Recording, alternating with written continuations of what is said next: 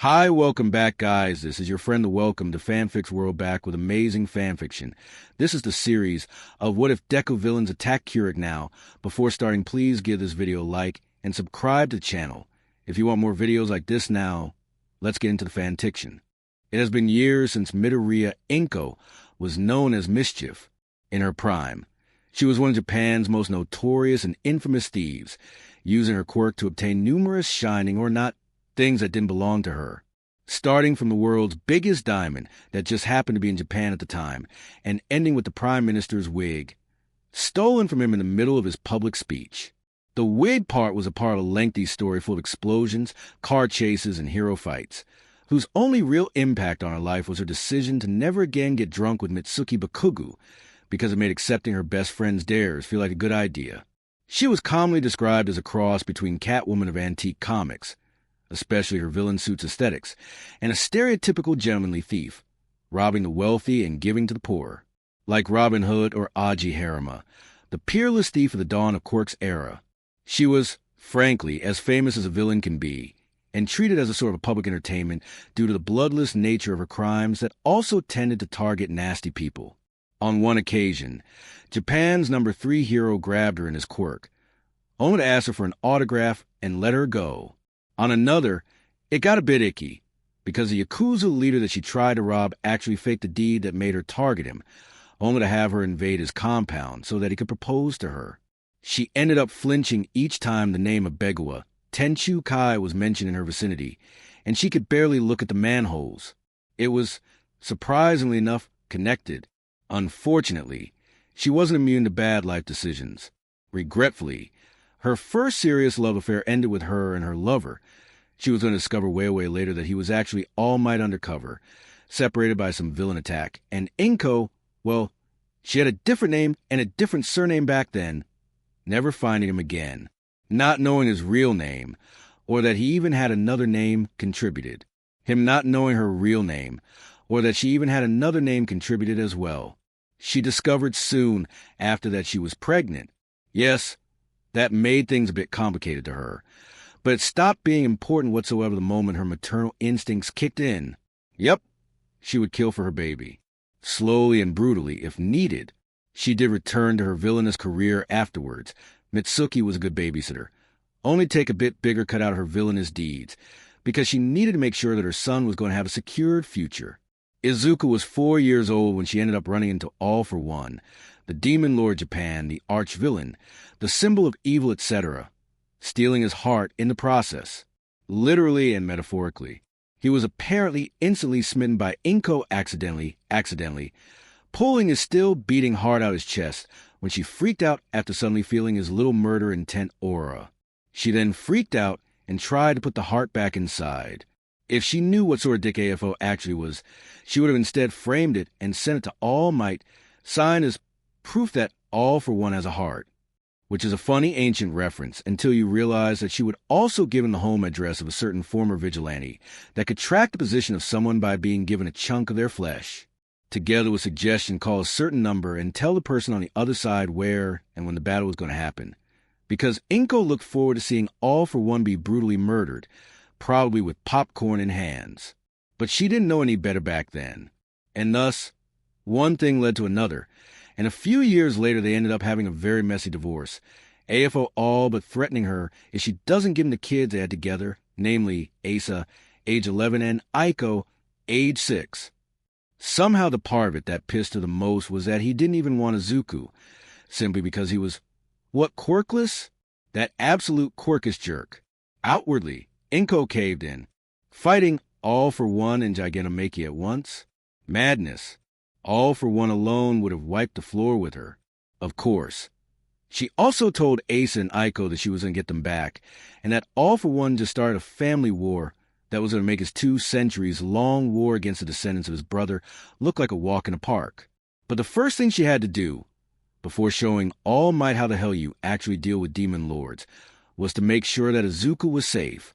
Her adorable baby boy that she realized way too late that he was bullied in school for her quirklessness, because he was such a little angel that he didn't want to worry her. Or, probably, to avoid having her committing a 2-digit number of murders in his name, because that would make his dream of becoming a hero a tad bit harder to achieve.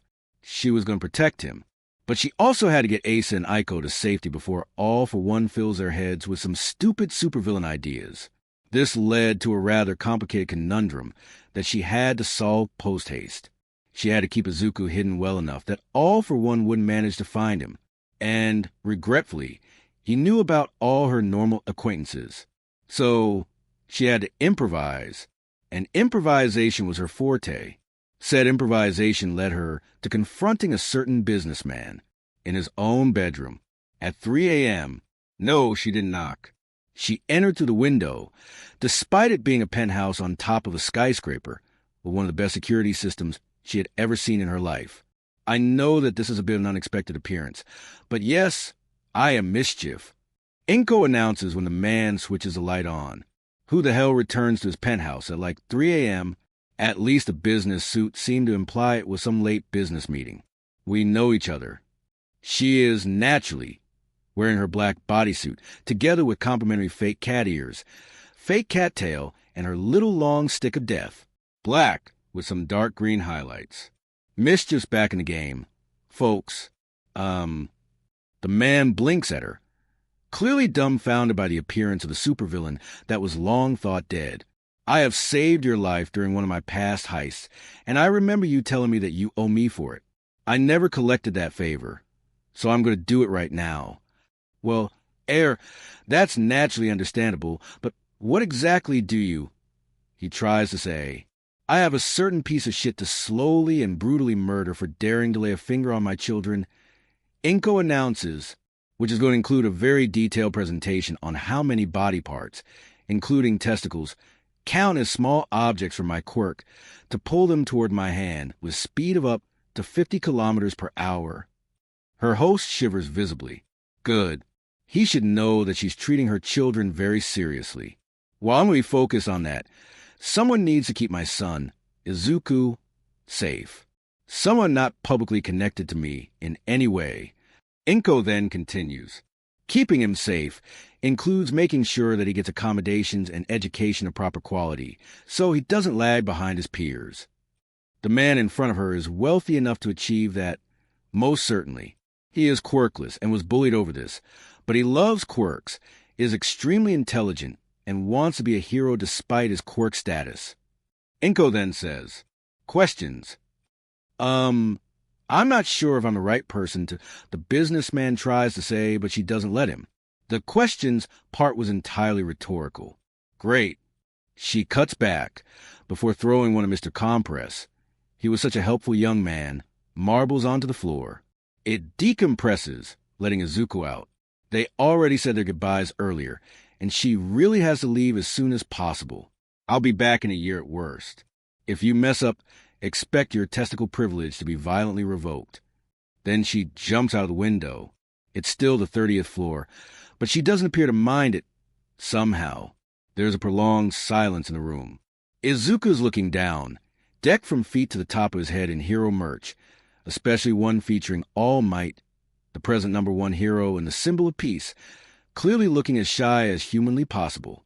Well, Rikiya Yatsubashi, CEO of Detonarat Company and the Grand Commander of the Metal Liberation Army, manages to speak a few seconds later.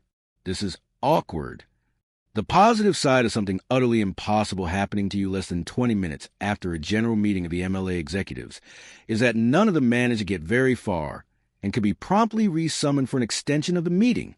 Even if it was 3 a.m., you just had to add, it's an emergency clause to the summons. Rikiya Yatsubashi says while entering the room, have a small problem that I really need your advice on. Trumpet and Curious are sitting on the side of the table, Geaton and Skeptic on the other. That problem being?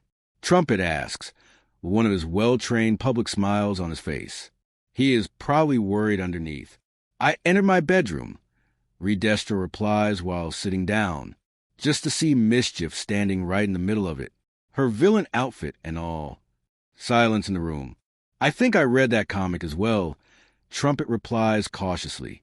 But don't you think that calling us here at 3 a.m. to talk about classics of adult entertainment of the prior generation is a bit, Curious slams him in the head lightly with her flattener.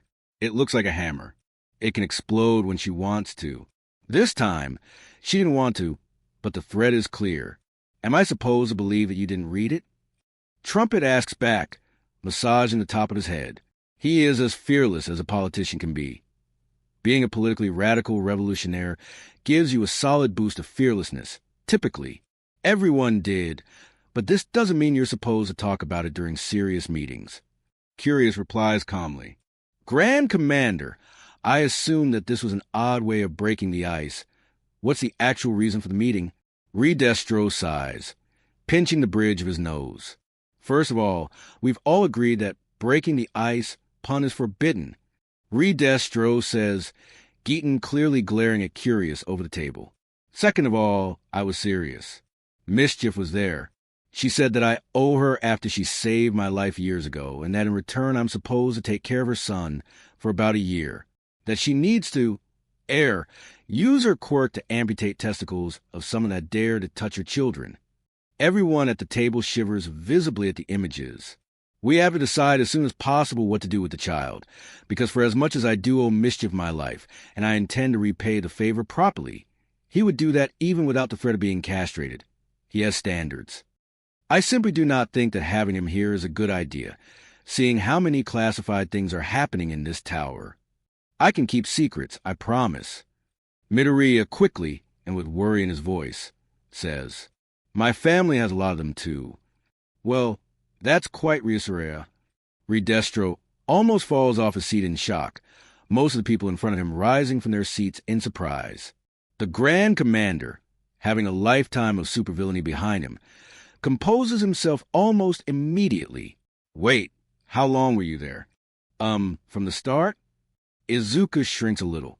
The man you left me with looked scary, so I decided to come ask you, Yatsubi-sen, to leave me with someone else. Amplivolt is ahead of my security. How did you just casually evade a high? Redestro almost face palms. Mischief's son. She had no stealth quirk, and yet somehow managed to evade the heroes for years. He then wants to say something potentially nasty, but then remembers Mischief's threat. You know what? He is a little scary looking, but that doesn't mean that you can... Amplivolt. Midoriya blinks at him. Then he freaks out a little. Sorry for cutting in. I'm just... is that a hero name? I never heard of him. God damn it. Mission abort, mission abort. They can't let him know about the MLA. Just a friendly, nickname.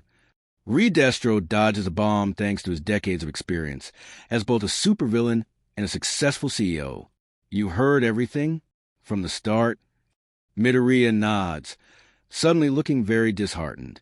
Testicles, Redestro. Be diplomatic. I understand that I might have come a bit heartless, speaking with my work colleagues about how to deal with you. Redestro quickly says, However, I assure you that we were simply going to talk about arranging proper accommodations for you. This place, well, it's not exactly the best place for a child to be in. There are way too many classified documents lying around, and you can expect lawyers to eat me alive if I permitted you to be around them without a background check. The Detnerat Company's legal department might or might not be the closest thing this branch of the MLA has to an internal security department. The MLA warriors trembled in fear when the word lawyer was said. Oh, I, understand. The kid, still decked in ridiculous amounts of hero merch, shrinks further. I'm very sorry for walking around unattended and... What's your meta ability? Geaton, with the subtlety of a rampaging elephant on drugs, asks. To him, it was like asking your name. Painful subject to the kid. I don't have any. Now that's awkward. Geaton looks like he just found his personal enemy. But hey, testicles. Redestro is about to ask why the kid actually knew what the term meant, despite it being used only in some historical documents nowadays. But that's when Midoriya manages to open his mouth again. What's your quirk, sir? He asks Geaton, clearly expecting to at least get something out of the situation. Oh, right. Mischief said he loved quirks. Yeah. To be honest, Geaton would probably use more quirkless slurs and words in his answer, but it was the one subject he genuinely loved to talk about, because out of everyone in the MLA leadership, He was the closest to being an actual quirk supremacist. It's called ice control. Giten replies with all the smugness that he could possibly gather. It allows me to manipulate all ice in at least a kilometer distance around me. My manipulation is extremely detailed thanks to years of hard training. I've yet to hit an upper limit of weight of the ice I control. And I actually managed to make my quirk reawaken, allowing me to create ice by rapidly freezing water in the vicinity. My meta ability makes me... He was probably about to say some version of superior to someone quirkless like you, but Midoriya didn't let him do it. That's so cool. He lets out, staring at Giten in sheer amazement. Giten actually stopped speaking, because he certainly didn't expect that reaction. You're practically invincible near large bodies of water. You could be a top 10 hero easily. Can I ask you a question? Can you use clouds? Say that again. Giten asks, staring at Midoriya with too much shock to radiate his innate superiority complex, or his tendency to look at people with weak quirks as insects and people without them as something less than insects. I mean, if you can freeze water, it's not unfeasible to expect you'd be able to freeze water vapor of sufficient density, right? Midoriya asks as if that was the most obvious thing ever. This would give you, especially if it was a water-dense rain cloud, potentially millions of tons of ice to manipulate even if there wouldn't be any rivers or lakes around. Giten opens his mouth. Then he closes his mouth. Then he raises his index finger. Then he opens his mouth again. Then he closes it again. Then he stands up from his seat. I gotta go, test something. Right now. He announces. And oh, yeah, Redestro recognizes the look on his face. There is no stopping him now. Giten found a way to make his meta ability stronger. Yes, but could you at least, Redestro says, but that's when Giten jumps out of the open window. Use doors. There are perfectly fine doors in this building. Why does everyone keep ignoring that fact tonight? Redestro complained loudly, pinching the bridge of his nose. First mischief, now Giten, and wait. He retracts his hand and stares at the people in front of him. Wait, tell me that he at least used the doors to come in. Silence. God damn it. All right. So ignoring the fact that Giten just jumped out of the window on the 30th floor, we have decisions to make. Redestro decides to move to a different subject. Namely, who is going to take care of Midoriya for about a year? Because to be frank, we might want to be absolutely serious about it to avoid angering his mother and give him something interesting to do in the meantime. Silence. Look, it's like unpaid, almost unpaid internship. Redestro says again, trumpet, curious and skeptic exchanging glances. Don't do that to me. Are you sure that he doesn't know a bit too much already? Skeptic decides to prove his utter lack of decency by just stating that openly. I mean, aren't we all a bit of public figures? Well, Midoriya, did you recognize anyone but me? Redestro decides to ask the boy in question. Of course I did. Midoriya completely ignores the unspoken threat in Skeptic's words. That's Koku Hanabata, head of the Hearts and Minds Party. I'm going to vote for you when I get voting rights, sir. Once again, there's an awkward silence in the room. Trumpet looks like hearing that from a quirkless kid decked in a hero merch gave him some very complicated feelings that he wasn't sure how to unpack. Why? He ends up asking before the kid can start listing other people in the room. Well, your party is pretty much the only one in the parliament that criticizes the present hero system. Midoriya quickly replies, I love heroes because they are awesome, yeah, but there are many people in the industry that aren't.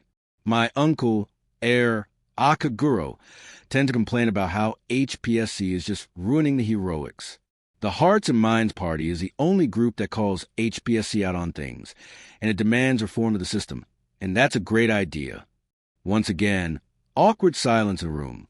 It almost feels like the natural state of it for the night. But eventually, Trumpet clears his throat. Thank you for your words of support.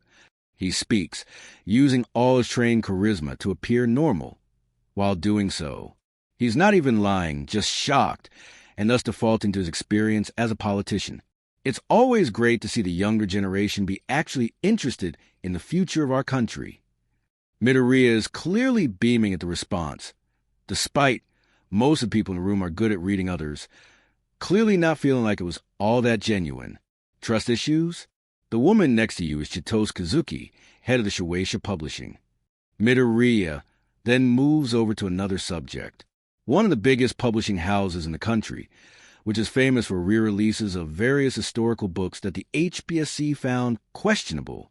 Their censorship went so far that it's hard to find a historian writing about the dawn of quirks without having at least several of Shueisha Publishing prints in the bibliography of their books. I have almost all of them in my bedroom. We've printed hundreds of books. You're trying to tell me that you have almost all of them in your bedroom? Curious is doing her best not to stare at the kid in shock. Yes. Midoriya doesn't appear to have caught up on Curious' total look on shock. Mom keeps saying that I could open a library and a hero merch museum out of what I have in my room alone. Curious appears to have no idea how to react to that either. To be honest, Destro himself has problems imagining a, 16 to 17 years old, at best, kid having a small library of books of ancient political radicals in his room. You're also a very successful journalist, and I really like your writing style. Midoriya then casually keeps unrolling the package of surprises that he clearly is. You're no longer welcome at governmental press conferences ever since you wrote about potential links between Lady Nagant and a number of high-profile assassination of HBSC enemies after she went renegade, and to be honest, I think that you were entirely right, and the fact that government tried to censor you merely confirmed it. Curious, the EXC process stops working. She glances at Skeptic with an unspoken, "Save me. I don't know what to do" on her face. Well, now a big question. Skeptic decides to help her. Who am I? You're Tomoyasu Chikazoku, board member Feel Good Incorporated. Midoriya promptly denies expectations again. This country's biggest telecommunication company. And while you're officially just a board member, you're suspected to be the most influential person to it, treated by some as a gray eminence behind his official CEO. Skeptic stares at him. He actually uses his hands to pull his hair up to be able to stare at him more successfully. Wait, how the hell do you know me? Skeptic then demands to know. I have almost no public presence. And how? Well, I was injured by a friend of mine due to being a useless Deku, he adds quietly, before returning to his normal volume of speech. I had a lot of time, and, I was a bit bored, so I decided to read about a random major company and find out as much as I could about it from my laptop, and it just happened to be Feel Good Inc. I know your board members, the heads of your major departments, the list of officially existing facilities, the trajectories of your communication satellites, and I'll take him.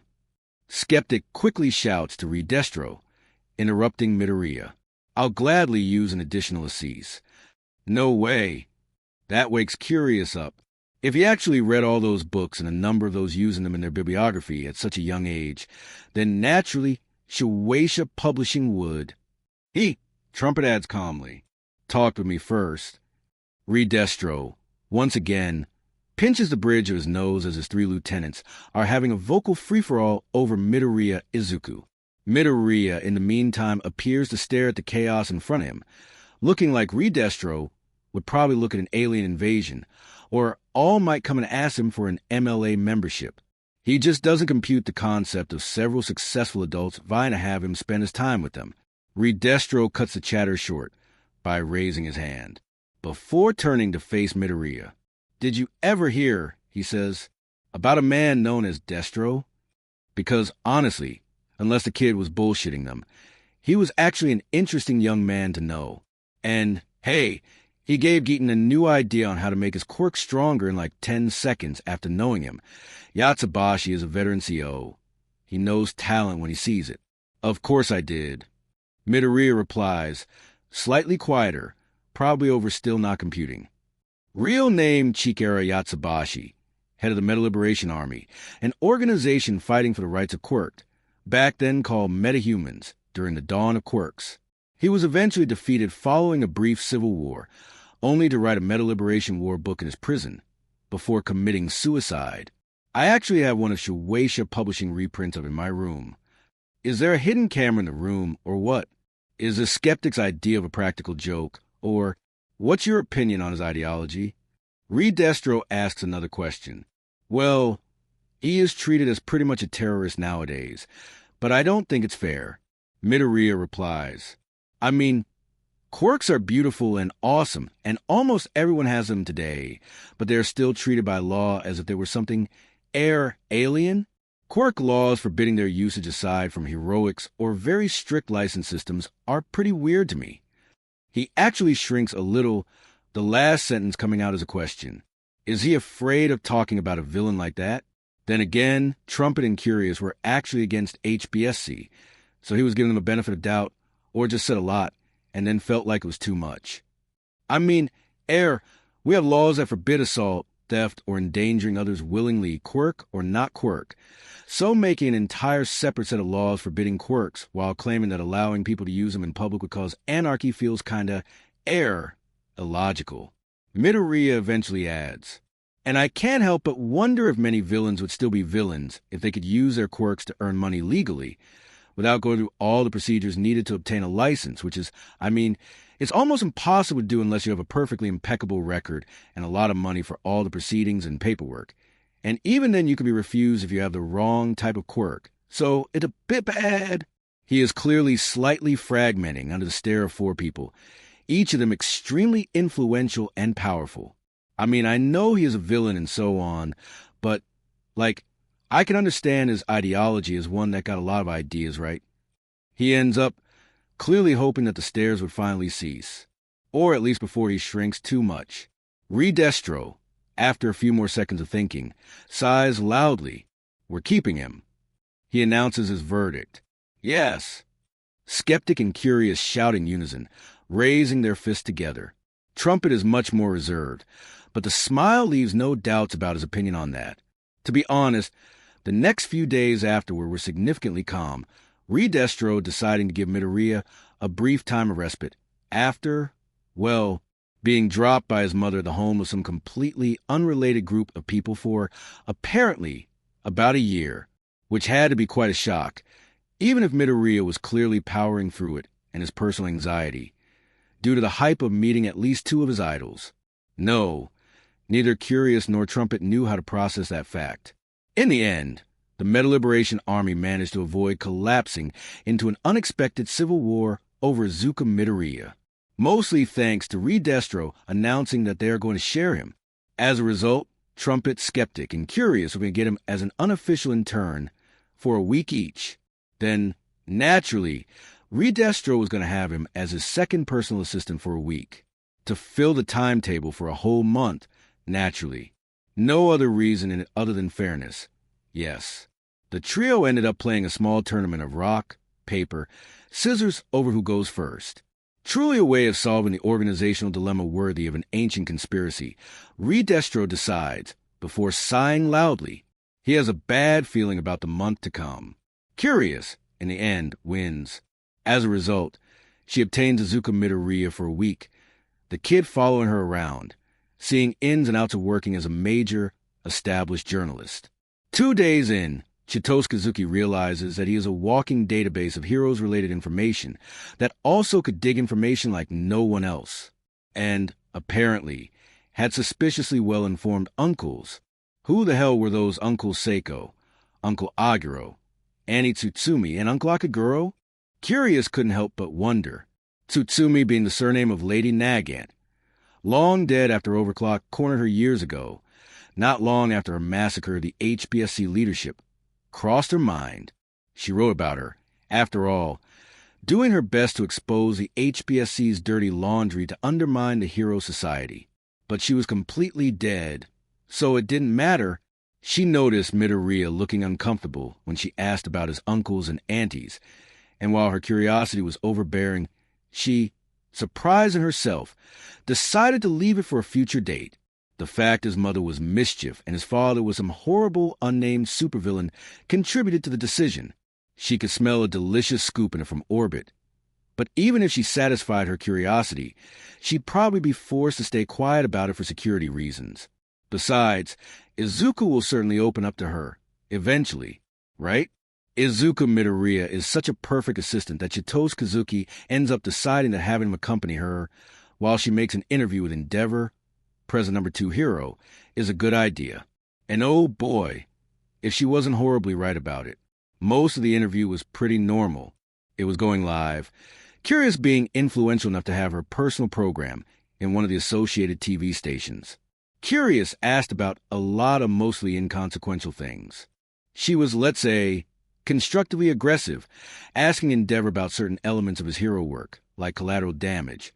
Although even she had to admit that for his quirk and its firepower, he was keeping surprisingly low.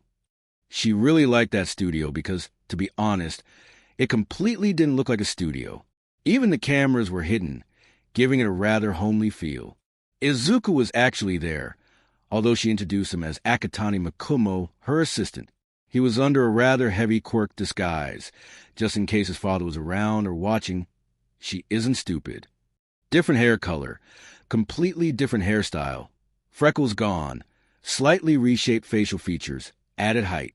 Midoriya could barely recognize himself in a mirror. She didn't tell him that they were going live, or that they were even recorded. It was just a little prank of hers. She was looking forward to his reaction to Akatani Mikumo seeing himself on TV.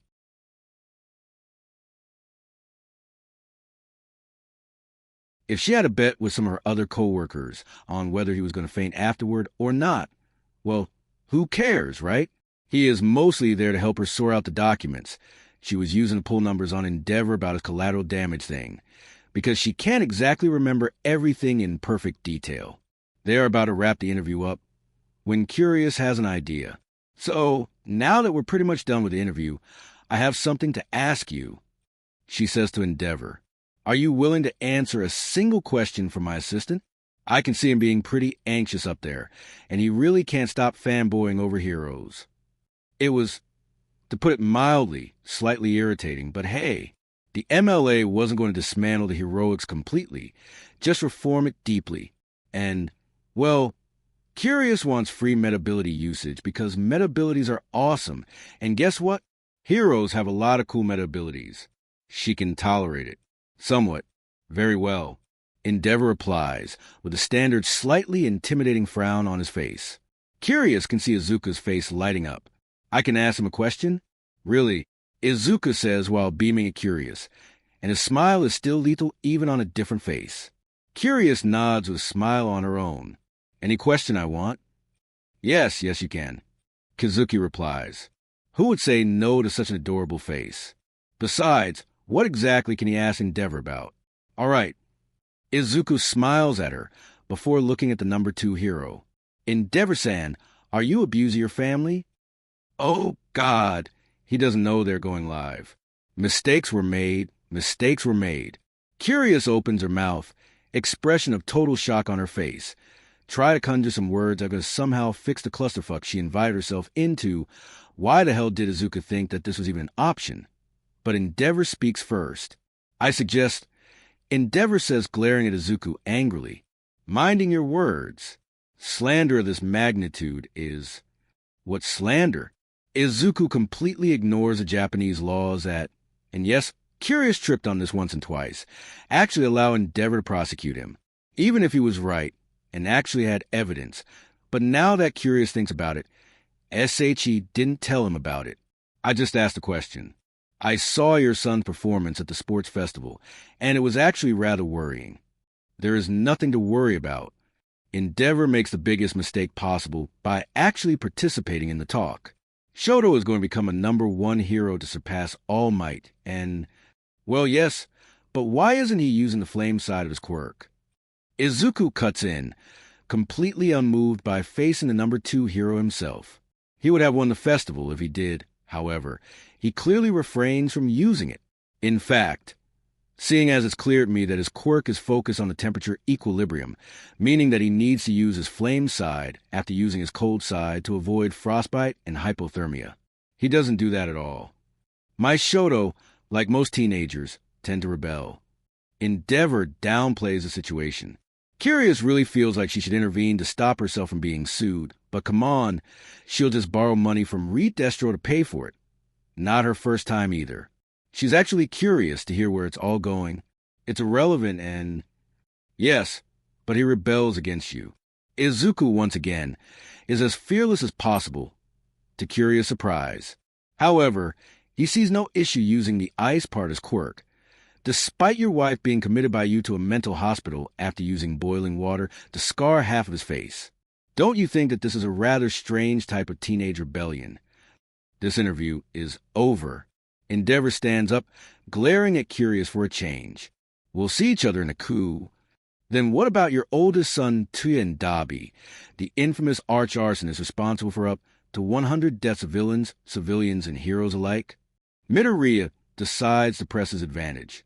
Endeavor actually freezes in surprise over the words, staring at Midoriya over the table. What about them? Endeavor asks, clearly still trying to wrap his head around this. The words clearly coming out of blue. Aren't they the same person?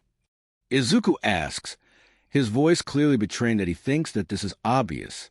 To be honest, he has the advantage of actually running into Tuya Todoroki right before his arch-arsonist debut on the internet, on a forum dedicated to hero skeptics.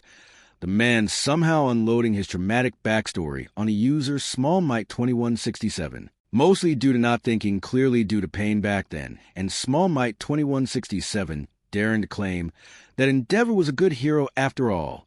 Unloading your supervillain traumatic backstory on a 12-year-old hero fanboy met on the internet because they said that Endeavor isn't that bad, and then promptly forgetting about it, because the painkillers and sedatives hidden was a very Dabi thing to do. Izuku didn't believe him back then, but afterward he did some investigating on his own, and it actually sounded believable. Then, seeing Shoto Todoroki made things click in his mind finally.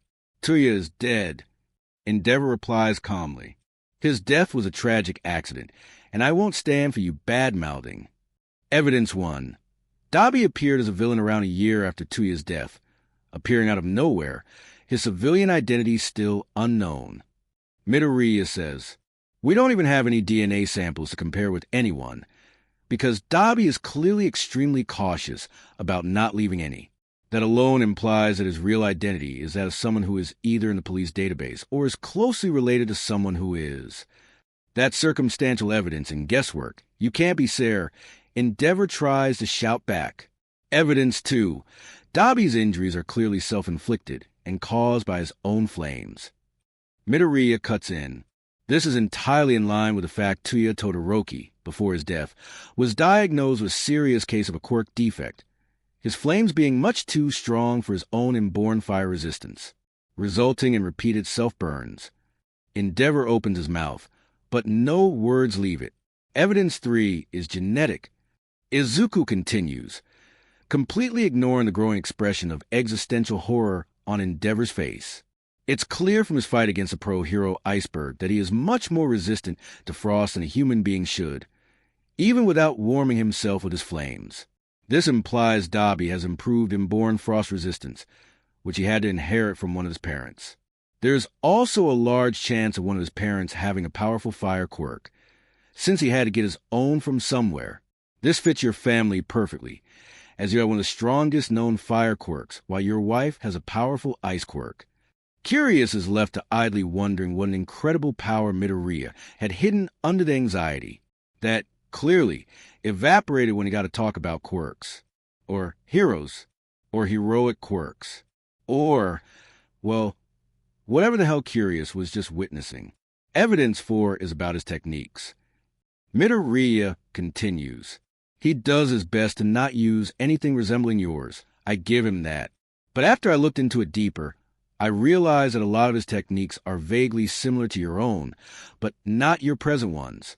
Rather, they resemble your fighting style from around 15 years ago, which fits the chronology as those are the techniques that Tuya trained. Endeavor, naturally, would have noticed the similarities. He is an expert hero, for all his faults. But, however, there is one big change that obfuscates the similarity. Midoriya continues. Dabi shapes his flames to spend as little time in contact with his body as possible before being sent after his enemies, which makes his techniques appear outwardly different from yours. But when I took that into account, the similarity was absolutely astounding. Curious is a journalist, yes, but she is also a supervillain in hiding. She has a reasonable degree of combat skills and experience. Oh. Top heroes would have crushed her completely in a one-on-one scenario. She's no Geeton or Redestro. But she has her own skills. And now that she replays a recording of one of the Dabi's mass murders with what Izuku just said in mind, wait, it actually looks awfully similar, isn't it? And, well, there's also Evidence 5, which is most about the fact that you didn't exactly find Tuya's body. Midoriya continues. Just some completely sterilized part of body that was impossible to identify. But the thing is, I checked the subject, and it turned out that years before Tuya's death, some teenager that disappeared while hiking on Sokoto Peak. It's entirely possible that the bones the police found were actually his, since there wasn't anything to identify the body with. Silence. Izuku finished his lecture and looked at Endeavor, only to realize that his flame mustache and beard were gone, the man staring at him over the table. Still standing, his hands on the table, with the expression of most intense existential horror that Izuku ever saw on a human face. Also, Enji Todoroki was pale like a corpse. For a few seconds, Curious actually freaked out that Izuku ended up giving the man a heart attack. But no, Endeavor is still alive. The man proves it by straightening his back, taking a deep breath, and then immediately running through the door shouting at Burnin, who accompanied her boss to the TV station, to call the police officer in charge of investigating Tuya's death, right fucking now. Oh. Izuku blinks at the now open door. Then he glances at Curious. Did I go too far? A little. Curious admits. Try not to explode into laughter. Also, I forgot to mention this, but we were and still are on live TV. Congratulations. Izuku blinks at her in shock. Then, when he realizes what he did, he faints. The result is a chaos that no one involved expected, and Redestro accidentally ruining one of his best suits.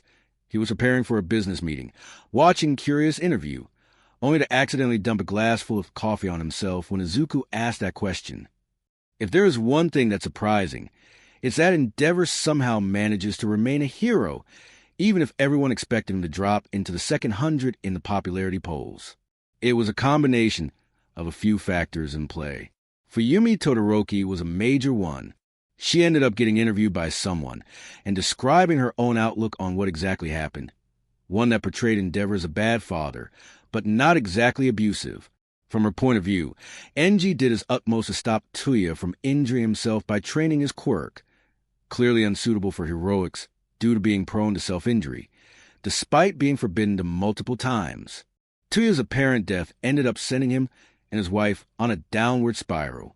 Endeavor pushed Shoto to train himself harder out of a sunken cost fallacy, a feeling that someone from the family not becoming a number one hero would make Tuya's death completely meaningless. Fuyumi admitted that he was forceful with training and that some of it resulted in bruises and cuts, but that it was, in the end, training. She made it clear that not even once did Endeavor to raise his hand on anyone in the family, aside from combat training with Shoto. To be honest, she wasn't lying.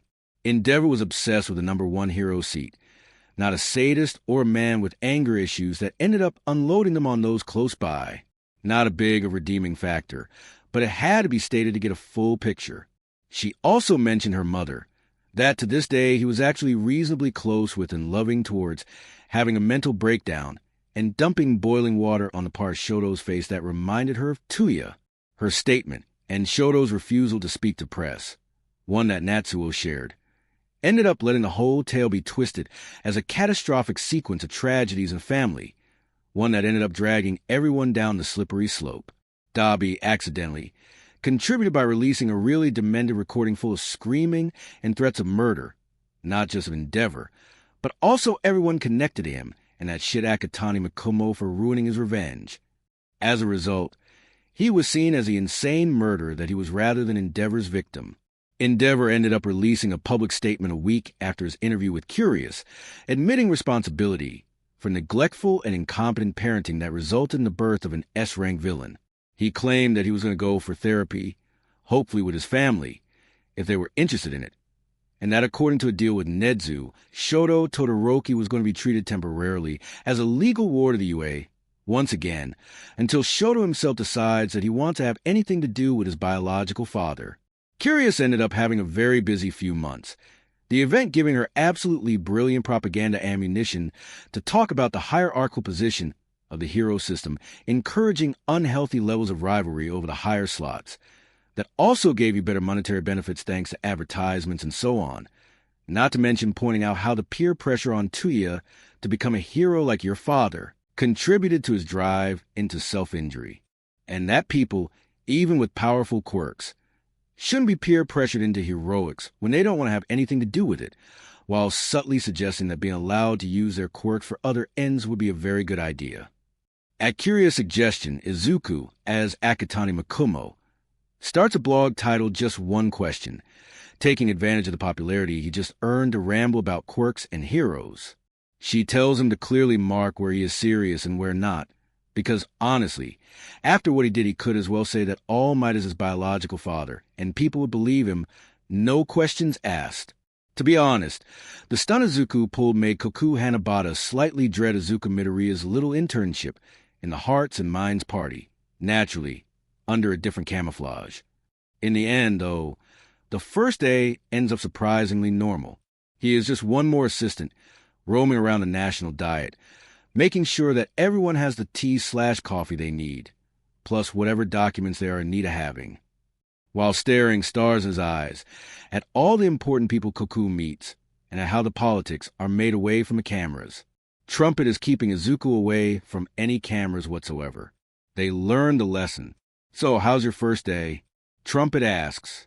They, together with one or two of Hearts and Minds Party parliamentarians, are idling around in one of the rooms in the diet that the party holds for themselves.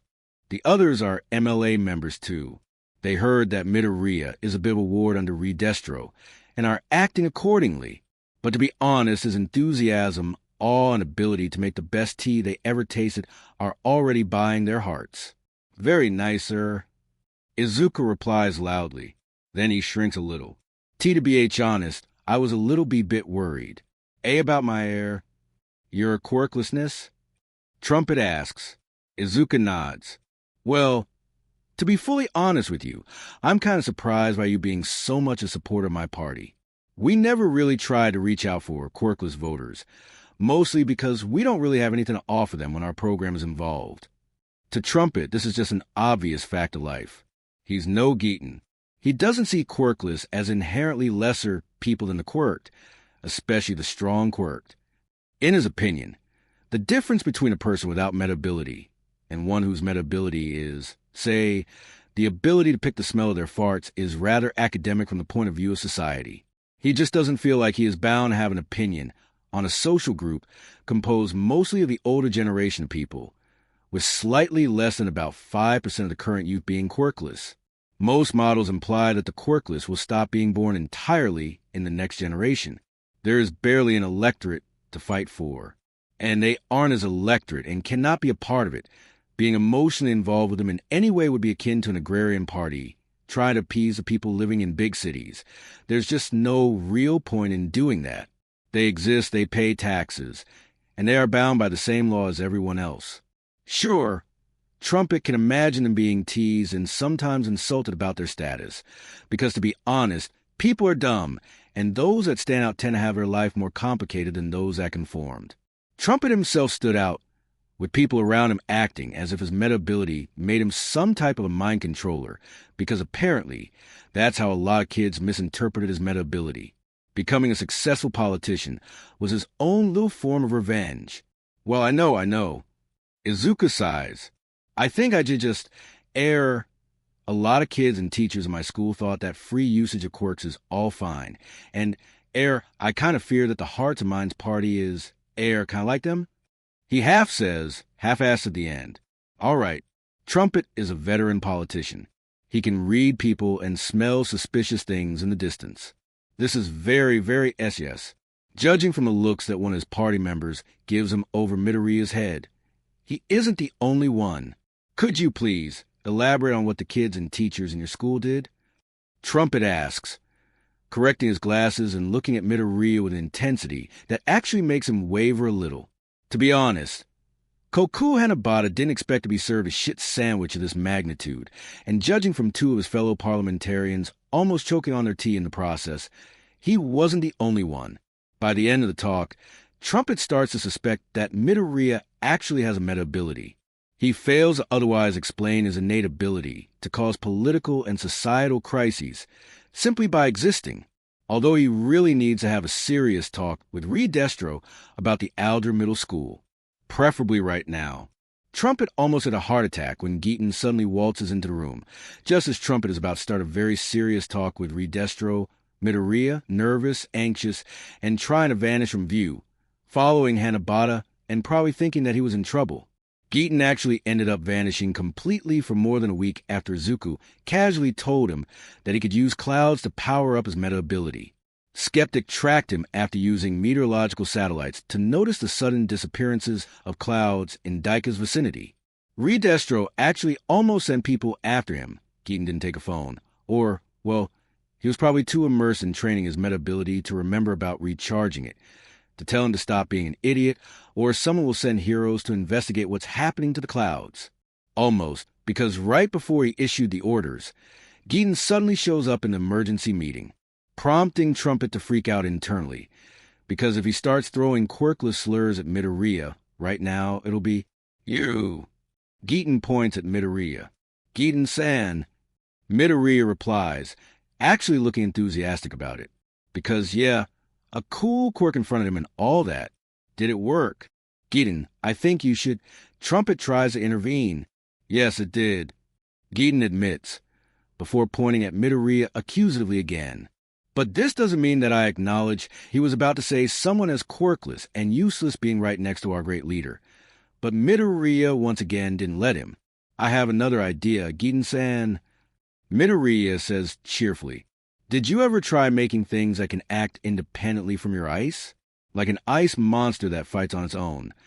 Geaton is cut short, staring at Midoriya in shock for a few seconds.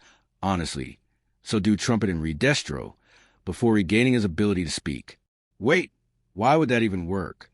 He asks, staring at Midoriya with an expression of utmost dumbfoundedness on his face. I can only manipulate ice consciously. Well, yes, Izuku admits. But there is this very cool hero called Pixie Bob with a powerful earth manipulation quirk. She can actually make her famed magical beasts with her quirks. They're like big animals made of earth that act according to her orders. If you could do the same thing, you could keep your enemies occupied with soldiers or wolves or something made of ice, while preparing your large-scale attacks in peace. Geaton opens his mouth to protest against this truly preposterous suggestion. Then he remembers the fact that his ice dragon that he uses to fly around in combat doubles as ice storage and looks intimidating as hell. Actually does most of the flying on its own, doing that in a particularly dragon-like fashion, despite Geaton only giving it the simplest of instructions. Holy shit. Geaton opens his mouth again. Gotta go. Test something. At least use doors, Destro comments from his side. Geaton naturally exits the room through a window. This time, the Grand Commander groans painfully and decides to make his men attach a not exit sticker to every goddamn window in the MLA headquarters. Maybe, just maybe Guy will take note. All right, let's ignore what just happened. He decides. MLA just got even stronger, so nice. What did you want to talk about, Trumpet? Midoriya. Trumpet glances at Izuku, who subtly trips back to being anxious as hell, no longer having a super cool quirk in front of him. Tell him what you told me about Alder Middle School. Destro is an expert when hiding his feelings is involved. He carefully listens to Midoriya's lengthy tale. He doesn't doubt him even for a minute, because come on, they barely met him, but Midoriya clearly wears his heart on his sleeve, all the while asking several questions for better clarity. Midoriya is then told that he has the rest of the day for himself, because Rikiya Yatsubashi and Koku Hanabata need to have a very serious grown-up talk. So he leaves, clearly worried that he did something wrong. Thankfully, the totally not Auntie, Curious, has been called by Trumpet, who expected this, so she'll probably run into him to cheer him up a little by talking about her newest journalist endeavors. Or maybe some new book that Shueisha Publishing is planning to publicize. Destro waits for about 15 seconds after Midoriya's departure, Trumpet taking the time to sit on the chair on the other side of Yatsubashi's desk, because it's going to be a long one, before suddenly exploding. What in the fucking fuck? Redestro yells, slamming his fist into the desk. It's not exactly eloquent, but it portrays his present emotional state well enough. What sort of fucked up assholes do shit like that? Redestro never really attended public education facilities. He was the heir of an ancient conspiracy, groomed by the most expensive private tutors you could possibly imagine. This doesn't mean that he always maintains proper decorum. He learned early enough into his supervillain career that keeping your self-control perfectly 99% of the time makes the moments when you go full-blown out of character by screaming in fury and righteous anger really impactful. His lack of public education background makes his knowledge about school life rather faint, but he's fairly fucking sure that it's not supposed to look like that, like what the ever-living fuck. What Midoriya described sounded like some fucked up angsty fanfiction where the entire world exists just to fucking torture protagonists, just so a bunch of degenerated sickos that enjoy seeing others suffer can get some sick enjoyment out of reading that bullshit, doing all of that to soothe their own existential pain caused by never knowing the touch of the opposite sex, or not opposite. Redestro really doesn't give a shit here, due to being a bunch of fucking losers. And no, he speaks from experience. He had a phase in childhood when the excessive pressure from his parents, due to the whole era villainous conspiracy, made him temporarily turn into an emo-edgy teenager, a phase that lasted until he actually entered a relationship with his future wife. Students encouraged to bully those with villainous quirks, complex mutations, or, God forbid, for being quirkless. Students encouraged to use their meta abilities, for as long as there wasn't going to be any permanent damage.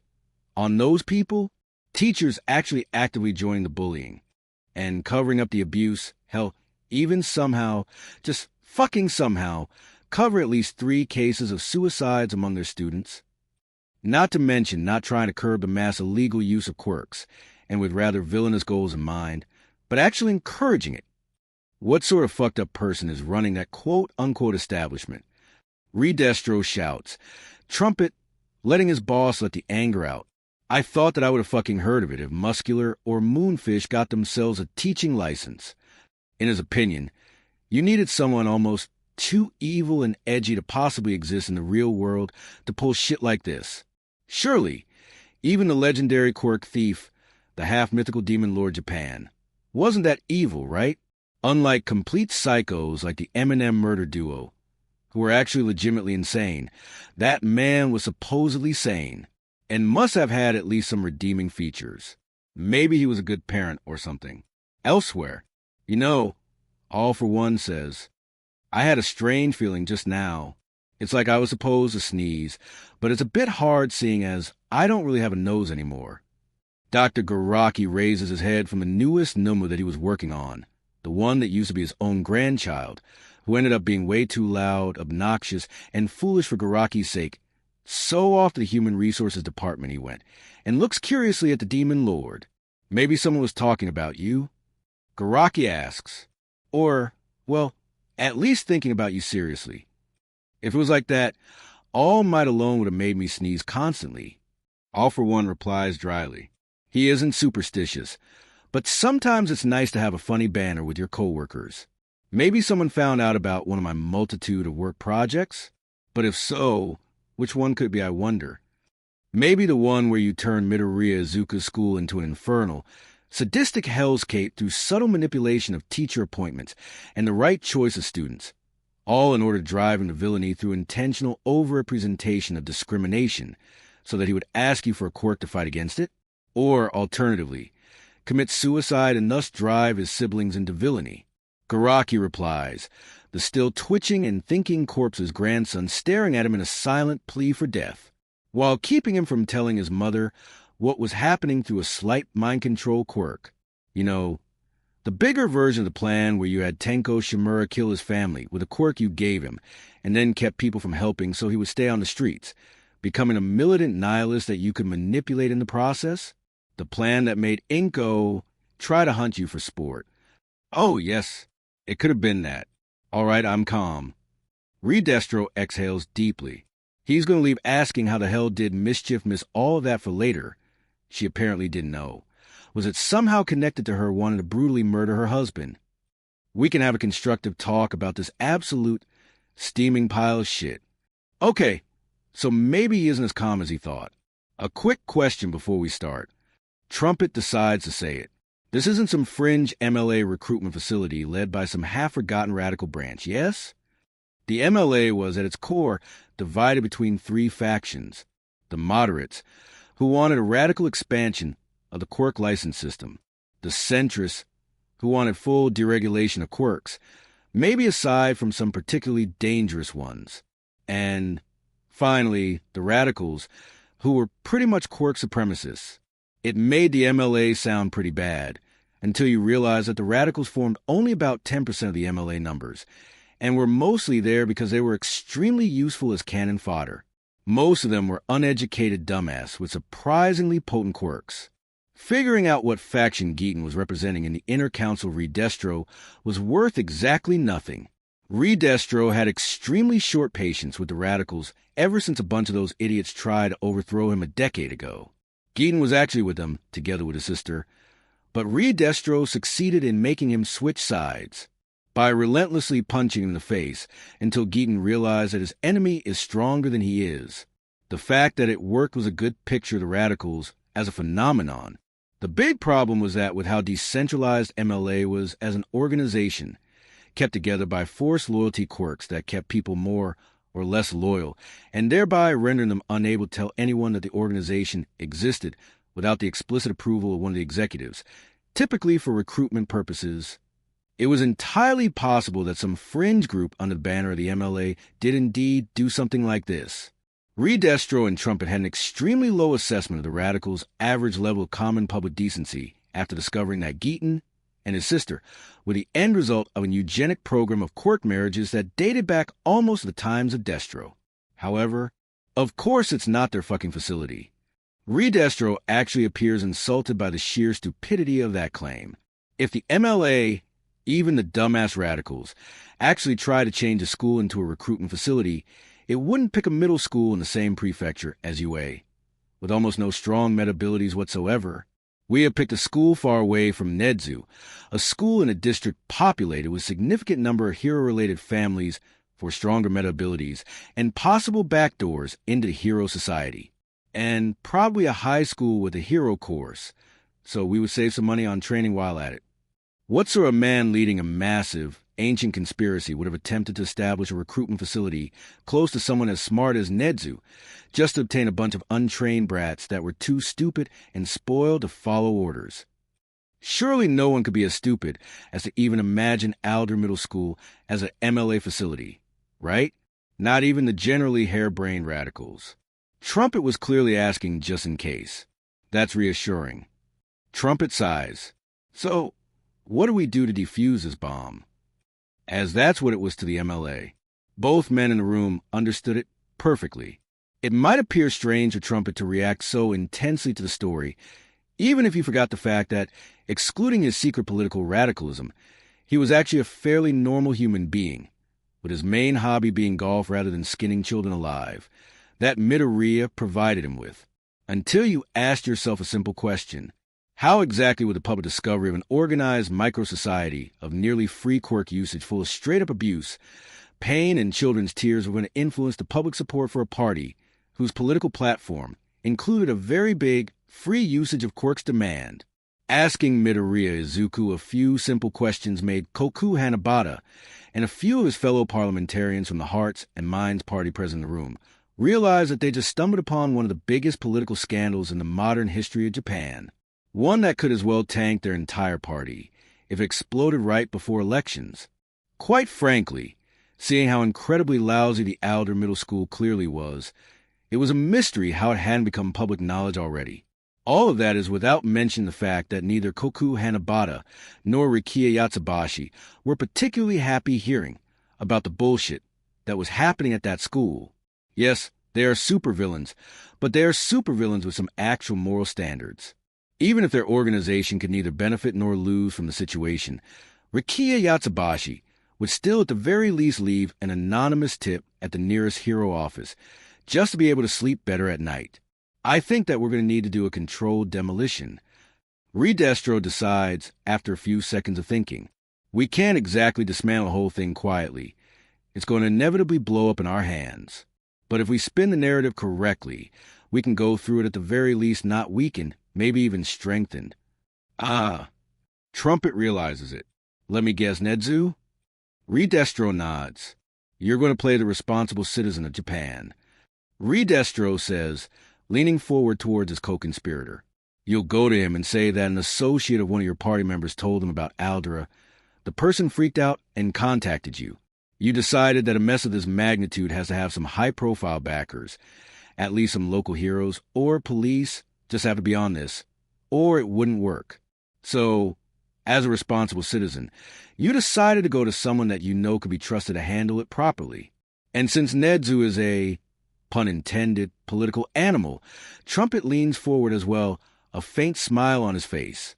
He'll accept the deal with me, fully understanding my need to keep my party clean. He'll spin the tale to describe the more general abuse and discrimination without mentioning the free meta ability usage bit.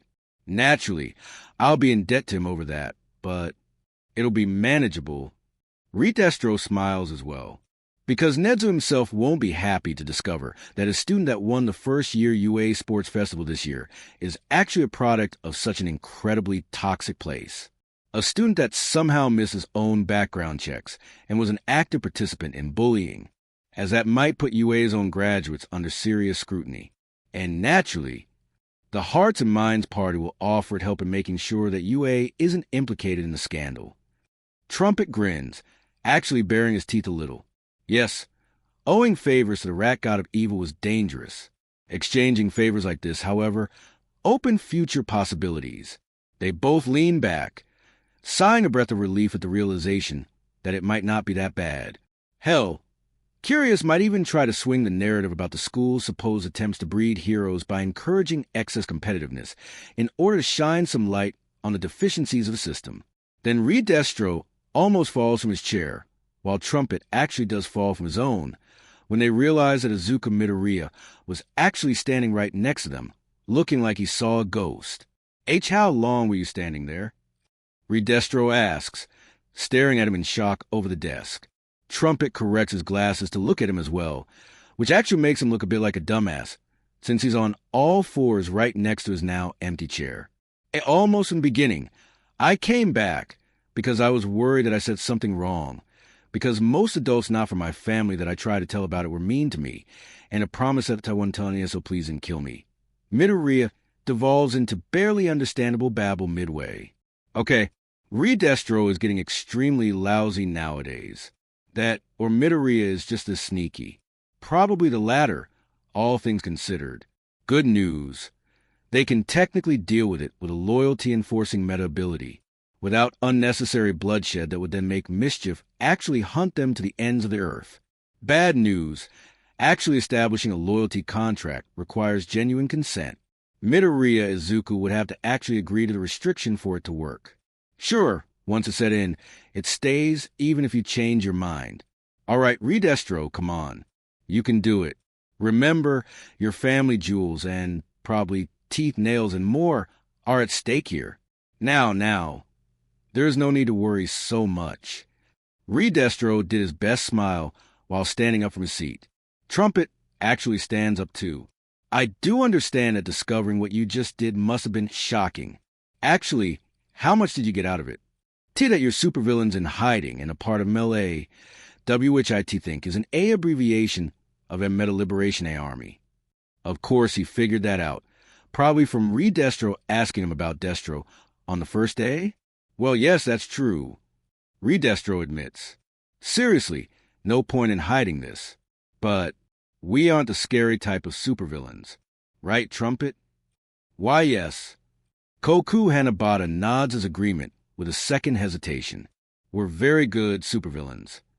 He appears to have some conflicted feelings about putting it like that. See, Redestro's attention returns to Izuku. We're trying to make this country a bit better without killing people. If possible. We're not simple criminals. We're wealthy enough to do our things with legally owned money, rather than, peddle drugs to finance our war against the system. It'd be like admitting that you've lost your war. trading any potential moral superiority you might have for a few more guns, and completely ignoring the fact that you give your enemy the propaganda ammunition to completely discount all your efforts as simple banditry. Only complete losers do that. Besides, you've made it clear that you agree with most of our postulates. Redestro decides to switch to this subject, like reforming the hero system, making the quirk laws much less restrictive, or burning down the Hero Commission headquarters, and then investing billions of yen into thoroughly decontaminating the ruins, so that life can grow again in a place so poisoned with petty spite and general stupidity. Somehow, the whole burning down the Hero Public Safety Commission's headquarters seemed to be the most interesting thing on the list. Redestro is slowly approaching the point when he'll have to admit that he is growing attached to Midoriya. Well, that does sound nice. Midoriya admits, looking down while fidgeting heavily. But what about heroes? I mean, many of them are pretty cool, and you don't have to worry about that at all. Redestro replies while giving him a thumbs-up gesture. You see, we don't want to get rid of the heroes. Why you don't? Midoriya blinks at him. But Destro said, oh, great. Now, Midoriya started to quote Destro on him. Redestro has known the kid for, 2 weeks, but if something were to happen to him, he would kill the person responsible. He had a strange urge to say everyone he knows and then himself, but that would be a pretty dumb thing to do, wouldn't it? Why would he even kill his acquaintances over something like this? Wasn't a much better option to kidnap the person who hurt Midoriya and then use him or her as a training dummy for the MLA warriors? That was 2 centuries ago. Times have changed. Redestro waves the words off. A lot of people have to become heroes just to use their meta abilities commercially, without having to rely on a quirk license that can be revoked under the flimsiest of justifications. Why did Recovery Girl have to become a hero to be able to use her meta ability freely? Wouldn't she be able to help more people if she went through a proper medical school instead of learning how to hit villains where it hurts with her cane? She was a qualified nurse, yes, but she could be much more than that. And she still had to have that education as something separate from her hero education, because a hero license was the only surefire way of being able to use her quirk legally. A lot of people would be able to earn a satisfying living with their meta abilities without being forced to villainy when their lives took a turn for the worse. Redestro continues. Heroes would still stay there, yes, but properly assisted by the police force. That would also be allowed to use their quirks when needed. No sir Naitai, yes? Izuku nods. Stupid question.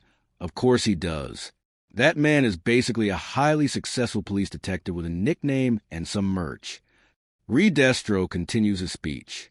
Why does he need a hero license to be able to use his meta ability for investigations? He could achieve just as much if he was a police officer, but without illogical restrictions. And don't you think that police would no longer be incorrectly seen by the public as a useless bunch of faceless sidekicks for the heroes if they could use their meta abilities to perform some normally impossible deeds? After proper training, of course.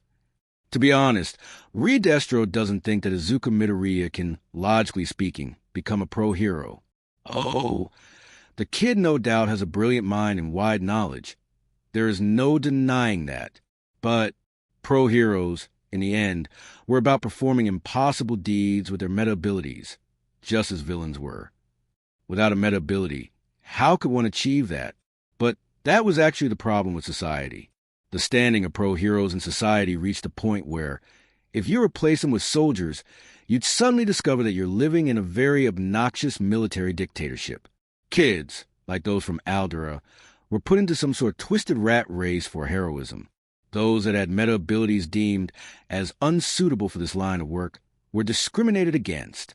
And the same thing happened, to a lesser degree, elsewhere, at all times. If you were born with a plant-growing meta ability, you were either strong enough to become a hero or a villain, or you discovered that your additional limb that the meta ability provided was suddenly restrained. Where was the goddamn option to become a professional gardener with your meta ability, without needing to spend a lot of money on going through numerous legal procedures to obtain a license? And even that rarely worked outside of crucial things like medicine, where the meta abilities were too precious to ignore them in a desperate attempt to pretend that dawn of quirks, legally speaking, didn't happen.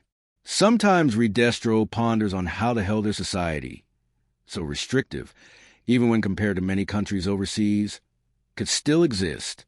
Kids like Midoriya Izuku were habituated by society into pursuing impossible dreams and feeling inadequate if they failed or if they didn't have the qualifications.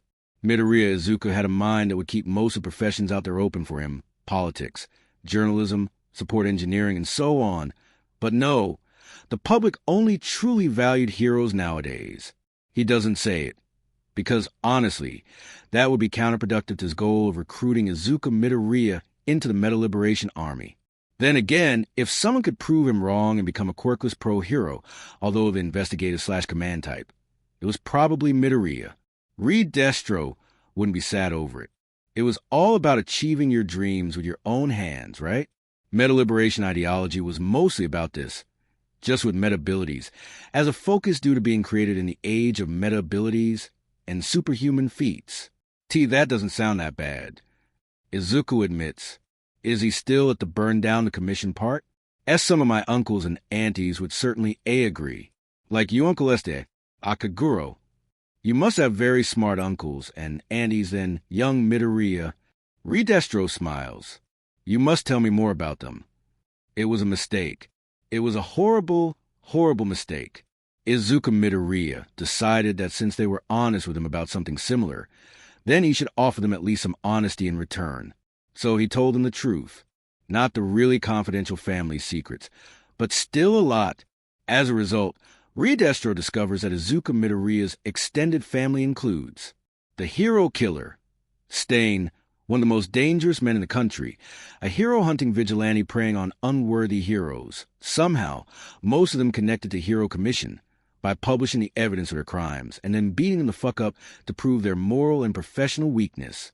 Mr. Compress, head of the levelers and the heir of Aji Harima, the peerless thief.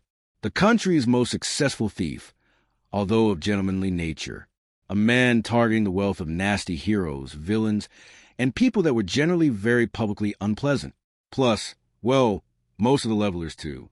Knuckle Duster, the elusive leader of the Vigilante Alliance, a countrywide organization of vigilantes maintaining peace, or trying to, in the districts where the government failed to properly enforce laws, heroes keeping away due to them not being medial enough.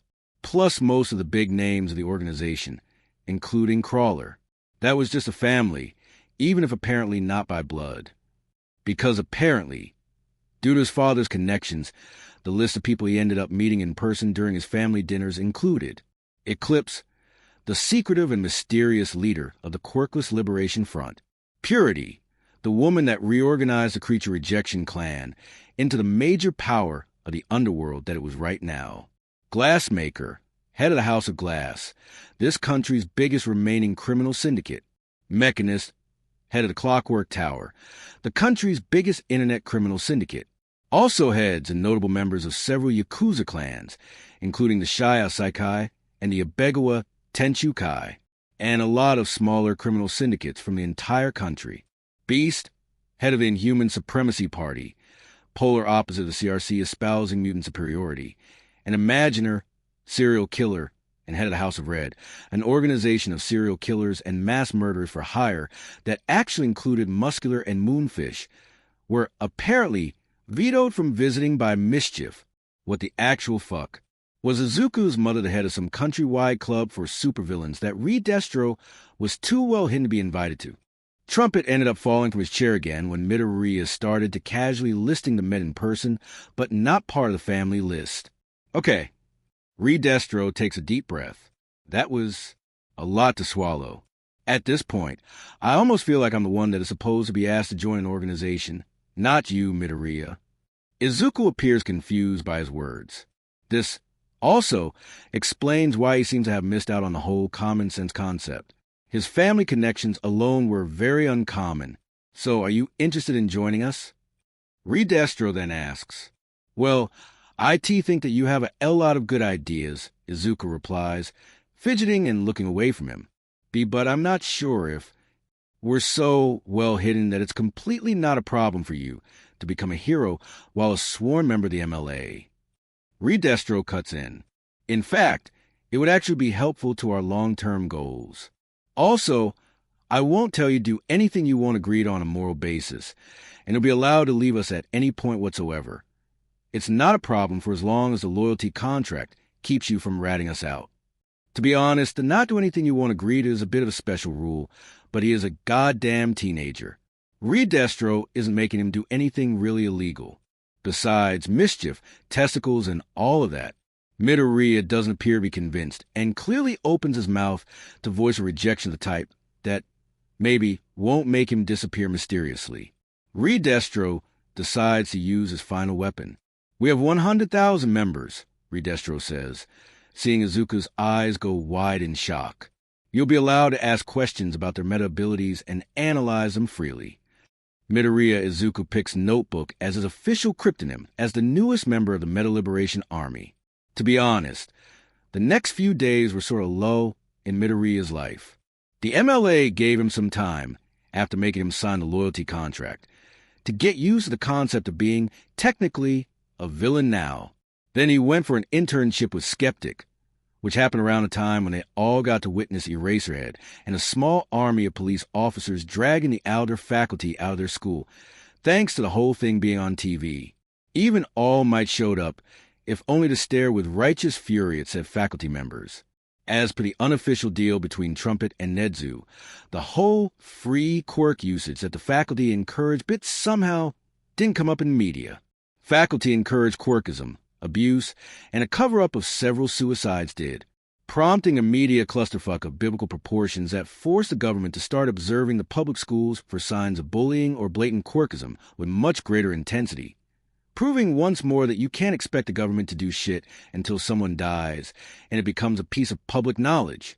Hearts and Minds Party ended up slightly improving in the polls, not to mention Koku Hanabata becoming slightly more popular, thanks to Nedzu admitting publicly that the warning that something was immensely wrong in the school came from the leader of the H&M party.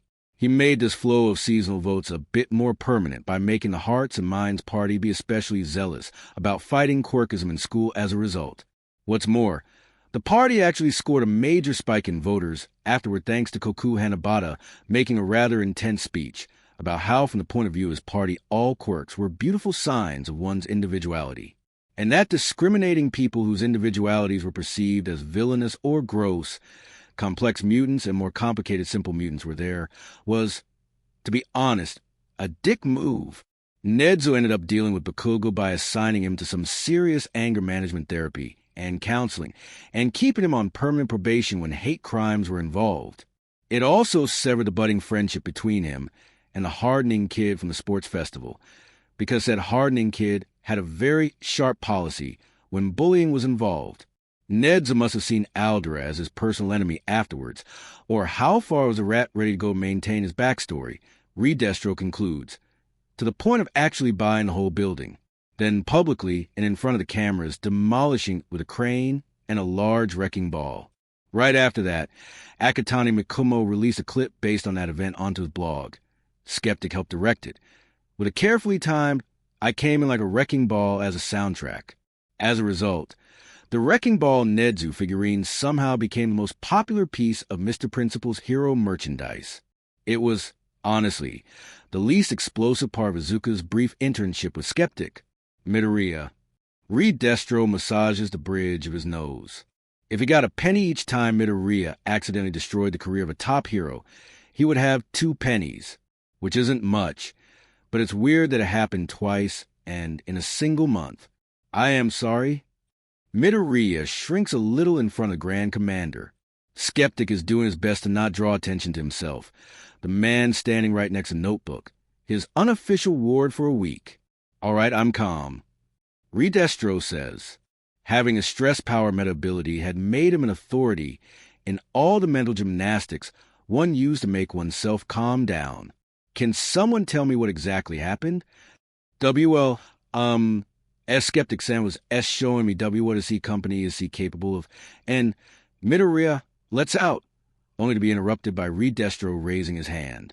Notebook, with all due respect, I was asking the person that was supposed to be responsible for you for these few days.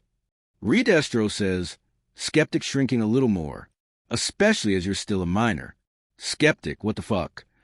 Honestly, Rikiya Yatsubashi just doesn't enjoy seeing Midoriya shrink in horror so much. He's willing to let him have some breathing space. Well, Notebook asked me how good I am at hacking.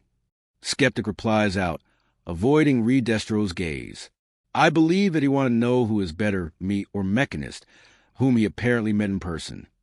Oh, of course, Skeptic in his legendary, I'm the most skilled and intelligent person ever delusion. To be honest, he was incredibly skilled with computers, being certainly comparable to Mechanist in hacking, despite Mechanist being a cyborg with a technopathic quirk. He just disliked it when someone implied otherwise, and was ready to go far to prove them wrong. And in order to prove yourself as a holder of the biggest dick in the hacking world of Japan, Redestro replies dryly, you decided to hack into the house security of Thunderbolt, the number 3 hero.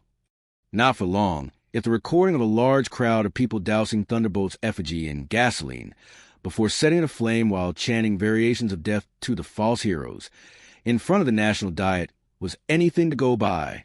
And that's without the ongoing trend on social media to burn his merchandise and post recordings of them going up in flames. The fact that the firefighters' response was publishing a short instruction on how to burn his merchandise in a safe and environmentally friendly way rather than telling people to cut it out due to the risks of fire said a lot. Yes, Skeptic admits. He had pretty good internet security for his own computer, but I got into the company providing him with the physical security measures. I let Notebook watch what was happening inside to prove that I managed to do it, and then left for about 10 minutes to get a coffee. And during those 10 minutes, Thunderbolt got back home.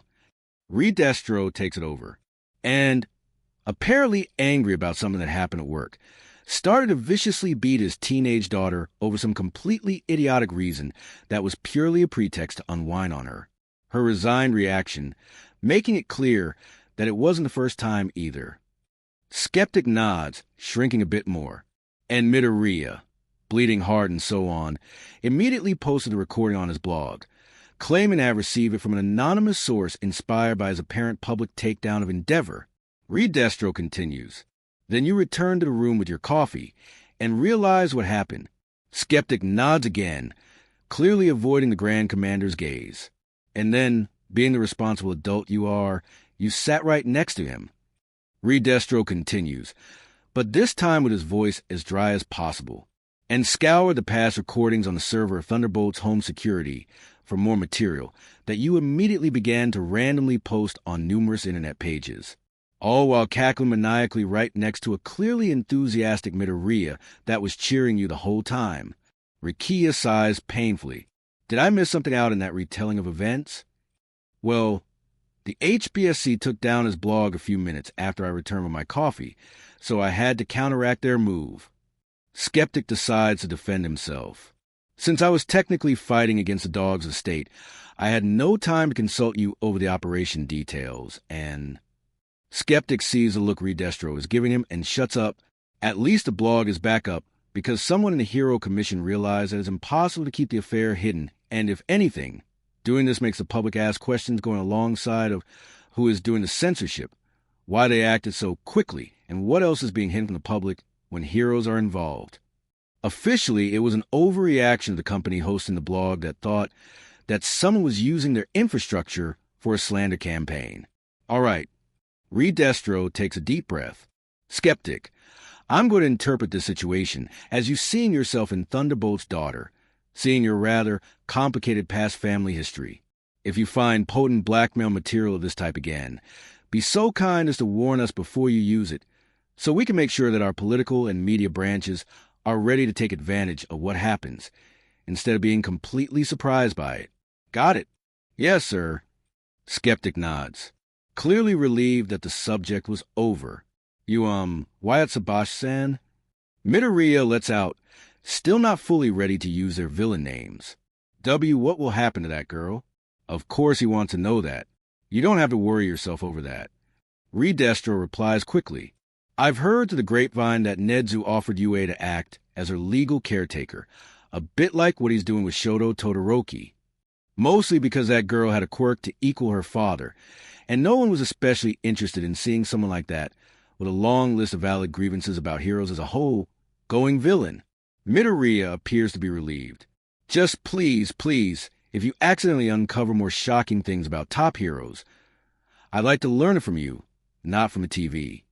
Destro then says, practically begging Midoriya at this point.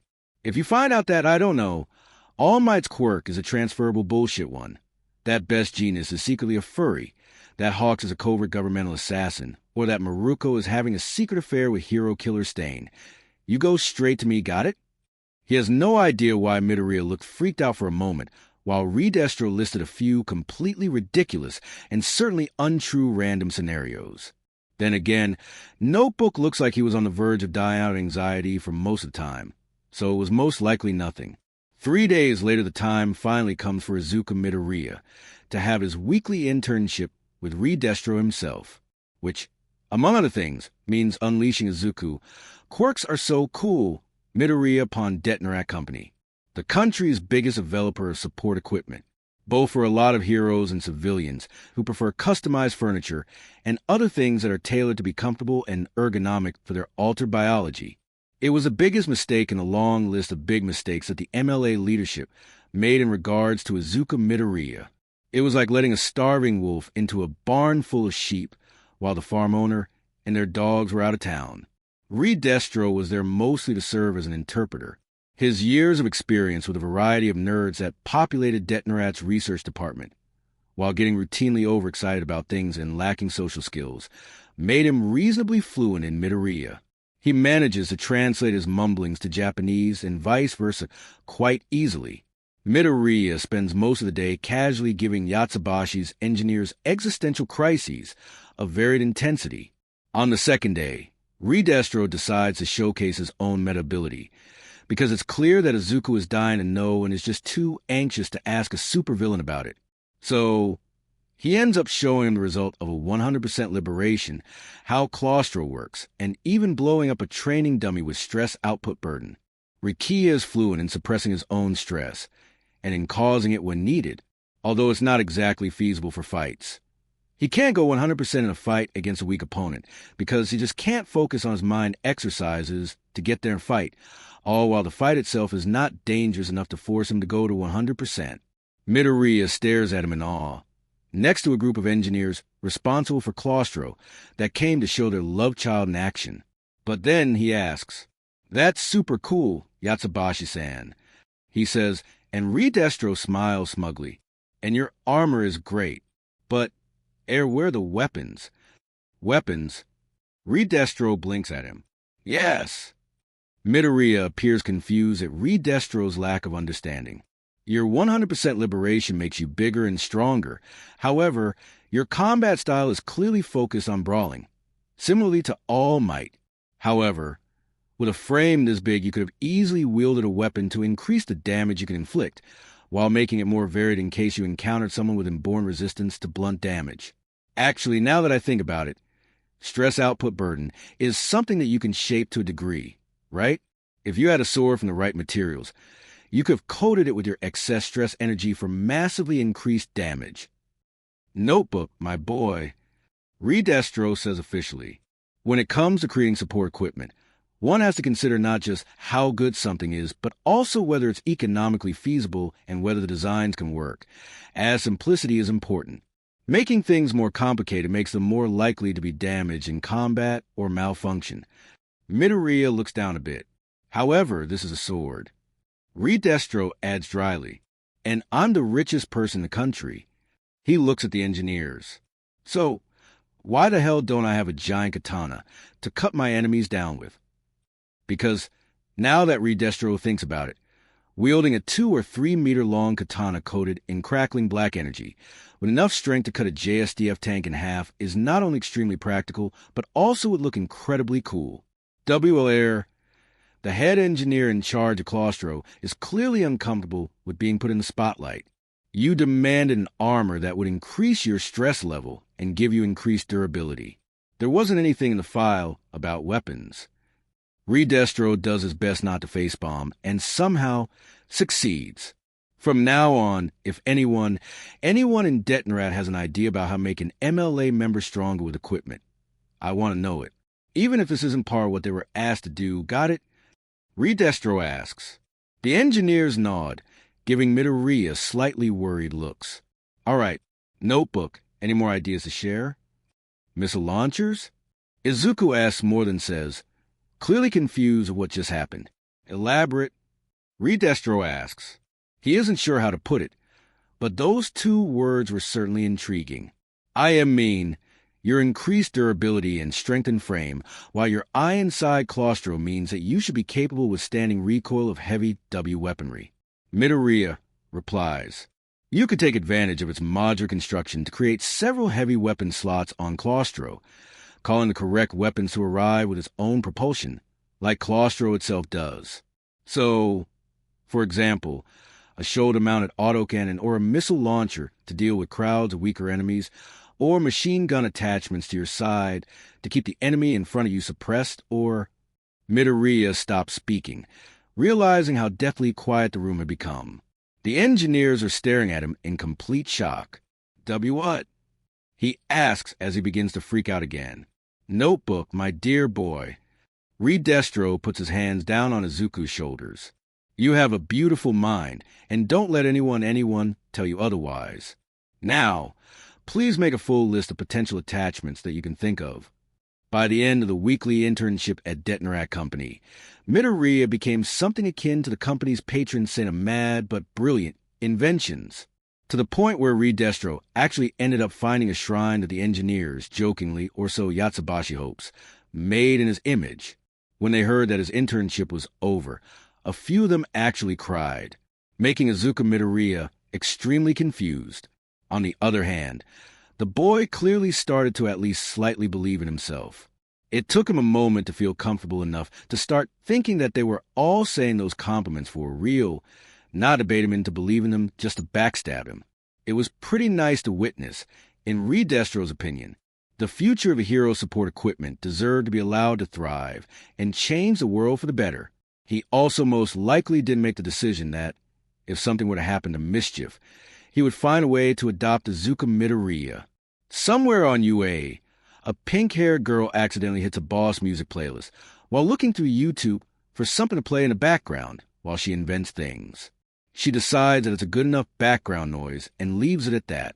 Right before the first month of Midoriya Izuku in Daika City ends, Geeton returns from his solitary training once again. His eyes are that of a madman. Then again, Redestro, to be honest, barely notices a difference. Geeton-san, Midoriya, of course, beams at the man. Did it work? Redestro explained the internal factions to him. But for some reason, Geeton doesn't register as hostile in his eyes.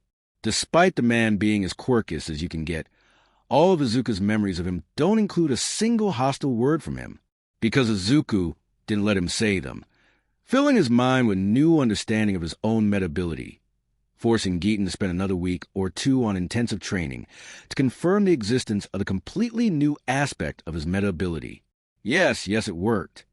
Geeton shouts back, notebook beaming at him in pure, concentrated happiness. But this doesn't mean that I acknowledge you as a member of the Meta Liberation Army. Oh, God. Redestro realized it just now. Geeton is... Wait, what's the term for when you're to racism what its under is to love? Is there even a term for that?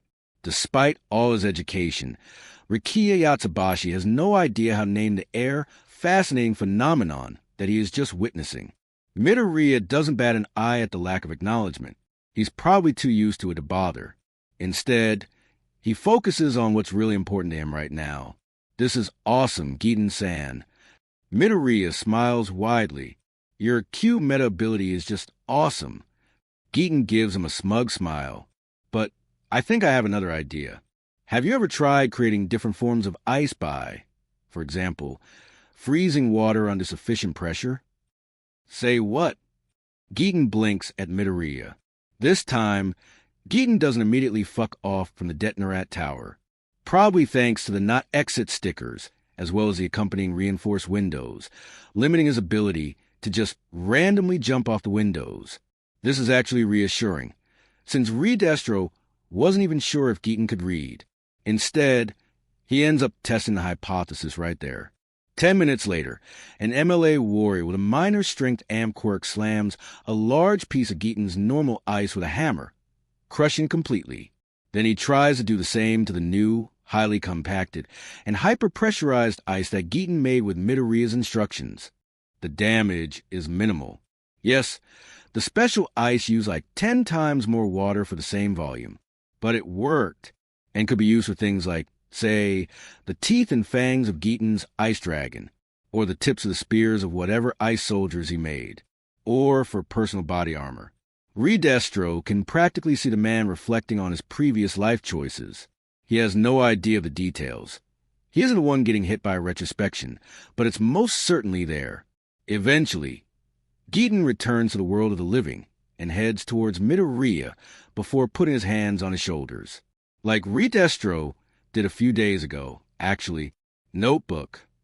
Geeton actually uses his MLA name, and that alone speaks volumes in Redestro's opinion.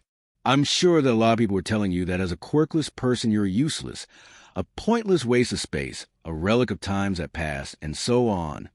Midoriya is clearly having Vietnam-style flashbacks out of his words. I'm also sure that you know that a significant part of the MLA, namely the radicals, subscribes to those ideas wholeheartedly. Geeton continues, completely ignoring Midoriya's trauma. And because of that, I have to ask you for something very, very important. Redestro decides to watch the event for now. He also thinks that he's about 90% sure that Midoriya expects to be suicide-baited after this. The reason why he isn't intervening is that he is 95% sure that it's not going to be this. If someone from the MLA tells you any mean words about your status as quirkless, Geeton says, as officially as he can, I want you to tell me their name so that I can make them play, dance, revolution barefoot on my ice needles. Ouch! Midoriya actually looks at Geeton with total shock, clearly expecting a completely different outcome when the supervillain starts his little speech, which also happens to be the longest coherent series of words that Redestro ever heard him say. All right, Geeton-san. Midoriya beams at him, relieved beyond the constraints of mortal ken. I will do so. Great. Geeton nods with a serious look on his face. But if you have any more ideas on how to make my meta ability stronger, you're going to tell me yes? Of course I will. Midoriya smiles widely. Why, your Q, meta ability is incredibly versatile in its apparent simplicity, and since you've trained it so hard to such a level its possibilities are almost endless. Actually, I think I might have one more idea for now. Have you ever tried to... Oh, God. One more month of this, and Geeton will probably be able to solo Hero Society. Redestro has no idea how it happened. No one in the MLA understood the process in question. But in a span of just a few more days, Geeton and Midoriya started acting like brothers/best friends for life. Geeton hung around Notebook for most of the day, glaring angrily at anyone who wasn't satisfyingly nice to his best friend. It had its downsides. Stop doing this. Redestro yells out of the window of his office in the Detonarat Tower. Outside of it, Geeton and Midoriya were in the process of sliding down a massive ice slide that coiled around the entire skyscraper. The whole thing wasn't made right from the start. Geeton was clearly training his control over ice by disassembling a slide behind them and reassembling it in front of them. It was a massive feat of control, one that also made the entire slide make completely unpredictable twists. Geeton was too good to accidentally drop him. Just in case, Midoriya was wearing proper protection, elbow guards, knee guard, and so on, with some ice on it. So Geeton could control it in an instant. He proved it by safely stopping their slide in a heartbeat when Redestro shouted at them. Midoriya whispered something to him. Geeton nodded before facing Redestro. Grand Commander, Geeton says loudly, this is actually very good training and stress relief. You should consider joining us, seeing as it could do wonders for your health. Your meta ability makes you naturally nervous, and it's not my meta ability that's making me nervous. Redestro yells, you're making me nervous. We're a conspiracy. What if someone not from the MLA saw you right now? It's technically legal, private property, and so on, and Dyke is full of MLA members, but it would certainly cause questions. And someone might be passing through the city or something, right? Midoriya whispers something to Geeton's ear again, and Destro was once again painfully reminded that Geeton was being a bad influence on the kid. Using your meta ability to obtain happiness for yourself and those close to you is a human right, as understood by the Meta Liberation Creed. Geeton replies surprisingly eloquently, probably quoting Midoriya. Destro opens his mouth to shout at him again. Destro would have joined us. Curious looks through the window, interrupting her official MLA meeting with Trumpet for a moment, just to look at the beautiful landscape of Daika. Then she lets out a loud shriek, almost falling from her chair. What happened? Trumpet shouts, rising from his seat, probably terrified that they were being attacked or something. Curious blinks at him. I think that I just saw Destro sliding down Geeton's ice slide with Geeton and Midoriya. That can't be true, right? Destro's daughter and Geeton's sister, her friend and unofficial caretaker, returned from their overseas trip a week later, bringing a completely new level of chaos to the daily life of the Meta Liberation Army's leadership. Miyuki Tagawa was a member of the Meta Liberation Army for about 3 months before her life took a completely unexpected 180. She was among its younger members, a 19-year-old recruit that had made some really bad life choices. The MLA actually turned out to be her chance to turn a new leaf, certainly better than being a thug, and the chances of getting stabbed by your supposed allies were much lower too.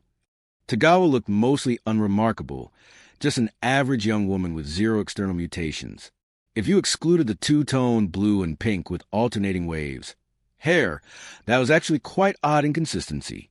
She was busy moving some stacks of documents, a welcome change of pace from combat training, at one of the lower levels of the Detonarat Tower in Daika, when suddenly she heard knocking on the window, and while it's a lower level, it's still the 5th floor. Against her own better judgment, Miyuki Tagawa, a villain named Toxicity, approaches the window. On the other side is a floating ice platform occupied by 2 people. One of them is a blue-haired Bishounen, wearing a bluish parka. The other is a green-haired kid, wearing a shirt with gloves and a light fur overcoat, probably due to spending too much time around ice. She opens a window. How can I help you? She asks. Normally she'd freak out that they might be under attack or something, but she recognized the Bishounen as Geeton, one of the organization executives. We'd like to talk about your meta ability. The green-haired kid announces. She notices that he is keeping a notebook in his hand, a pen ready to take notes. Well, Geeton is an executive. She has no reason to say no, right? All right. Tagawa blinks at them. This is really feeling a bit surreal. What do you want to know? First, I need your name, surname, and villain name. The green kid replies. Also, by the way, I'm Notebook. That she can see. She introduces herself as Miyuki Tagawa, a.k.a. Toxicity. Notebook writes that down, the Bishounen still standing there quietly. Now, could you please summarize your meta ability in your own words? Notebook asks. Well, my meta ability is a simple mutant one. Toxicity replies. It makes every part of my body poisonous. Touching my skin causes chemical burns. My saliva is an acid, my breath is a knockout gas, and my nails contain a deadly neurotoxin. She's actually wearing gloves just to avoid accidentally scratching someone. Sure, the one time she did scratch someone, that guy was trying to kill her. So it was a kill in self-defense, right? Notebook beams at her. Your meta ability is powerful and so cool. He lets out, Toxicity staring at him in confusion. Like, it was useful and powerful. That was probably a reason the MLA recruited her. Just, it also kind of made her life into hell. Since she can't even touch anyone. She's probably the most touch-starved person in the world, to be honest. Now, Geeton. Notebook turns to his companion. Where's a mistake in Toxicity's description of her meta ability? Wait, a mistake? She blinks at him. He is clearly ignoring her, while Geeton is busy thinking it over deeply. It can't be a simple mutation, right? Geeton eventually asks back. You said that those are when you have a minor thing, like, say, that guy with jet thrusters in his legs from the sports festival. Notebook nods furiously. But this mutation includes most of her body, so it has to be a complex one. Wait, it has to be a what? Toxicity shouts out at them. before suddenly realizing that she just shouted at one of the executives of her own villainous organization. Thankfully, Giten doesn't care. Precisely, Giten-san. Notebook smiles at him. This absolutely has to be a complex mutation. So, all of her children will inherit it in full without fail. But there is one thing that this implies about her meta ability. Do you remember the main rules for complex mutations that I listed to you? Hold up. Could you slow down and elaborate on the complex mutation T? Toxicity is increasingly desperate to get the much-needed answer, but she is instead ignored again. They have to be logically inheritable. Giten clearly found the right answer, judging from the blinding smile on Notebook's face. They're like a new species in a nutshell, right? That's why all their children get the same mutation. But she can't have sex with anyone if she kills or severely injures anyone that touches her. Yes. Notebook smiles at him. And what could be the solution to this conundrum? Look at her closely. Giten does so, staring at her intently for almost 10 seconds. Toxicity has never been so confused in her life. Her hair, Giten suddenly says. It's the only part of her body that isn't perfectly human-like. And she didn't say what sort of poison it's carrying. That's it. Notebook replies enthusiastically. It seems to have the consistency of plasticine, like Lady Negan's hair. I'm willing to make a bet that it's actually supposed to be ingested by other people and acts as a universal antidote / source of temporary immunity to her poison. It's supposed to be what? Notebook hands her a piece of paper through the window. It seems like an official form, with a stamp from the Detonarat Company. He actually has a few more sticking out of a pocket now that she sees it. On it is a summary of her meta ability, including a theory about her hair being an antidote. It's signed by Notebook, too. Please give it to your supervisor. Notebook announces, you'll be given a leave of absence to head to the nearest Detonarat Company facility in order to have our theory tested properly. I'll mail them the proposals for equipment improvements for you after we're done with our patrol. Giten, we're leaving. Wait, you can't just...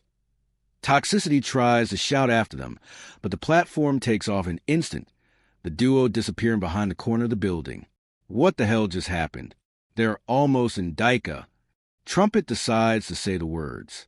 Ko Yatsubashi and Soma Michiko were about to arrive.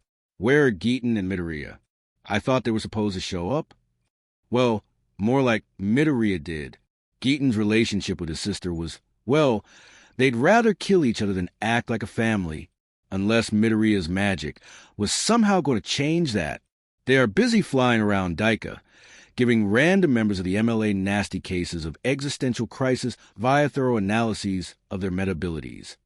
Redestro replies, doing his best not to look anxious to meet his daughter again. They are waiting in the corridor in front of the elevators at the highest level of the Detonarat Tower. The area is empty, so they can talk freely. How do you know that? Trumpet asks, glancing at their Grand Commander. Because they've been at it constantly for the last 5 days. Redestro replies dryly, you know, ever since Midoriya decided to start teaching Giten meta ability analysis. Oh, right, that tracks. Won the way here Trumpet passed by a long queue of very confused people with Midoriya's meta ability notes in their hands, lined up in front of the nearest Detonarat quirk science facility. You know, I'm sincerely surprised by the fact that Giten actually decided to learn something like this. Trumpet decides to speak about it, and even more surprised by the fact that he turned out to be a knowledge sponge in that one field. How did Midoriya even do this? He told him that the ability to analyze meta abilities will grant him an upper hand in combat. Redestro replies, by letting him better employ his ice control against his enemies. Oh, that definitely tracks. Turns out that applying the same intense drive to become stronger to something slightly different, like, say, learning normal stuff, brings great fruits. Incredible, Trumpet decides. Are we 100% sure that Midoriya doesn't have an analysis meta ability? Trumpet decides to ask. Redestro gives him a questioning look. I'm not trying to discount his abilities, but he is, almost 16 years old?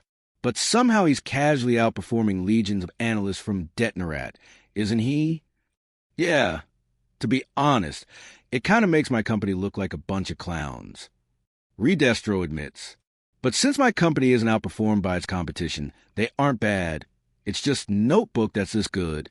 And no, he is certainly biologically quirkless. Huh. Trumpet glances at Redestro. Any idea who taught him all of that, then? If it's not a meta ability, it has to be some extraordinary teacher. Redestro knows that from the autopsy. He is a great planner and villainous mastermind, despite having meta ability that's best summarized as all might but nervous. It's all good teachers, and for years. Apparently his father, the one that Mischief is currently hunting, and that he's forbidden from naming. Redestro replies, and his family's physician, Dr. Kyudai Garaki, the man behind the quirk singularity theory. Trumpet stares at Redestro in shock. Hasn't he been dead for almost a century? It has to be someone with a similar name or an alias, right? Look, after hearing that the hero killer is his mother's chauffeur, that Mr. Compress taught him magic tricks, that Knuckle Duster trained him in self-defense, and that his mother's tea parties included a solid half of supervillains in this country, I've stopped expecting common sense around Midoriya. Redestro replies dryly, I've actually decided to make the most ridiculous theory I could craft concerning his parentage to see if it'll somehow, just somehow, turn out to be true. And what's that theory? Trumpet asks. That his stepfather is the legendary quirk thief, which would certainly explain why the kid's so afraid of him, and that his biological father is actually All Might. Redestro replies, which would imply that Mischief somehow scored both the mythically most horrible villain in human history and the greatest hero ever. Honestly, seeing how legendary she was in her prime, I can scarcely imagine lesser men achieving that. He adds, giving Trumpet a wry smile. Trumpet chuckles loudly. Oh, yeah, this theory was just ridiculously hilarious and hilariously ridiculous at the same time. Just as the idea that the legendary and long-dead quirk scientist could be Midoriya's family physician and teach him about quirks. A few minutes later, Midoriya casually backstabs Redestro by arriving through the window on Geaton's ice platform. The man himself is on the same platform, clearly ready to stomach his sister's presence, since his best friend will also be there. No, they still didn't figure out how to process the spokesman of the biggest quirk supremacist group in the country, becoming a doting and protective older brother figure to a quirkless kid who wanted, and still wants, to become a hero. Midoriya, not you too. Redestro, once again, realizes that Geaton is a bad influence on his boy Midoriya. There are doors and elevators in this building, you know that? I actually put stickers on the windows to remind people that they aren't supposed to be used like this. Midoriya glances at the stickers. It only says that it's not an exit. But we didn't leave the building through the window, we entered it. So it's legal, right? Redestro gives a death stare to Trumpet, who is clearly pretending that he didn't just chuckle loudly. Yes, Geaton was certainly a bad influence. Then again, it might as well have been people like Mr. Compress. Redestro somehow fails to imagine the best thief in the world to be a person that can make people close to him actually adhere to rules. Oh, right. Midoriya's mother was Mischief. That explains a lot. That's the moment when the elevator doors open, and Rikiya Yatsubashi finally gets to see his daughter. Ko! He immediately abandoned all remnants of decorum as a leader of an ancient conspiracy, just to dash forward and grab her in his arms. Daddy!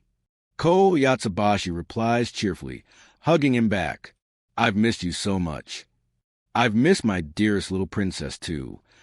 Rikiya coos loudly.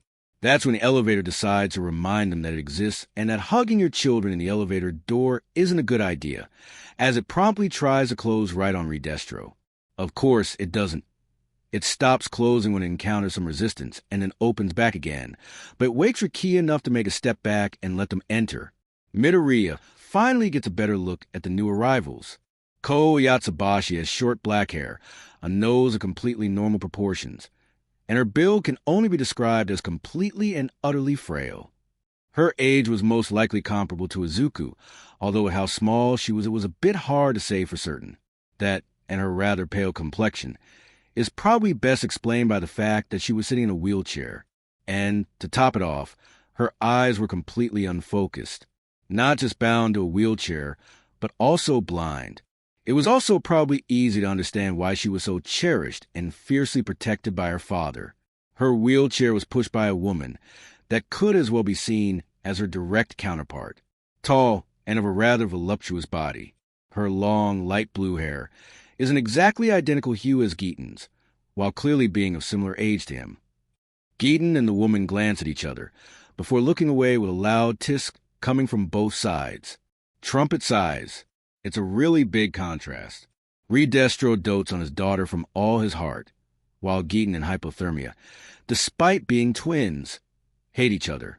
Koku Hanabata himself never had children or siblings, so he feels confident in being the external observer to those little dramas. She knows about the MLA. Trumpet decides to tell Midoriya, who looks back at him and nods, so you're free to talk with her about it. Izuku nods again. He probably has a lot of questions to ask. Did I hear Uncle Trumpet speaking? KO's head perks up in his general direction. Yes, you did. Trumpet says loudly while smiling at her. Someone had to be here to make sure that your father doesn't forget about his work just to orbit around you for the rest of the day. And you need a leader of one of the bigger parties in the parliament to be charismatic enough to succeed in that. Ko chuckles, Destro giving Trumpet a vaguely insulted look that Hanabata completely ignores. So who else is here? Ko asks, clearly wanting to say hello to everyone. Geeton. Trumpet says. Soma Michiko and Ko Yatsubashi click their tongues in unison. I've grown much stronger in your absence, sister. Geeton smiles wryly at her. This time, I'm going to defeat you. You're always saying that, Gina. Michiko sighs. Geeton clearly doesn't like having his first name mentioned. Mostly because he doesn't like the name in question. And then you always lose. You might be surprised this time. Trumpet decides to comment. Because, yeah, Geeton suddenly became a terrifying force of nature, thanks to Midoriya. Those two had a very bumpy relationship, caused mostly by their rather shitty parents at their radical compound. Geeton was born with weaker metability, trying to catch up to his much more talented sister with extreme training. Hypothermia, despite half-assing her training, somehow kept coming on top in their fights, making Geeton even more pissed off at her. Worst of all, she had very little interest in the meta-liberation cause. She made it rather clear that she doesn't plan to fight heroes over it, but she was most certainly going to protect Ko Yatsubashi, her bestest friend for life. Hypothermia would probably fight God if he threatened Ko, and, as stated, she was incredibly powerful, making her a basically perfect bodyguard to Destro's daughter. Trumpet, honestly, doesn't want to put himself between those two. His meta-ability is about boosting other people. He is otherwise a politician, weak and vulnerable. Yes, he has self-defense training, but Geeton and Hypothermia wouldn't even notice they were fighting someone. Destro managed to beat Geeton up during the failed radical coup. Rikiya Yatsubashi himself wasn't certain if he could repeat the feat with Hypothermia. That's, of course, for the pre-Midoriya power scaling. Trumpet had no idea how the MLA power scaling worked now. So, Ko decides to take it over. Anyone else? Auntie Curious and Uncle Skeptic are a bit too busy with their work to greet you right now. Destro replies cheerfully. But we do have someone new among us, Ko. Notebook, introduce yourself. And now Midoriya is in the spotlight. He hates being in the spotlight. You hi. He stammers out nervously. I'm Izuku Midoriya, the villain named Notebook. He blinked in surprise, before looking at Destro questioningly. Wait, what's my official position? In the MMLA? Well, naturally it's... Destro opens his mouth only to realize that he has no idea what to say, then decides to wing it. You know what? I have no idea myself. If someone asks, you're a self-employed metability analyst at a branch of MLA on its own, making you a first advisor like Trumpet or Skeptic, but without any people answering to you. But you also answer only to me. He sighs. I expect you to actually listen to the other first advisors when I leave you in their care, due to them being, adults. Oh, all right, that makes sense. Midoriya nods, yet to realize that he just became one of the select few executives of the world's oldest continuous conspiracy at the ripe age of 16 and about a month after joining it. So I'm my first advisor. Well, it's great to meet you then. Ko smiles into space. I'll be in your care, Midoriya-kun. Following a short exchange of words, Ko announced that she is a bit tired after her lengthy journey back home and said that she wants to rest and that she'll welcome them all properly the next morning. The moment they arrived in their quarters, Ko began to speak. "Mai-kan, are we alone?" Hypothermia confirms it. "All right then, tell me everything about Midoriya." Of course it's about Midoriya. Somewhere beneath 170 centimeters tall, Hypothermia replies calmly, fluffy-looking dark green hair. A bit of a plain look on his face, but freckles certainly make him appear relatively cute. Clearly shy and socially awkward. Your father is clearly treating him like his son already. Silence in the room. Ko is still in her wheelchair, her fingers fidgeting nervously. So, Michiko decides to ask, "What are your plans?" Ko gives her the most angelic smile the blind girl is potentially capable of. It's a smile that could end wars, establish world peace, and redeem villains in a moment. The smile warps into a shit-eating grin. Break his pelvis like a twig, Mai-kan. Now, what has to be said is that people's quirks, especially the stronger ones, to some degree influence their holders' personalities. It's not a particularly powerful effect. But Kuga Katsuki having his anger issues and Rikiya Yatsubashi being very easy to stress are among the more extreme cases of the phenomenon. Ko Yatsubashi's quirk was called Stress Stockpile, a clear mutation of the quirk her father had. In a way, it operated under the logic of one for all power stockpile, a power source, not a battery to be discharged, growing proportionally to something. In KO's case, it was frustration, stress, and anger, powering her up, demanding to be finally released. She was born blind, which resulted in her amassing so much power that she broke her own body during its first activation, which left her bound to a wheelchair, which, as one could expect, made her stockpile grow even faster. And quirks grew stronger with the passage of time, with every generation that passed. One for all was born at the beginning. Stress Stockpile was born at the end. The rate of growth was completely different and utterly incomparable. 12 years after her quirk manifested, Ko Yatsubashi's frail body held within it a trembling ocean of power that amounted to approximately 57% of the total one for all power stockpile that took 2 centuries to gather. A power that, if she could express it without blowing herself into shreds, would make her the strongest member of the Meta Liberation Army, surpassing, if not by far, even Hypothermia and her father. As one can expect, a meta ability of this magnitude had its impact. Ko Yatsubashi had masterful control of her body and emotions, one that she, among other things, needed to make sure that the power stored in her meta ability didn't leak outside and didn't damage her any further. She genuinely loved and adored her father and wanted to be his little angel and a pillar of emotional support. She liked her uncles and aunties and wanted to make them happy, too. But under all of that, she repressed and controlled a big part of herself. And just like her meta ability, she wanted to be released upon the world. You know that he'd faint if he heard you right now? Hypothermia asks. She got used to her companion's true self.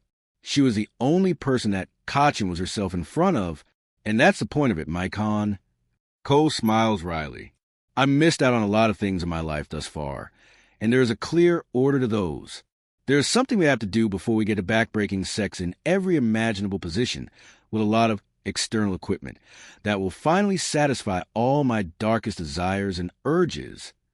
Which ones, by the way? Hypothermia asks calmly. You have a lot of those. Oh, you see, Ko looks ashamed of it for a moment, her blind eyes missing Hypothermia and staring blankly into space.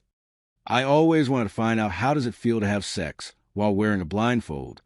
She adds, as she suddenly gives Soma Michiko a very impish smile.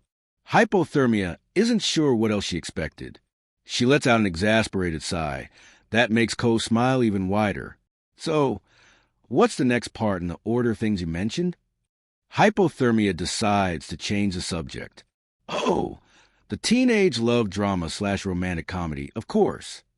Ko replies cheerfully, being oblivious about your feelings, needing time to realize that it's love, being incredibly shy about it, blushing furiously and feeling all hot and bothered because of the briefest of accidental physical contact, and then, once the confession happens, the first kiss, hand-holding feeling like a major milestone in your relationship, and so on.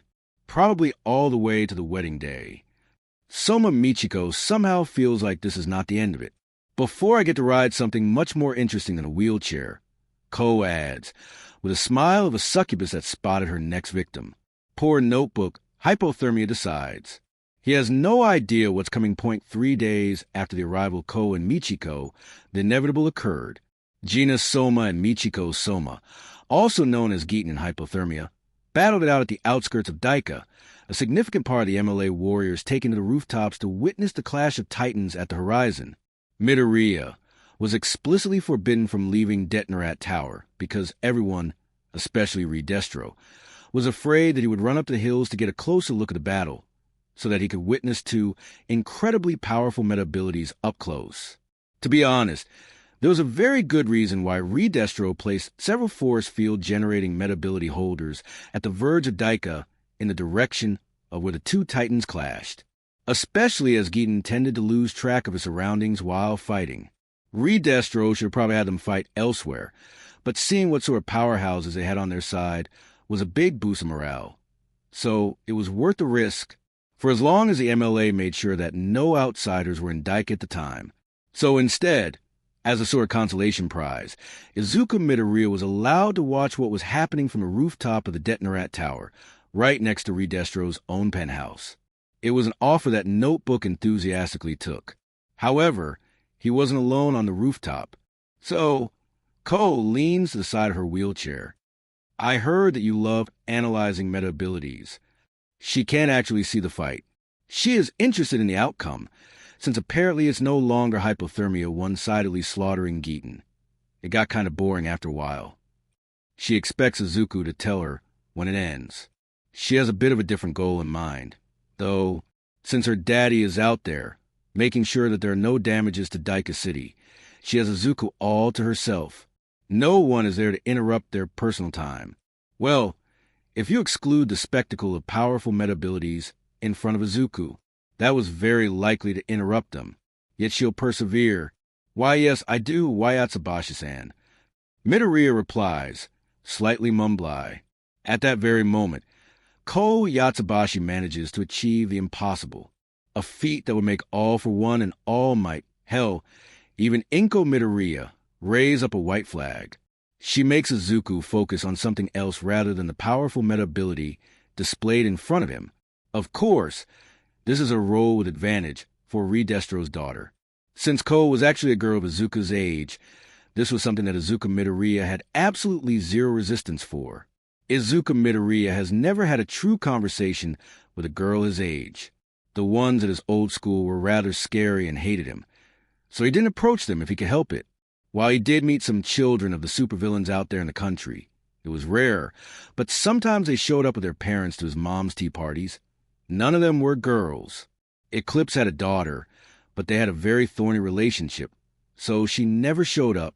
Purity had 2 sons, only one of them willing to talk with her. The other had long ago run away to join Knuckle Duster's vigilantes. Beast had a daughter, but he was vetoed from showing up at the Midoriyas. This didn't leave an awful lot of alternatives. Miyuki Tagawa was, arguably, the closest thing to a girl his age he ever talked with. And, well, to be honest, he was too busy focusing on her meta ability to honestly and genuinely notice that fact. It was then that Ko decided to kill him. Call me Ko, she says with an angelic smile. Ko. Midoriya almost dies right then and there. And no, I see couldn't. I mean WE just met and... Oh, he is just adorable.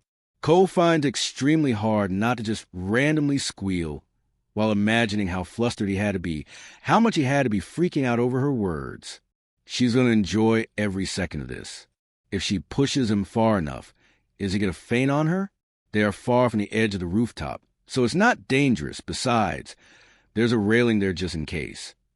And while he was unconscious, she could totally touch his supposedly fluffy-looking hair.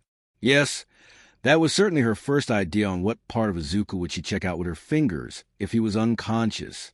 And she could always claim that she was just checking if he was all right for additional flustering if he woke up in the middle of the procedure. Yes, but aren't my dad and you pretty close? Ko, in the meantime, replies, while fully playing her adorable, handicapped angel card. I'm pretty much on a first-name basis with everyone close to him that's even remotely around my age. Which, to be honest, is mostly Mike Han and Gina, although she calls the latter that just a piss eaten off because he absolutely hates his first name. They are both also a few years older than she is. Midoriya lets out. What was it about? Didn't he notice how her dad is, well, being a father to him, pretty much? Why is he surprised by it? I'm not as sure I err. All right, time to take a step back. There's freaking out, and there is this. Ko isn't a sadist. She isn't enjoying this at all.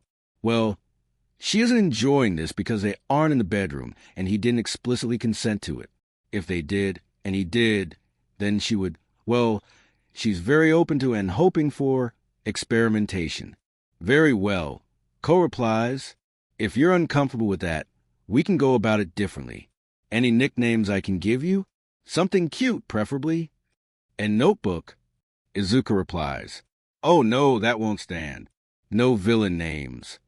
Ko strikes his idea down immediately. Come on, they aren't cute. What are your friends calling you? And in Notebook, Izuku replies, clearly even more nervously, no, like, friends outside the MLA? Ko asks, from before you joined it? Silence. Oh, Ko Yatsubashi might not be a villainous mastermind like her father, but even blind, she can still see that something's seriously wrong here. She's going to get to the bottom of this. Midoriya lets out. They didn't really have any F friends. I in S school till they called me Deku. Deku. Ko replies, doing her best to stay calm. Like useless? She hears a meek confirmation from him, so she continues. But why? Surely, no one could be dumb enough to call a person that managed to become an MLA's first advisor at that age useless, right? His meta-ability usage tips made Geaton last twice as long against his sister the last time, and the fight was still ongoing. WL, I'm Q quirkless. Izuku replies, clearly afraid of rejection even after the time spent with the MLA. And I was attending Aldra and middle school. He adds, as if the name itself was enough of an answer. Since Ko Yatsubashi actually listened to news from Japan while on her trip overseas, it actually does. For a precious few seconds, Inko Midoriya freezes.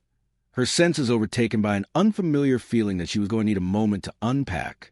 Then mischief's back to her business. Wolfram is, clearly enough, completely undaunted by Inko Midoriya slowly and viciously killing every single one of his sidekicks, aside from those that ran away in horror, and promptly defeated the supervillain himself before tying him to a chair. Not telling you anything. You can torture me all you want. I'm not betraying all for one. Wolfram, my dear. Inko smiles innocently while leaning over him. You got it all wrong. I'm not going to torture you. I'm not a monster. I'm just a very concerned mother whose children were taken from her and might be in danger. He is glaring at her defiantly. Oh, this will change very, very soon. This is why I'm going to slowly pull out your teeth and nails. She says, smiling at him through her mask. Then I'll pull your joints out of your limbs, rendering you an effective quadriplegic for the rest of your miserable life. Then I'm going to pull out all those small parts of your inner ear, rendering you completely deaf. After that, I'm going to tear off your testicles to top the amount of pain you've already felt, in case you were going to go numb by then. Finally, I'm going to pluck out your eyes, but only once that defiant look will be gone from them. It already is. But what replaced it is disbelief, not a fear of God. She'll work on this. And then you're going to tell me everything you know about All for One's operations and safe house where my children might be kept. Inko adds, booping him on his nose while smiling widely.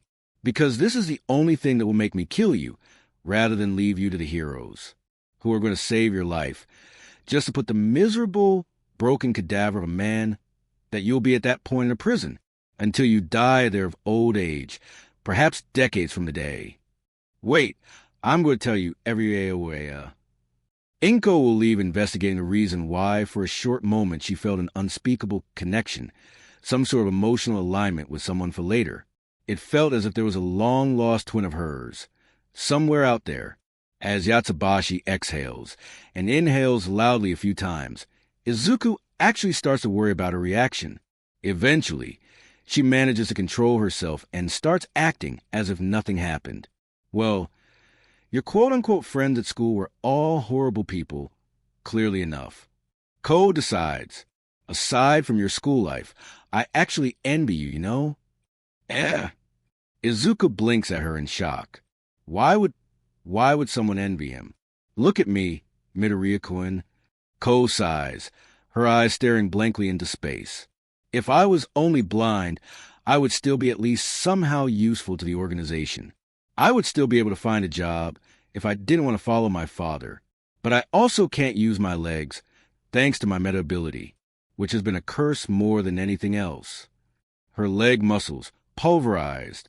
Her bones were almost dusted. Oh! The doctors patched both of them up, more or less. The real problem was the fact that she completely destroyed the joints and nerves. Honestly, it was a miracle that she survived the blood loss alone. What options do I have left? Ko asks, don't you think that never having any meta ability would be a better option? What I'm jealous of is that you can actually do things. You've done more to help my dad in a bit more than a month than I did in my whole life. So no looking down on yourself, or it'll be like looking down on me. And you wouldn't want to look down on me, right? Midoriya actually freaks out over this, trying to apologize to her for acting that way, and making it feel like he was looking down on her. If Ko Yatsubashi ever had any doubts over whether she was going to get him for herself, they've vanished right now. He's just so cute. Teasing him is so fun. He must be making the funniest of faces right now. He freaks out even more and makes her decision even more stalwart when she asks him if she can hold his hand for a moment. The noises he was letting out were just absolutely straight up adorable. She is also going to find a way to change his bullies' lives into a living hell if she can. Not like she could do a lot in her current state of self, but she's creative. She'll find a way. He really needs to get more confidence, though. So, Ko asks, playing lightly with his fingers, just for some additional Awawawa energy that he's vocally emitting right now. About your quirk analysis. I think that I'd like you to analyze me. He completely misses the implication of the slight flex on the first half of the word, but it's perfectly fine. Him being oblivious just makes it better. She's enjoying one more thing that she honestly wasn't sure she would get to experience due to her disabilities, and it's absolutely amazing. She manages, during the course of his quirk analysis ramble, to get him to agree to Ko Yatsubashi officially becoming his friend. They'll get to the next step of eventually, and no, it's not the best friend for life step she's talking about. She gets to call him Midori.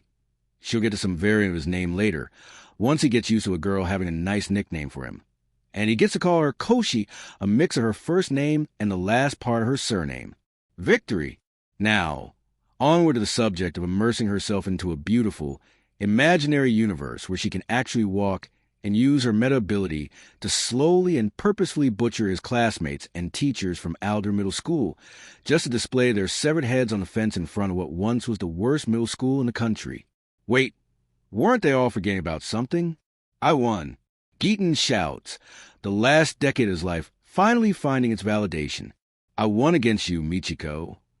Then, out of sheer exhaustion, he collapses not far from her. Both of the siblings are surrounded by a ruined landscape straight out of the Ice Age. Michiko is a bit too busy staring at the skies above Daika, trying to figure out what just happened. Sure, it was only a marginal defeat, but she always curb stomped her dumbass of a brother. What happened? They were out for less than 2 months. How could that? She beat him in the volume of ice she could control, but Geaton somehow improved the quality of what it could deploy, and at least several times in fact. How? She asks, not having enough strength to rise from the ground for now. How did you do it? Huh? Giten laughs loudly. Wouldn't you like to know? It's notebook, isn't it? She replies with a question. She can immediately hear his laughter die out in the background. Don't you dare! Giten replies with fury in his voice. Notebook is my brother, and I won't let you take him away from me. I'm your sister. Doesn't it mean that he's also mine? Hypothermia tries to interject, but that's when she discovers that Giten had enough energy to somehow crawl up to her and bite her in the shoulder. They end up fighting on the ground like two demented, berserkerish caterpillars until Destro arrives and separates them. Thankfully, Izuku set a camera right next to his position to record the fight before Ko successfully stole his attention from a fight. He quickly watched it once he remembered the reason why he was on the rooftop. As a result, he could coo over Giten and how powerful he was when the man returned from the fight, looking the happiest in Destro's memory of the man. But he barely had the time before Giten grabbed him, hugged him, raised him up, and proudly declared that from now on Izuku is going to forever be his little brother, and Giten is going to kill anyone who disagrees. Despite Giten being badly exhausted, no one wanted to risk that. Besides, in Destro's opinion, seeing their weapon of mass destruction obtain some actual human emotions, aside from spite, smugness, and looking down on others, is actually long-term beneficial for the MLA. All right, Giten Naiken? Midoriya asks, clearly confused about the situation. Giten dies. Like, instantly, the man that Destro knew for years, the uncaring, nearly sociopathic leader of the quirk supremacist wing of the MLA, ceases to exist. The man that replaces and beams at Izuku with a look of familiar love and an overbearing desire to protect someone's smile that Destro never expected to see on him. Then he hugs Izuku with twice the intensity. What's happening? Ko asks, clearly confused. You won't believe this. Hypothermia sighs while taking the handles of her wheelchair from Izuku. I actually lost. Marginally, but... Ko gasps loudly in shock. Looks like I'll have to train myself harder to compensate. Or you could just ask Midoriya for tips too? Ko asks. She can immediately feel the angry glare that Giten's giving her. Well, see if she cares. Giten Naiken, Izuku decides to intervene. Why are you fighting with your sister so much? Giten gives said sister an angry, I'm going to fucking kill you for pulling my little brother into this glare before deciding to reply. She was born with a stronger meta ability. He replies, clearly hating to admit that it was stronger. I was trying to catch up to her with training, but she just kept defeating me and looking down on me for being weaker. I hate her. Izuku digest what he just heard. Destro deciding to take a back seat on this for a moment. Soma-san? He then glances at Hypothermia. Yes, Giten is still hugging him. It actually looks kind of hilarious, Destro decides. Are you actually looking down on Giten Naiken? Hypothermia isn't sure how to feel about this, but that kid is supposedly Kakin's conquest target, so it might be best to not antagonize him or anything. So she speaks the truth. Yes, I am.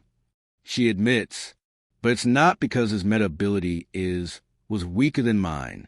It's because he keeps trying to fight me and be hostile toward me, despite me not being interested in fighting him. You did want to fight me because you thought that I was beneath your notice. Giten shouts back at her. Destro has a weird feeling when he looks at Midoriya's face. It's as if he was seeing someone having a traumatic retrospection. But, once again from the outside, it's incredibly weird. Giten Naiken? Izuku asks, Giten's face returning to his cherished younger brother. Did she ever fight Destro-san? And no. Giten replies, clearly confused at where it was all going. Does that mean that she was looking down at him, or simply that she wasn't interested in fighting him? Izuku asks. Giten, being the emotionally constipated man-child that he was, actually stand there in silence for almost 15 seconds, trying to process what he just heard.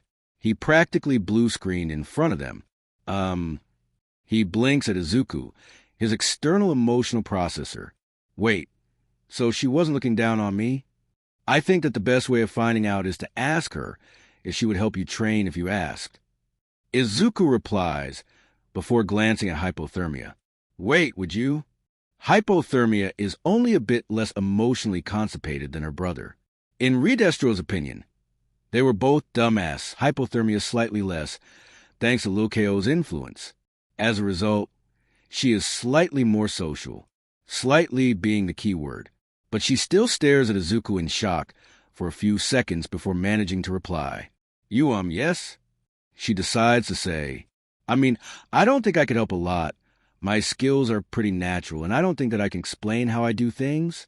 But if he asked me for a spar or something, just without being hostile, I wouldn't mind it, unless I'm busy with Kakin. Silence. Geeton just had his entire worldview rapidly rearranged, and he has no idea how to process it. So, why didn't you just tell him, instead of clearly belittling him for his attempts to fight you? Izuku then asks, and hypothermia, a walking ice nuke that she was, actually looks down, not sure what to say. As Izuku somehow ends a lifetime feud between two walking weapons of mass destruction with just a few words, downscaling their years-long war into awkward neutrality. Redestro realizes that the reason why Midoriya didn't have a meta ability was that he would otherwise be too powerful for this world. Yatsubashi-san? Izuku asks Redestro 30 minutes later, once hypothermia and Geeton, under the arbitration of rapidly called Trump & Co., are sufficiently busy trying to work out their issues. Yes, Izuku? Redestro replies, I have a question. Izuku says, because of course he has. It's about Koshi. Your daughter. Oh, they have nicknames now. Redestro is incredibly happy that they have clearly befriended each other. Most of her permanent injuries are in her nerves and joints, right? That's correct, yes.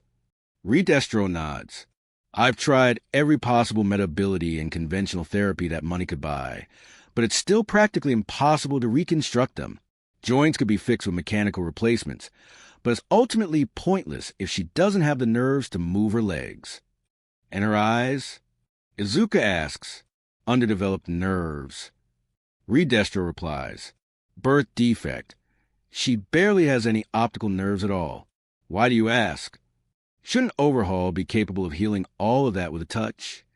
Izuku asks, looking at Redestro with his patented, you know exactly what I'm talking about, right? Look, he can reshape the human body on a molecular level on touch, and he has incredible knowledge on human anatomy. He should be able to restructure nerves and joints easily. I call to start an official emergency meeting of the MLA Inner Council. Skeptic announces dryly, since our leader is currently undisposed. Said leader was lying face down on the table, his forehead resting on his forearm. I'll be the one to speak. Curious, Trumpet and Geeton are here. Curious looks vaguely happy, while also trying to avoid eye contact with Skeptic. Geeton is clearly suffering from Midoriya withdrawal syndrome, and was anxious to get himself some hugs. Trumpet, in the meantime, looks dead in the eyes, staring blankly into space. Midoriya was, technically, a part of the Inner Council now. However, Cole kidnapped him due to the recent, events. He was thus unavailable. We are an ancient conspiracy. Skeptic continues speaking. We're supposed to be hidden from the world. I'm the person responsible for scouring the internet for materials that can potentially threaten our secrecy. Even for someone as good as me. This is an easy job, and I don't take it lightly when people make my work harder. He clicks a button. An image is displayed from a screen behind him. It's a recording from a CCTV camera. On it, Redestro is running down the screen, holding his daughter in his arms, the girl clearly overwhelmed by her newly found ability to see for the first time in her life, having issues processing all the sights. Right next to him, Curious, suddenly at least 20 years younger, is running down the same street, a sleeping or unconscious little girl with a single horn on her head in her hands. Around them, at least 15 members of the Detenrat security, all MLA members, are running after Redestro and Curious, with various degrees of existential horror on their faces, one of them clutching a large silver suitcase as if his life depended on it.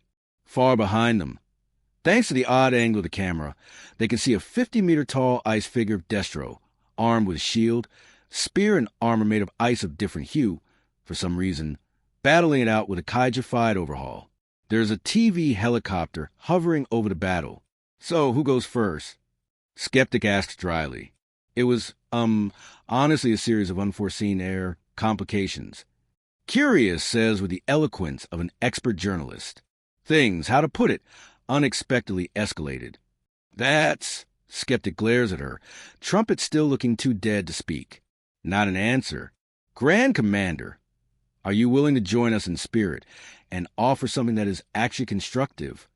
Koku Hanabata was mostly knocked out by the fact that he switched the TV on just to see a live recording of a massive figure of Destro, made by Geaton, of course, battling it out with a kaiju.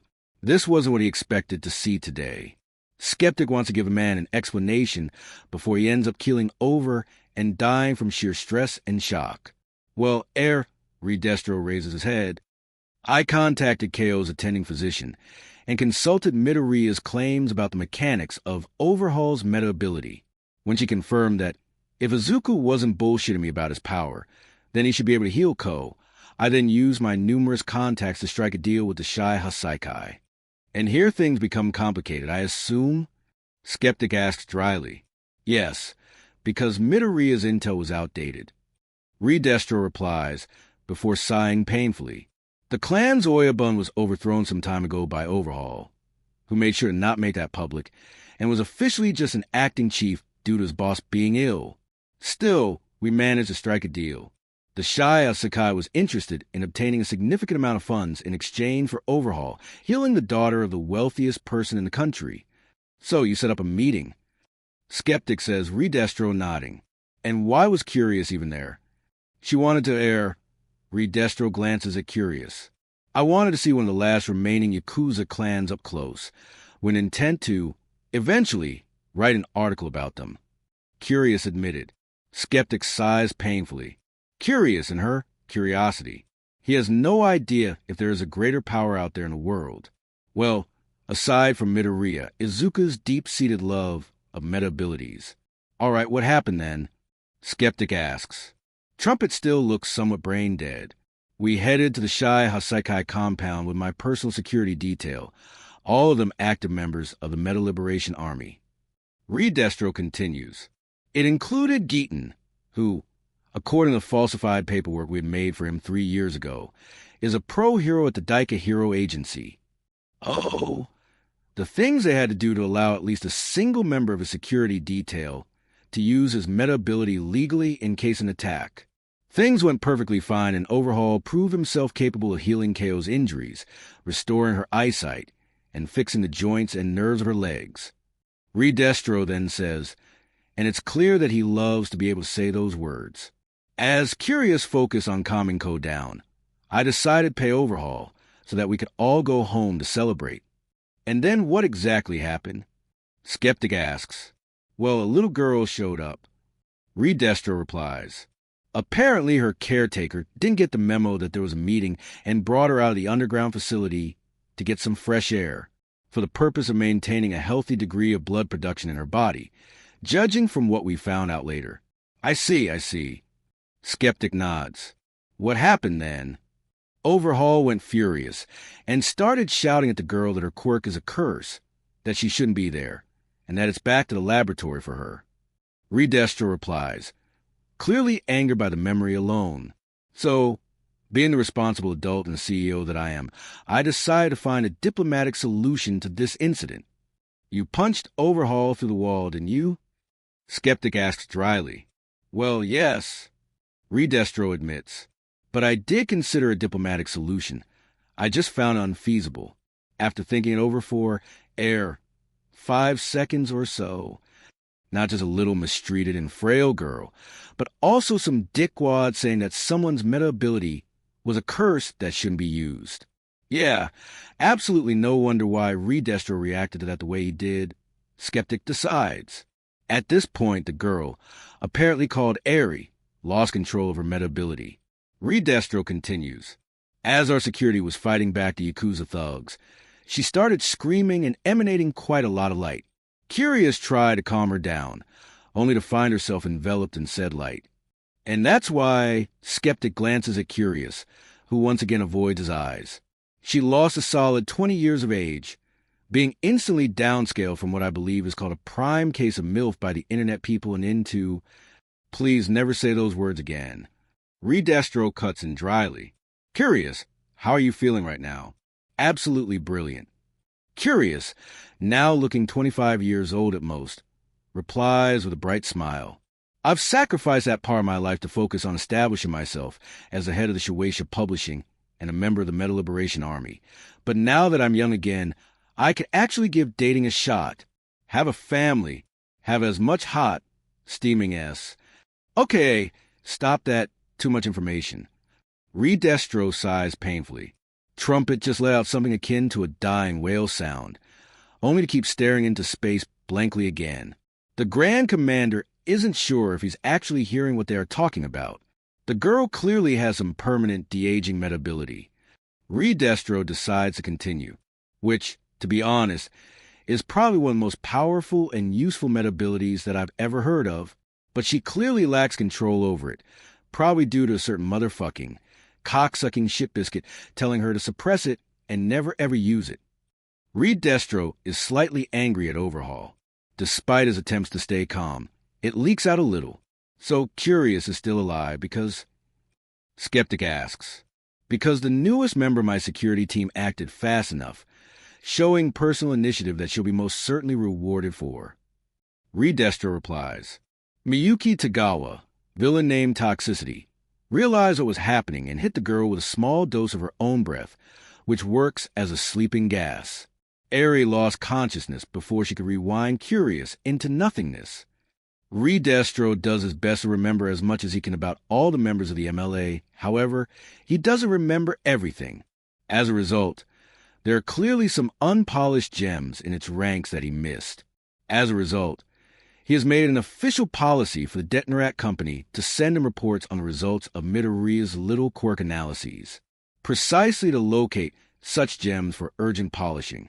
Miyuki Tagawa was one of them. Redestro had no idea how potent her capabilities were before she ran into the Midoriya and Geeton Flying Meta-Ability Analysis Patrol. After all, it's one thing to know that someone's meta-ability is their body is poisonous, and another to know that they can breathe out a form of a sleeping gas that doubles as a painkiller and sedative, that doesn't cause allergic reactions in people, works almost instantly and dissolves without leaving a trace. She was an extraordinary bodyguard material, capable of de-escalating violent arguments without bloodshed, simply by breathing in the enemy's general direction. Yes, Redestro is still pissed off that someone with such capabilities ended up on the street due to the government's utterly idiotic policies where someone from a poor household, like she was, couldn't even hope to earn a license, much less become a hero, if only because they were born poor. Thus, a walking anesthesiologist miracle that could also work as a perfect, say, orderly in a mental hospital for violent inmates. Seriously, the directors of those would have lined up in front of her begging her to work for them, one-upping each other in terms of pay. Ended up being forced to try to rob people in the alleyways as a part of a small-time gang due to bad education and lack of prospects in life. Midoriya's idea of improved support equipment for Toxicity included a variation on the gas mask that stored her knockout gas and could discharge concentrated shots of it through a wrist launcher. She could set the dose, too. Stronger for bigger people, smaller for smaller people. The minimal dosage ended up safely knocking Eri out, stopping her meta-ability instantly. Mentioning Toxicity's real name and a villain name in a meeting like this, together with what she did, was the MLA's equivalent of a commendation for an extraordinary service, and implied only good things for her future career. All right, I get what happened thus far. Skeptic admits. It's incredibly stupid in his opinion, but it makes sense. But can someone please enlighten me as to how this situation somehow escalated into Overhaul, growing to approximately 43 meters in height, Geeton retaliating by creating a similar-sized ice sculpture of Destro, and both resulting kaijus battling out in the middle of the city as if it was a Godzilla movie? Because I think I'm missing some important middle steps here. He truly did. Yeah, well, following our successful suppression of the Yakuza thugs and their executives, Redestro replies. Because honestly, fighting Redestro in close quarters with some rather meager meta-abilities was a very bad idea. Chronostasis was the only dangerous one there, And even he went down like a little bitch after discovering that he couldn't pierce through the stress-enhanced skin of the juggernaut in front of him. We decided to find the answer as to why Eri was being treated like this. And thus you accidentally, obtained the solution to the threat of the quirk singularity that we're all aware was going to destroy mankind. Skeptic says dryly, because you realized that Overhaul was in the works of making a quirk-erasing drug. So you stole his computer's hard drive, samples of the drug, and, well, the girl herself, packing the former two into a conveniently placed suitcase, and having Curious carry the latter. Am I missing something? The suitcase turned out to be one of Overhaul's sidekicks with a mimicry quirk, but that's like it has been dealt with already. Redestro replies, try not to shrink a little under Skeptic's glare. Then Overhaul woke up while we were back in the meeting room, deciding how to exit the compound without drawing the hero's attention. And then Skeptic asks him when the silence grows too long. And then I made a mistake. Redestro admits, because I decided to give Overhaul a piece of my mind in hopes of correcting his numerous life mistakes. You stupid bastard, Redestro shouts at Overhaul, who is clearly still dazed after the blow to the head that shattered his gas mask, the man on all fours right next to a big hole in the wall. You solved the quirk singularity, created a drug that could be humanity's salvation, and you tried to sell on the streets to finance your gang. What in the ever-living fuck's wrong with you, Overhaul? Overhaul's head tilts to the sides a few times, the man clearly trying to wake himself up properly. And worst of all, Redestro yells at him up close. You repeatedly butchered a little girl while telling her that her meta-ability, the blessing of individuality she was born with, is a curse to be suppressed. Even if you excluded the part where quirk/meta-ability suppression was a stupid mistake, Overhaul was just being an asshole. A genius asshole, yes, but an asshole nonetheless. If he just waited for, say, a few years before telling the girl that quirks will end the world and that she could help save it, she'd probably donate that goddamn blood on her own. But no, he had to butcher her repeatedly in his basement, occasionally patching her up from death itself with his meta-ability. The fact that Ko is seeing this in Redestro wants one of her first sights in life to include Rikiya Yatsubashi being a responsible father, and a decent human person actually makes him scream even louder. Overhaul looks up at him, still on all fours, his eyes torn between being dazed and earth-shattering, murderous fury. So, I'm going to take everything from you. Redestro stands up. He expects Overhaul to try to attack him with spikes, but he'll boost himself with stress to resist it before the attack connects. I'm going to take the girl and give her a happy childhood, and I'm going to steal your research. And you know what? I'm also going to not pay you for healing my daughter either. He smiles wryly at the downed Overhaul. So, what are you going to do about that?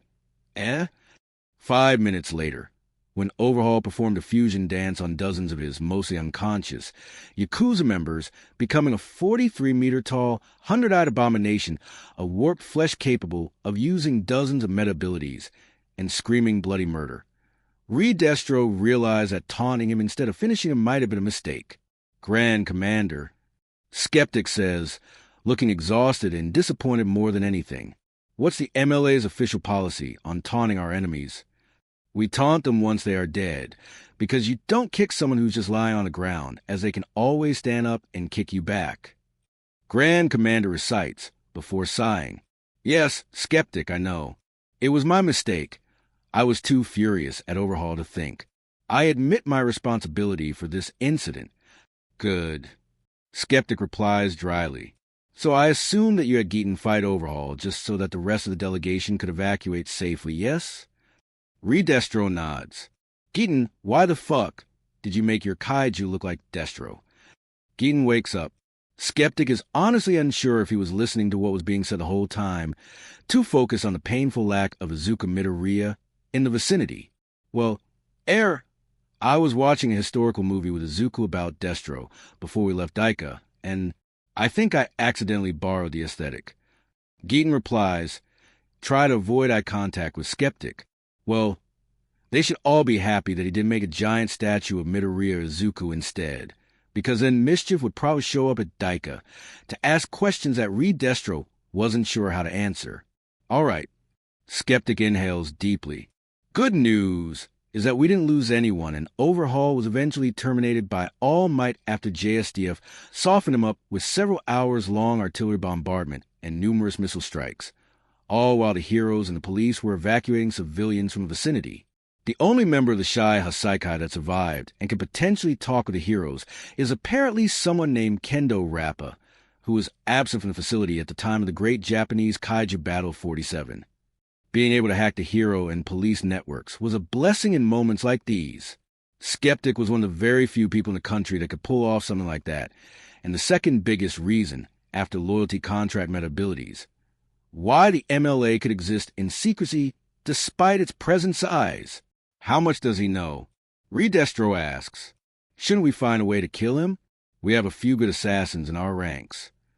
Skeptic checks his laptop quickly.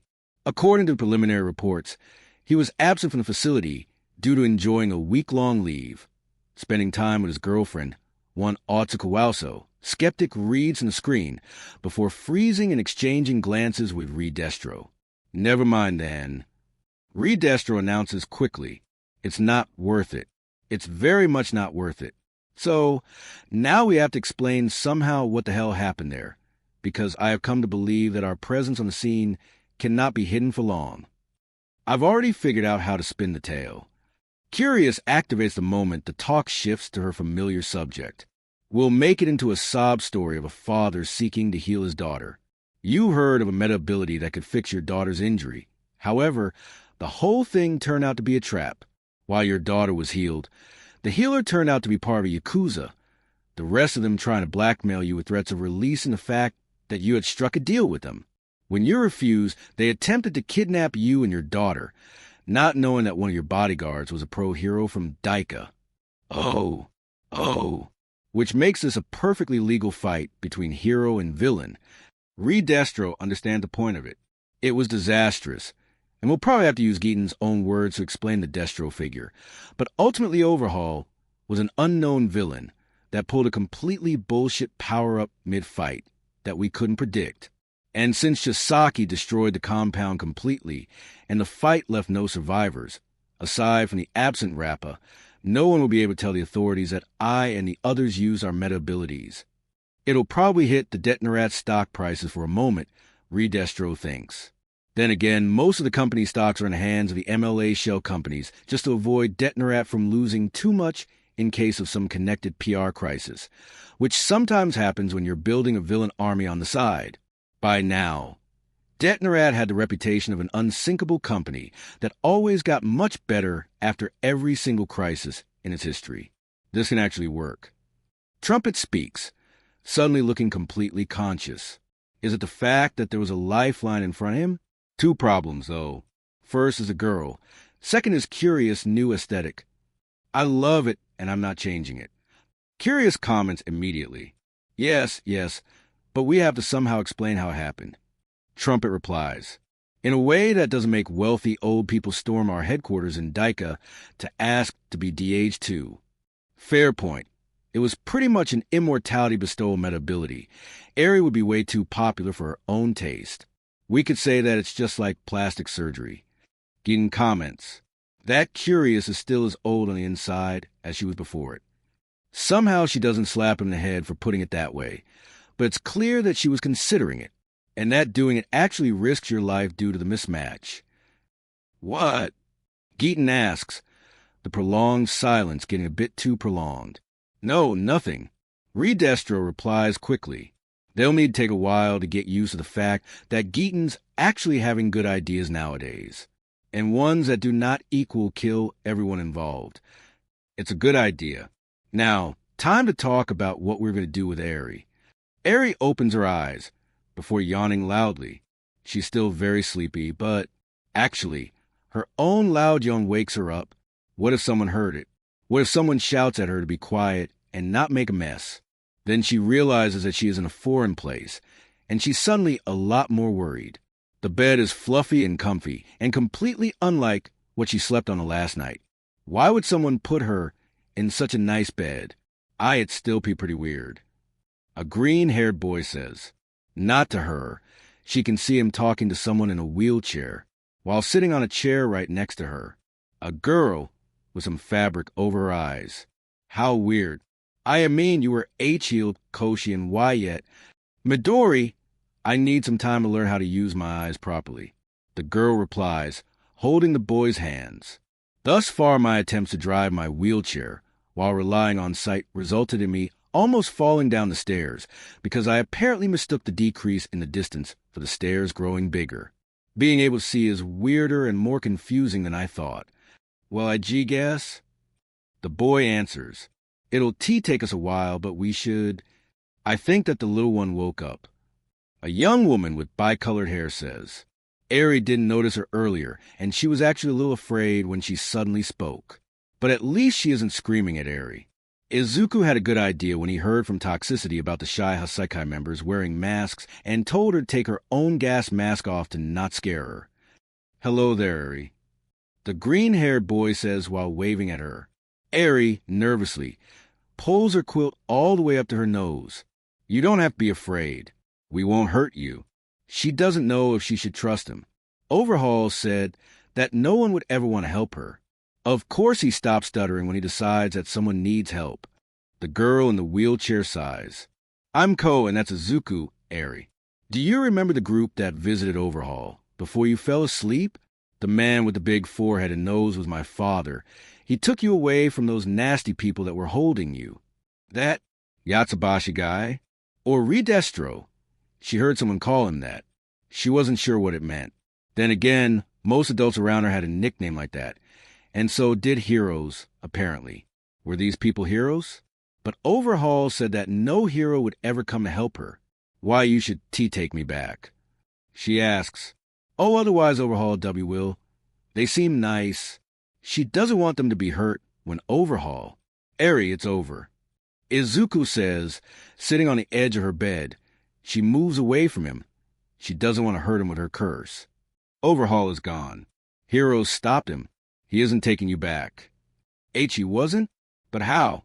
He was so scary. Everyone was afraid of him, and no one dared to say a word to him. And he was gone? You know what? Ko suddenly speaks. I think I know of a funny thing we could do together to celebrate your freedom from that man. Ridestro and his fellow first advisors finished their emergency council before deciding to break the news to Eri that they decided to look for someone among the MLA ranks that will be interested in adopting her, although probably not before she manages to learn how to control the activation of her meta ability. They don't want to worsen the girl's apparent trauma. They come upon Eri and Izuku sitting side by side on the couch, Ko next to it on her wheelchair, and Miyuki Tagawa standing behind the couch, ready to put Eri to sleep if her meta ability activates again. This is so weird. Ko says, the blindfold temporarily off. It's totally not like I imagined it, and honestly, I can scarcely figure out what I'm looking at, really, except for Heinz Doofenshmirtz. He looks pretty much like I expected him to. Of course they are watching that cartoon. Should Ridestro be surprised? Someone from the MLA mentioned to Ko that Doofenshmirtz looks like her dad and has a daughter that he cherishes a lot, and somehow it became her favorite. She couldn't even see it. She had enough fun just hearing it. We have guests. Toxicity proves once again to have a very respectable degree of situational awareness. Daddy. Ko smiles at him after turning her head to see what was going on. The fact that she could do it and recognize him really warmed his heart. Eri, do you recognize that person? She then asked the little girl that Ridestro saved. Eri thinks it over for maybe 3 seconds before replying, Didier Ridestro. She then half says, half asks, in less than 2 seconds. Ko is laughing so hard that she actually ends up falling from her wheelchair, Ridestro, and Midoriya almost headbutting during their simultaneous dashes to help her return to her seat. Did I say something wrong? Eri freaks out. Toxicity leans over her from behind the couch's back seat. No, quite the opposite. She says, if there is someone in this room that truly relates to Eri with her accidental quirk kill trauma that they managed to get out of her during the past 30 minutes, it's Miyuki Tagawa. You've said something incredibly funny. Eri appears to be confused about it. All right, Ridestro says, having gracefully conceded the position to Midoriya, who promptly helps Ko return to her position in the wheelchair. We've come to a decision regarding what to do with Eri. Daddy, can you adopt her? Ko says immediately, her standard angelic smile on her face. Please, I always wanted to have a little sister. Destro blinks at his daughter. Well, I understand that, but you know that my work keeps me rather busy, and Ko's pleading smile somehow gets even harder to resist. Ko, listen, A sound of doors closing behind him. Destro looks in that direction, just to see Trumpet missing from the group of his advisors. Where did he go? He asks, confused. Decided to save ourselves some time and went to prepare the adoption papers. Curious replies dryly. Izuku Midoriya's next month was mostly divided between analyzing the meta abilities of the Meta Liberation Army members with Giten Niken and spending time together with Koshi and Eri. Izuku was actually quite happy. It was still all a bit confusing to him. But somehow, they all seemed like they actually liked spending their time with him. Yatsubashi-sen decided that Izuku shouldn't spend a year missing out on basic education. But Izuku clearly hated it when the word school was thrown around. So instead, Destro decided to get him a few private tutors that he was of course willing to pay for. The aforementioned tutor said that Izuku was extremely intelligent and talented, which left Izuku extremely confused over that, because this is literally the first time that a school teacher had said something like this about him in his memory. Is it because they are villains?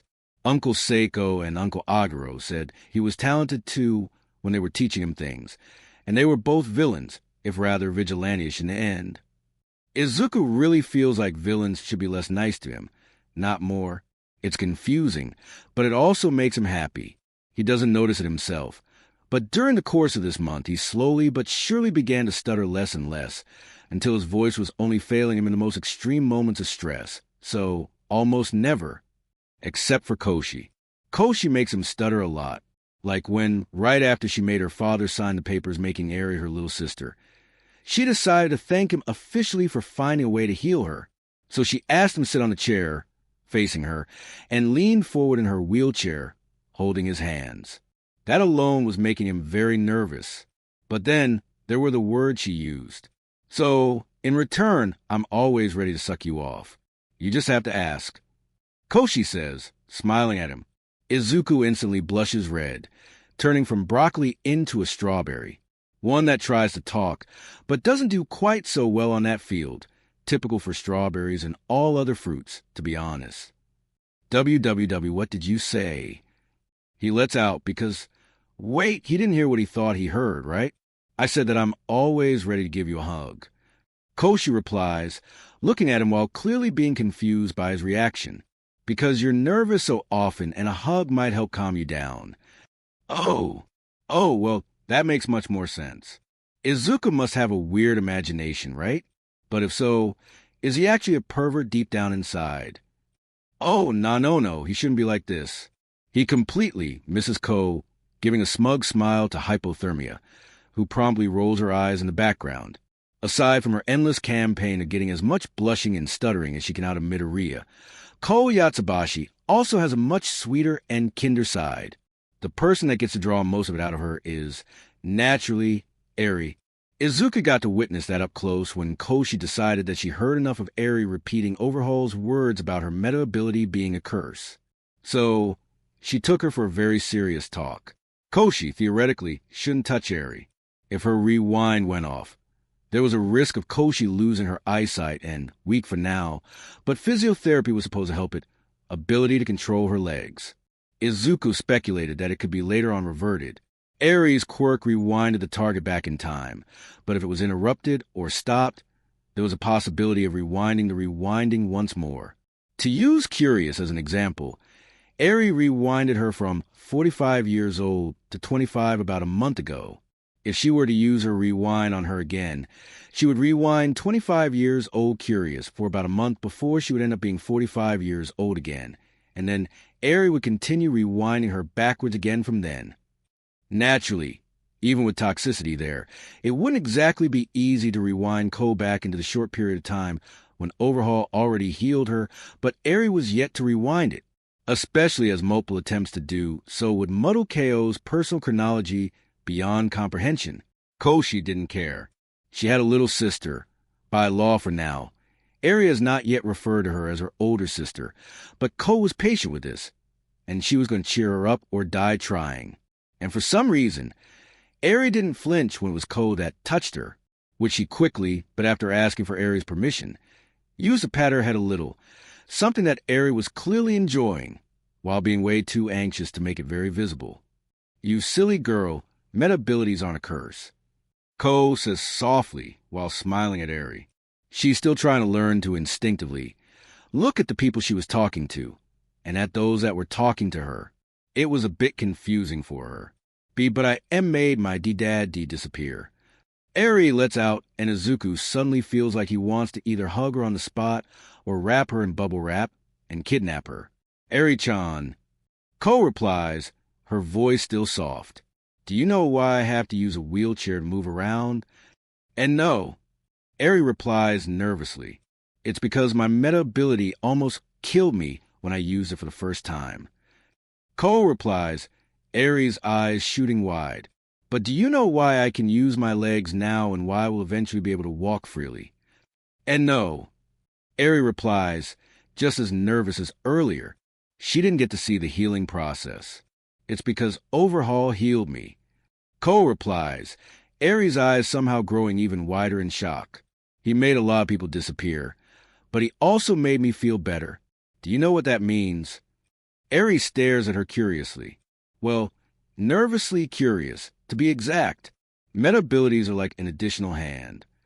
Ko replies, "You can use it to hurt someone or you can do this." She adds, as she caresses Eri's cheeks lightly, "It's not a curse, Eri-chan. What happened was an accident. And guess what? You aren't the only person in this room who had such an accident." "I am not?" Eri asks, clearly enjoying the caresses. "Yep." Ko says, "Toxicity, the lady that stopped you from accidentally injuring Curious, also accidentally hurt someone with her meta ability. But see, once she learned how to use it, she actually managed to stop someone else from disappearing." Eri's eyes move over to Miyuki. She was pretty much assigned to shadowing Eri, because the girl could still lose control of her ability, and if so, Tagawa was the best way they had of stopping her. Toxicity actually had intervened 2 days ago, because Eri had a nightmare and activated her meta ability accidentally. Thankfully, the big plushie that she got from Ko to be able to hug something when going to sleep, that was actually Ko's old teddy bear, was unaffected, and Tagawa, who was temporarily sleeping in the room right next to Eri, and with a child monitor in place to boot, put her unconscious safely a moment later. Toxicity's eyes met Eri's, and she nodded. Yeah, Miyuki Tagawa can relate to Eri's problems. She is getting better nowadays, the theory about her hair being an antidote being confirmed. She even started looking around for a potential boyfriend or a girlfriend. She wanted hugs, cuddles, and kisses after being touch-starved for her whole life, so much that it really didn't matter to her what they were all attached to nowadays. Oh. Eri looks down. Ko refuses to allow that and slightly raises her chin. "See." Ko smiles. Overhaul was a dummy. Most of the things you heard from him were lies that he made so that you would listen to him. Once you settle down properly, Midoriya will find a way to help you learn how to control your meta ability so that you'll never make anyone disappear again. And that if you decide to do so, you'll be able to make people's Aokis go away. It wasn't apparent to anyone involved, but Izuku probably fell in love with Ko right there. When she finished saying the words and hugged Eri closely, the horn girl clearly enjoyed it despite her general fear of physical contact. Of course, it was going to take him a long time to realize it was love, and then to get over that fact enough to not freak out whenever Koshi enters line of sight. Besides, it's not like there was a chance that Koshi saw him like this, right? Izuku remained completely unaware of the fact that Koshi was, at this point, reading him like an open book, and was actually completely enjoying his internal freakouts. But even before that, more things happened. A few days after the talk with Eri, who was clearly still digesting Koshi's words, Izuku decided to have a big talk with Ko about something that he figured out recently. Because eventually they had to. "You, Koshi?" Izuku asks. They were eating breakfast together. Giten was yet to show up and kidnap Izuku for more meta-analysis. Not like he really had to. Izuku was all for it. Hypothermia, was eating right next to them. Eri ended up landing herself on Toxicity's lap, having eaten a bit of her hair to work as a temporary antidote. They somehow became surprisingly close during the past few days, ever since Eri found out that Tagawa made someone disappear too. Yes, Midori? Ko asked back. She has something of a hunch. So just in case she stops eating for a moment, I think that I know how to let you use your meta ability safely. Izuku says the words. Koshi realizes two things immediately. The first one is that it's great that she stopped eating, or she'd probably choke to death in an instant. The second one is that if it works, then she's going to give birth to Izuku's babies, and preferably as soon as possible. They would be so adorable, like their dad. Merely imagining their hypothetical children finding themselves their other halves and being as adorably innocent about it as their father made her go all warm inside. Not the pervy type of warm inside either, but rather the wholesome one. At this point in time, Inko Midoriya feels the same odd feeling of emotional connection with someone. Once again, it happens to her when she is extremely busy and completely unable to properly analyze it. Her ex-husband realized that Inko is tearing through his associates, forcing a lot of them to go underground. He retaliated just like you can expect all for one to react to having a disagreement with his wife, even a former. He sent assassins after her. It wasn't working awfully well for him, all things considered. The forest is dark. The night is almost lightless thanks to the present moon phase. It's almost a romantic setting, if you exclude the dumbass calling in thunder strikes randomly and hoping to hit Mischief who was hiding among the trees. To be honest, 9 is actually a danger to her right now. She needs to get closer for her quirk to work strongly enough to overpower his weak anti-telekinetic quirk that her husband Dearest gave him to kill her. She has a perfect plan for that. And she should probably hurry before 9 accidentally hits the tree right next to her and electrocutes her. Or if the heroes come to see what the fuck was happening out there at this time of night. 9 came to the forest with his crew, but lost contact with them early into the battle. Just as she had hoped, she pulls on a distant object, one that was on the other side of 9. It hits his back lightly, 9 looking down on it to see what it was. It was Slice's head, a distraction that Inko needed. She let him hear the crack of some small twig under her heel. He turns towards the direction of the noise, Inko taking just this moment to switch on 2 lighters, one in each hand, on both sides of her head. Peekaboo, she says. 9 can see her face in the faint light of her lighters, the woman standing less than 2 meters away from him in total darkness of the forest. Then he sees nothing more, because she tore both of his eyes out of their sockets. His heart follows suit a moment later. This time, Mischief doesn't bother with interrogations. All for one probably filled their heads with false intel, just in case she actually triumphed over them. Wolfram and the few major villains she took down afterwards gave her enough information to go on. But seriously, what was this weird recurrent feeling that was plaguing her nowadays? How? Ko actually stutters a bit as the realization hits. It's way too strong. I almost killed myself when I was 4 years old. By now my stockpile has to be 10 times stronger. Why, yeah, but... Izuku freaks out a little under her gaze. The thing is, it wasn't why you using it that she crippled you. I think it was the way why you used it. Elaborate? Ko replies. They are sitting on the opposite sides of the table. Because honestly, she doesn't want Izuku to freak out during dinners, if only because she's seriously afraid of making him choke to death himself. Let's imagine a muscle. Izuku replies. He stutters, despite talking about a meta ability, because it's Koshi's meta ability. Y your power amplifies S strength and D durability. B because Y your body and needs the L ladder to survive the F former, right? W what do you think will H happen W and H half of the M muscle W will be E empowered at F few T times more T than the O other half. Oh, the muscle will snap. Ko says slowly. Not to mention what will happen to the joints if I happen to strengthen them unevenly. And all the damage was in my legs, because I didn't strengthen the rest at all, which, to be honest, could have killed me on its own if I was unlucky. What if her legs didn't shatter so much? What if she accidentally jumped on her suddenly super-strengthened legs just to ram her completely not strengthened head into the ceiling? It would be an instant death. Why, yes. Izuku nods. I think that you can control your P power if you train it well, and once your M muscles grow as stronger W with training. Why you should start by lying completely still. Why your muscles relaxed. T trying to F fill your W whole body with your S stress energy equally, and as L little of it as P possible. He pauses for a few seconds before realizing something. A actually, T there is a MMLA soldier T that has a meta ability that L lets him L lock the movement of A anyone that talked W with him for more than F 15 seconds. He S should M make sure that YU D don't accidentally M make any M movements W while training. Ko Yatsubashi realizes something extraordinarily important after hearing those explanations. It can actually work. She might no longer feel useless. She might actually be able to help her dad properly. She says softly to Izuku, a bright smile on her face. Really want to hug you now. Hypothermia. The only person in the room who understands her words correctly, sighs painfully. Ko Yatsubashi trained her meta ability for about a week before it suddenly occurred to her, something that evaded her attention earlier, something that should have been completely obvious to her from the start.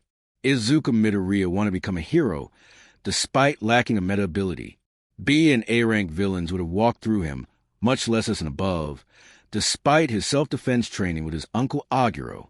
There was only so much he could do against people with clearly superhuman levels of firepower, while still being restrained by human limitations. However, he had one of the brightest minds ever. The All Might and Sir Nightai duo came to her mind. If she managed to overcome her present limits, heal her body properly, and control her meta ability, she could become his All Might, Izuku being her sidekick, but one almost as famous as their hero. Ko Yatsubashi becoming one of the top heroes, with her sobbing heroic backstory about overcoming your own disability and her meta ability strength, it was possible, would help her daddy and the MLA as a whole so much. She could already imagine that. Ko coming back home from a hero billboard chart announcement after discovering that she just became the #1 hero. Izuku waiting for her at their home, having prepared a dinner for them to celebrate her new achievement. Izuku asking her what she wants from him as a gift to commemorate the event, with his adorably innocent face, and Ko sitting on a chair, lifting her skirt and winking at him. Or, hey, she doesn't think it's possible with such a cinnamon roll as Izuku, but if it goes the other way, she's totally ready to accept cruel and unusual punishments for not performing well enough for a promotion in the ranking. Now that she thinks about it, helping her father might not be her main motivation. Oh, well, it doesn't matter all that much. She can help him and get what she needs from Izuku at the same time. It's a win-win. Koshi? Izuku asks, Koshi waking up from her stupor. I think you've S-spaced out a little. That she did, damn it. She even started salivating openly at the mental images that her overactive imagination gave her. Ugh. Hey, are you hungry? Izuku asks. She loves how caring he is. Why you've been salivating a little and more thirsty than hungry, Midori. Ko replies, yes, that's how she is right now. Sue her, and good luck winning against the Detnerat Company's army of lawyers, ha. Oh. Izuku scratches the side of his head. Do you want me to make you SMT? Oh. Oh, God. Too adorable. Too bright. Too innocent. Her, regretfully, virgin heart can't take it. It's too much. Too much. Where was he her whole life? Sure, she was barely 16 years old, and still wanted to wait for at least a year, if not 2, before savoring that fruit. So he wasn't hiding from her that long, but she won't tell him about her idea to become a hero with him. For now, she isn't sure if it'll work, because she isn't sure if his idea on how to help her use her meta ability properly will work to a satisfying degree. Ko doesn't want to sully the innocence of his smile by giving him false hopes over something so important to him, but she'll keep it in mind. In the meantime, she agrees to the tea. He makes an absolutely delicious one, if only so that she can stare at his bottom while he leaves the room. She is still learning how to use her eyesight properly, but she's fairly certain that she's enjoying that one sight a lot, just as she's enjoying the fact that she invited him to help her with her physical exercises, because this allowed her to pick some properly loose clothes that showed a bit more than they should during certain exercises. The sight of Izuku Midoriya trying to do his best to look elsewhere while babbling at her that something's showing again and she should cover it was another one of her favorite sights. Besides, she heard once that having your blood pressure raised occasionally is healthy for you in the long term, improving the way your cardiovascular system operates. From that point of view, she is helping him, right?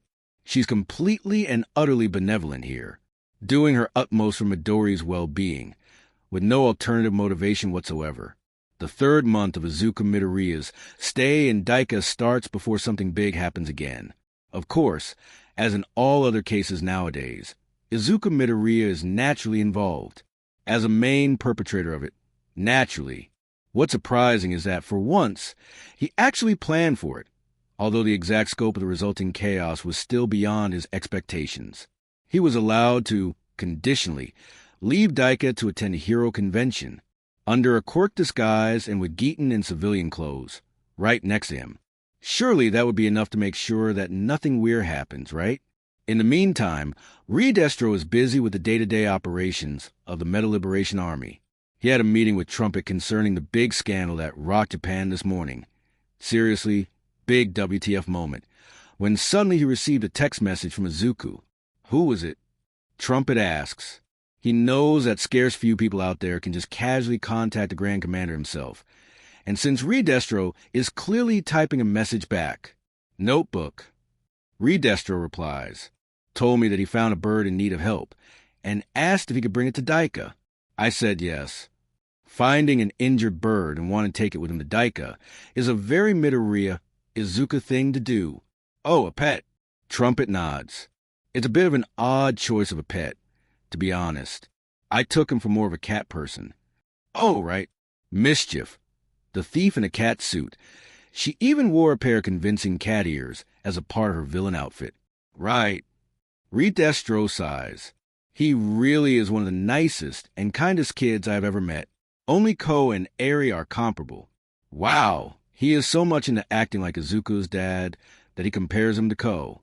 Trumpet is extraordinarily surprised with the speed in which Destro was obtaining children, not by blood, nowadays. 3 hours later, someone knocks on the door. Destro actually ended up having 2 other business meetings before deciding to have another meeting with Trumpet to talk about the developing political crisis in Japan. Yes. Destro asks while heading toward the door. Trumpet looking after him. It's me. Oh, it's Izuku. He must be back. I brought the air bird. Destro decides that bringing the bird to him of all people is a bit weird. But then again, when exactly was Izuku not weird? Knowing him, he probably found an odd way of employing Destro's quirk to heal the injured bird he found, or something like this. Rikiya Yatsubashi opens the door.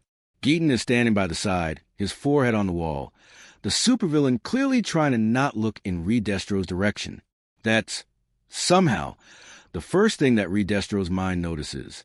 He then sees oddly enthusiastic Izuku Midoriya, looking at Destro with hope and happiness in his eyes. It's absolutely adorable to watch. Somehow, he notices the bird last. Hi. Kigo Takami, wearing a very atrocious fake mustache and a long blonde wig, says, waving his hand rather awkwardly. Destro's eyes shot back to Izuku. Can we keep him? Izuku asks, stars in his eyes. For all his mental exercises, Destro simply wasn't ready for bullshit of quite this magnitude so early in the day, while still so sober. Midoriya, what the actual F? Fun fact, canon actually involves a shot of younger Curious, so this tells us how she looks post their event. This time the incident started only with the indirect involvement of Izuku Midoriya. In fact, it was so indirect that it really barely counted as something that he caused, although it had to be admitted that it was Izuku that started the chain of disastrous events. Accidentally, of course. Unknown to the world, Hawks' father was a murderer in hiding and an abusive piece of shit. He was rescued by Endeavor before falling in with a bad crowd, namely, the Hero Public Safety Commission. They made him do a lot of nasty things after wrapping him around their finger, making him see assassination of HPSC political opponents as a dirty job that allowed people like Endeavor save other kids like little Kigo Takami from their abusers. Then Endeavor was outed as a less than stellar father himself, And while the generally understood circumstances made things a bit more complicated, there were no such circumstances in Thunderbolt's case. Both of them were protected by the HBSC, which led to a deeply confused Hawks asking a variant of Mr. Mera, "Are we the baddies?" question. This, together with an extraordinary amount of potentially compromising intel that Hawks was carrying in his head, led the Hero Commission to have an emergency meeting over the subject of, what the hell are we doing with Kigo Takami? Hawks managed to smell bad things about to happen to him, thanks to someone whispering to him that there was a meeting concerning him happening right now. You didn't need a doctor to realize that a council of shadowy villainous masterminds having a meeting about you, without you, right after you started asking questions of moral nature wasn't good. So, he used his quirk to steal a copy of the hard drive containing HPSC's blackmail material concerning their heroes while the meeting was still ongoing, before valiantly dashing out the window of the HPSC headquarters. He knew where the copy was thanks to someone being very talkative about it, and Hawks long ago decided that if something would go very bad with his life, he was going to grab that backup drive and flee. Ironically enough, the Hero Commission initially decided to keep him around under heavier surveillance. He was too useful, and they couldn't risk losing another top hero right after Endeavor and Thunderbolt. Except, that's when one of the commissioners had a bad idea. No, more than that, an extraordinarily bad idea. Why do we have to keep him around?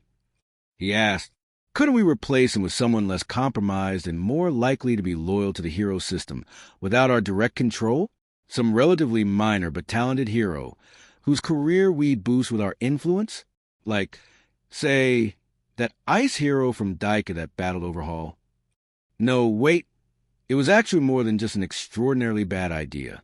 It was the all for one of bad ideas.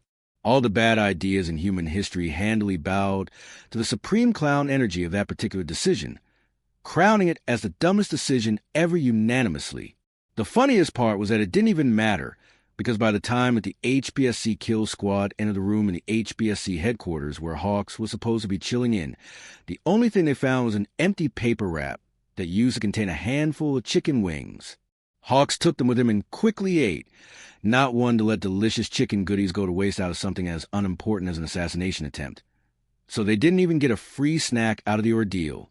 When Yakumaru Mera realized that Hawks took their blackmail database with him, the result could be simply summarized as total panic of biblical proportions, plus a lot of terrifying screams, and the HBSC president almost choking on her drink when she heard what happened.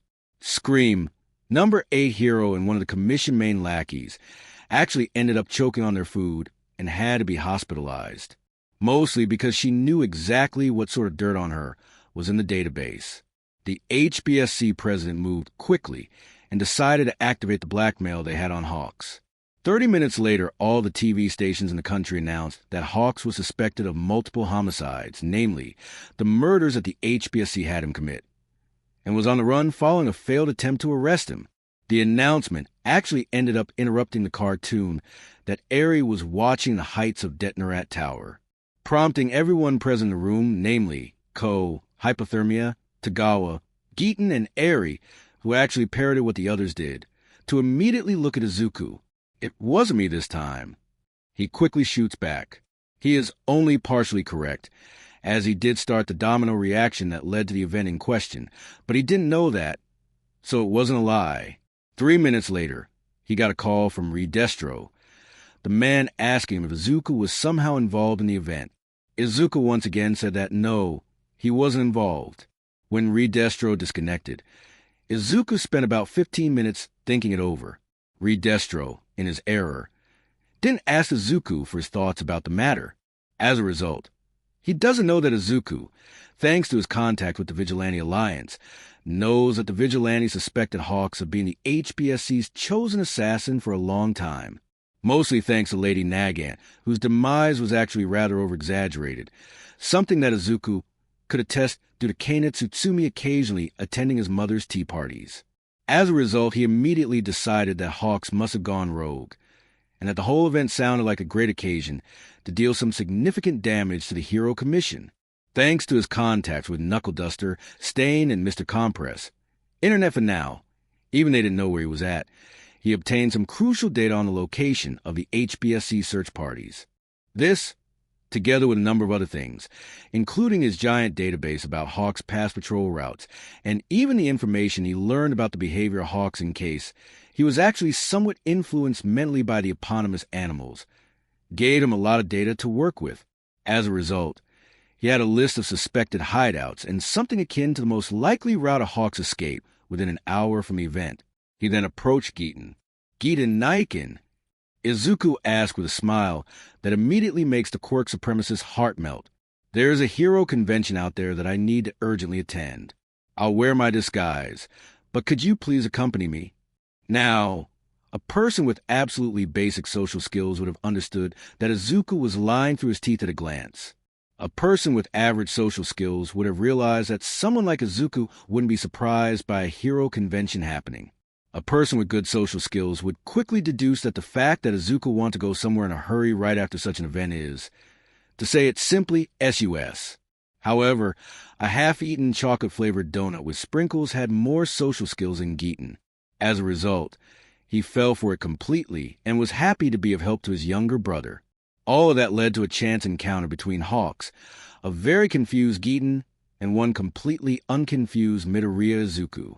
It happened right behind a local McDonald's that Hawks had just left, having apparently entered them without his wings on, and with a wig that he wasn't really clear where he got from and probably stole from someone on the street, in order to obtain a pair of fake mustaches that were nowadays added to a Happy Meal for some extremely unclear marketing reasons, to enhance his disguise. In other words, Hawks was very busy discovering that being locked in his house as a child, then being trained by the HBSC, and then doing what the HBSC told him didn't prepare him for his role as a fugitive, or even to live as a part of society without the whole murder for us, and we'll deal with your taxes and associated paperwork for you situation. Giten didn't realize that his younger brother played him like the cheap kazoo he was until Hawks freaked out that he had encountered a hero. He didn't remember all of them, but the only people ready to wear a parka in such a temperature were heroes, villains, and, probably, exhibitionists that wore nothing underneath, and promptly summoned his feathers. "Wait, we're on your side." Izuku interrupted the soon-to-be massive battle between a former top hero and one of the living nukes of the MLA in the alleyway behind a local McDonald's. "We're here to help you." Giten was greatly surprised by that statement himself, but wisely decided not to level down the neighborhood, unless Hawks tried to injure Izuku. He, in a twisted way, was still the same quirk supremacist who thought that one's meta-ability strength should define your position in society, which, to be honest, totally wasn't a thing in the hero society where strong and flashy quirks make you naturally predestined into fame, glory, and money, as before meeting Izuku. What changed was that he now realized that there are people with other talents, like Izuku, and that if Giten wanted to be the god overlord of the neighborhood, he needed to make sure that people with weaker meta abilities but other talents could live their lives safely in order to support his existence by, for example, producing food because he had no skills on that field himself, or giving him meta ability tips, which implied protecting them from threats so that they could continue to live in peace, so that he could benefit from said peace and their lives, which, again, totally didn't change him from a wannabe quirk tyrant into a wannabe quirk feudal lord. Not to mention totally not making him obtain a pro-hero mindset, but with some extra steps. In short, he was completely ready to battle God to protect Izuku Midoriya. Thankfully, he didn't have to, because Hawks wasn't a god and decided to see reason. "That's great, kid, but I really don't think that you can help me."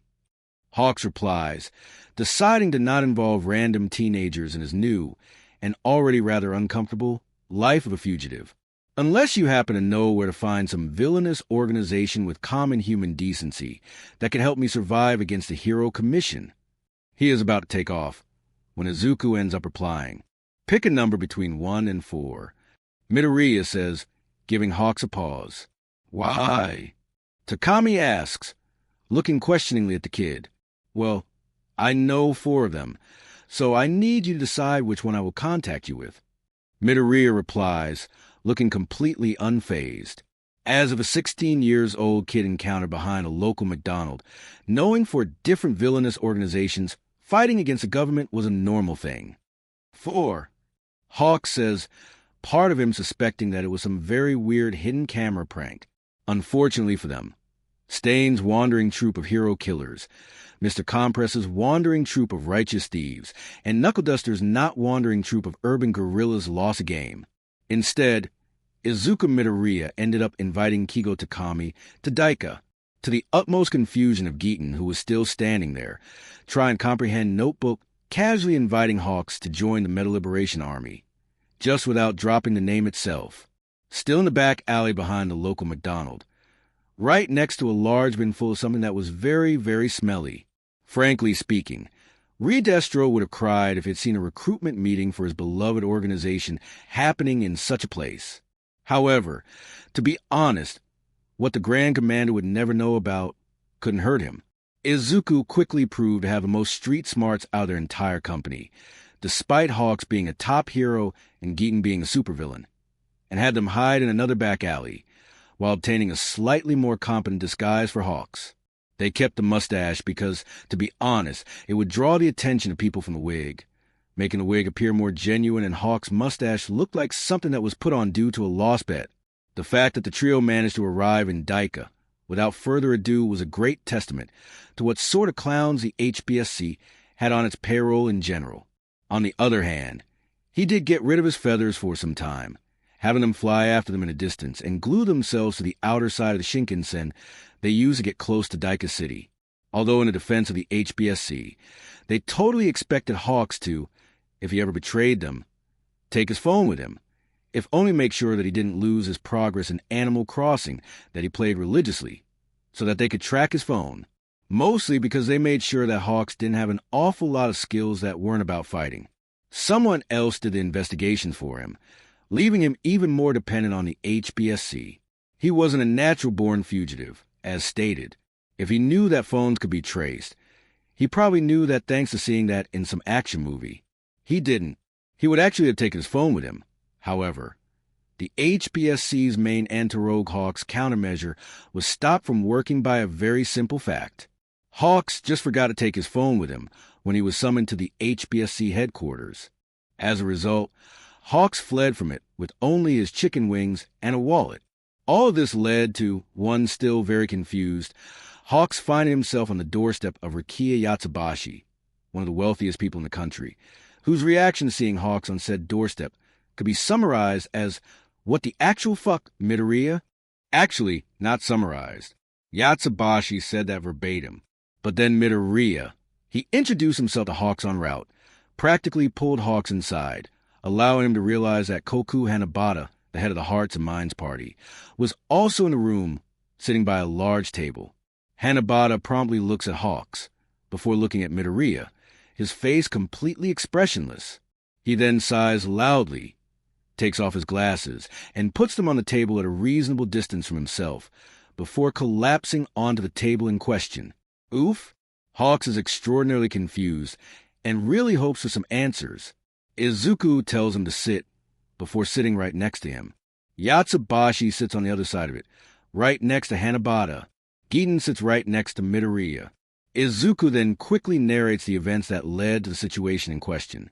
Hanabata actually wakes up midway, clearly only pretending to have collapsed the whole time. Midoriya? Yatsubashi sighs painfully. Don't you have a feeling that you've slightly overstepped your boundaries somewhere in the middle of this story? No. Midoriya looks at him with slight confusion. You've made me a first advisor. According to the quirk contract I've signed, it's actually legal for me to attempt recruitment of people as a result. The CEO actually facepalms over this. Yes, technically you're right. He then says, I permitted this because I didn't expect anyone to believe you, especially not a top hero. Also, didn't I say something about you being supposed to listen to other first advisors? Due to, well, being a minor? Midoriya points at Giten. Giten doesn't count as adult supervision, and we both know it. Yatsubashi says dryly, Hey! Giten seems to have taken offense. Yatsubashi and Hanabata stare at him over the table until he decides to concede the point. All right, Hawks. Yatsubashi sighs. As Midoriya stated, we are actually a group opposed to the Hero Commission, and in the process of doing our best to overthrow its corrupt regime and instill some serious changes in the system. Before you ask, It was members of our organization that were responsible for misdeeds of Endeavor, Thunderbolt, and Alder Middle School being revealed to the public. Well, Endeavor and Alder were theoretically outed before Midoriya joined the organization, but he was now a member of the MLA, so it totally counted as the organization's successes, right? Especially since Curious and Trumpet were involved. Well, that's cool. Hawks give him a thumbs up. Job well done. Seriously, a big fan of your work. He isn't even joking. He had enough of a traumatic backstory to go nope after seeing Thunderbolt viciously beating his daughter up. Yeah, nope. If the HBSC actually knew and protected such a piece of shit, they deserve everything that's coming for them. Great, thank you. Yatsubashi nods. Look, you can probably understand why I'm not going to be immediately welcoming towards you. In fact, you're going to be on house arrest for a moment, until we confirm that you're not some sort of deep undercover agent of the Commission. Rikiya Yatsubashi would have to be a complete buffoon or an idiot to willingly let someone like that know the full extent of the MLA works without proper loyalty checkups first. It felt like something that the dumbass that attacked the USJ and got their ass, pun intended, handed to them would do. Oh, understandable. Hawks nods. To be honest, I kind of realize that I can't live on the streets for shit like 2 hours into my life as a fugitive. For as long as it's not a prison cell, I'm all right with that. Oh, and drop me some chicken wings from time to time. Being able to pick a slightly less morally awkward cage sounded like a good start. He'll find a way to escape cages as a whole further down the line. Before that, I think you'll like to have this. Hawks pulls the big external hard drive out of his pocket. He doesn't miss Yatsubashi and Hanabata being slightly nervous for a moment. What is it? Yatsubashi asks, taking it off him. A complete backup of HBSC's blackmail database. Hawks replies calmly. All the dirt they have on their heroes. Several hundred gigabytes of stuff. Silence in the room. Hey, what? Yatsubashi manages to speak first. Redestro had Skeptic connect the hard drive to a computer unconnected to the Detonarat Tower's network, just in case it was some very 5D chess attack plan, including a virus infection carried over by Hawks into the middle of the MLA's stronghold. Skeptic quickly confirmed that there were no bugs in the hard drive. It was encrypted heavily. Thankfully, the MLA had access to that particular encryption code thanks to Skeptic's tireless work in infiltrating the HBSC. The HBSC was smart enough to keep shit like that on the internal, super-secured networks with no connection to the internet. They didn't expect Hawks, though. Inside were numberless folders named after pro-heroes, segregated according to their current ranking. All Might wasn't there, but Hawks, obviously, was. Endeavor and Thunderbolt were there as well. Oddly enough, there was also someone else among the top 10. Wait, Best Jeanist? Redestro blinks at the computer screen. The Commission has dirt on him? I thought he was close with Nedzu. Skeptic takes that as an invitation to open up the folder. It's a video file plus some documents. Skeptic activates the video file. It's a recording from some hotel room. A woman was there. A woman painfully familiar, due to the whole sinful nun outfit aesthetics that Redestro could recognize with his eyes closed. Wait, is that Purity? Redestro says, staring at the screen in surprise. Head of the Creature Rejection Clan? She was clearly bound by some threads, but Yatsubashi would have heard if Best Jeanist arrested that woman. Did she escape? But what exactly was so condemning in such a video? Best Jeanist shows up on the screen, Purity making no attempts to struggle. Then, Tsunagu Hakamata shows up in the camera view.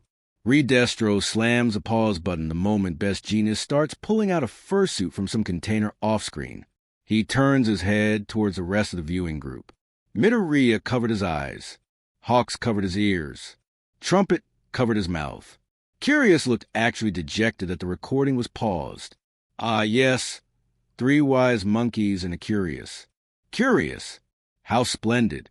This didn't happen. Redestro says dryly. Everyone but Curious nods in unison. Also, Midoriya, do you remember me mentioning 4 completely untrue scenarios as examples of what I want to be informed about when you'll discover them? I vaguely remember Best Jeanist being a furry and Hawks being a governmental assassin on the list. Yes, sir. Midoriya admits. But I didn't know about Best Jeanist, though in hindsight it makes sense, as I knew for certain that Purity had a husband that she never mentioned the name of that was apparently good at bondage. Oh God, they're married. And oh God, Midoriya knows what bondage is, who has corrupted the sweet summer child so much. And I only had a vague suspicion about Hawks being a governmental assassin. Yeah, Destro wasn't even told about it.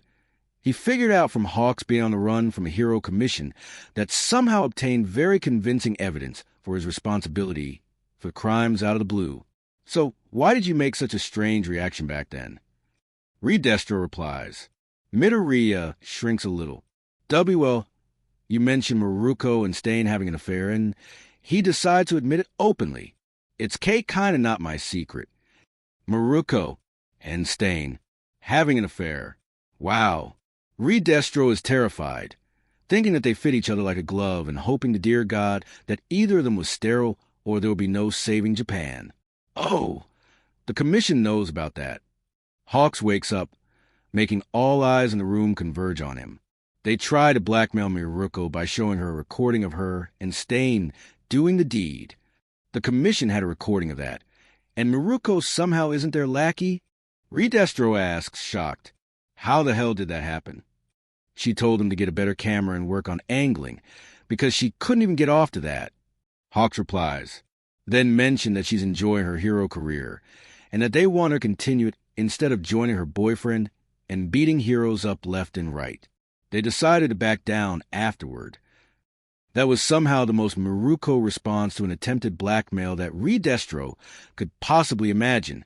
Trumpet and Curious seemed to be in agreement with him on that.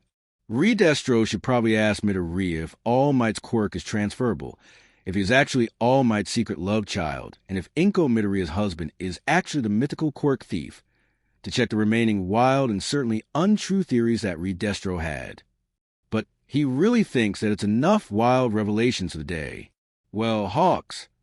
Destro instead says, with a well-trained smile and a thumbs-up gesture, I must say that if we manage to confirm the authenticity of the rest of the data, your honesty with us will be all but confirmed. And if so, you can consider yourself a new member of our organization. Sweet. Hawks appears to be satisfied with this. 2 questions. When can I get something to eat? Preferably chicken wings, because I'm incredibly starved. And what organization did I just join? Oh, God. Not another overly powerful dumbass.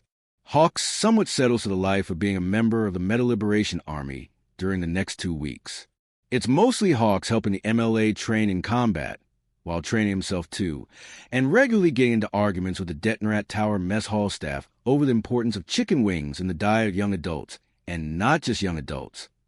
Destro eventually grew tired of it and offered KFC a nice discount on rent in order to get them to open one more of their restaurants in Daika, just to keep Hawks satisfyingly supplied with his favorite drug.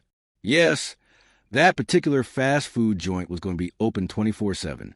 After a moment of consideration, Destro had Hawks also trained, or more like educated, in societal common sense, including such important morsels of knowledge as how to pay taxes, what to do when you're injured, because apparently he was always fast-tracked into a HBSC-owned hospital without his own input, and last but not least, why the fake mustache you got from local McDonald's Happy Meal set doesn't count as a satisfying disguise when the government is trying to get you killed for. Knowing too much, Destro did his best to ignore the looks that Curious was giving Hawks, the man considered, until his exposure as a serial killer, the hottest piece of male ass in the country.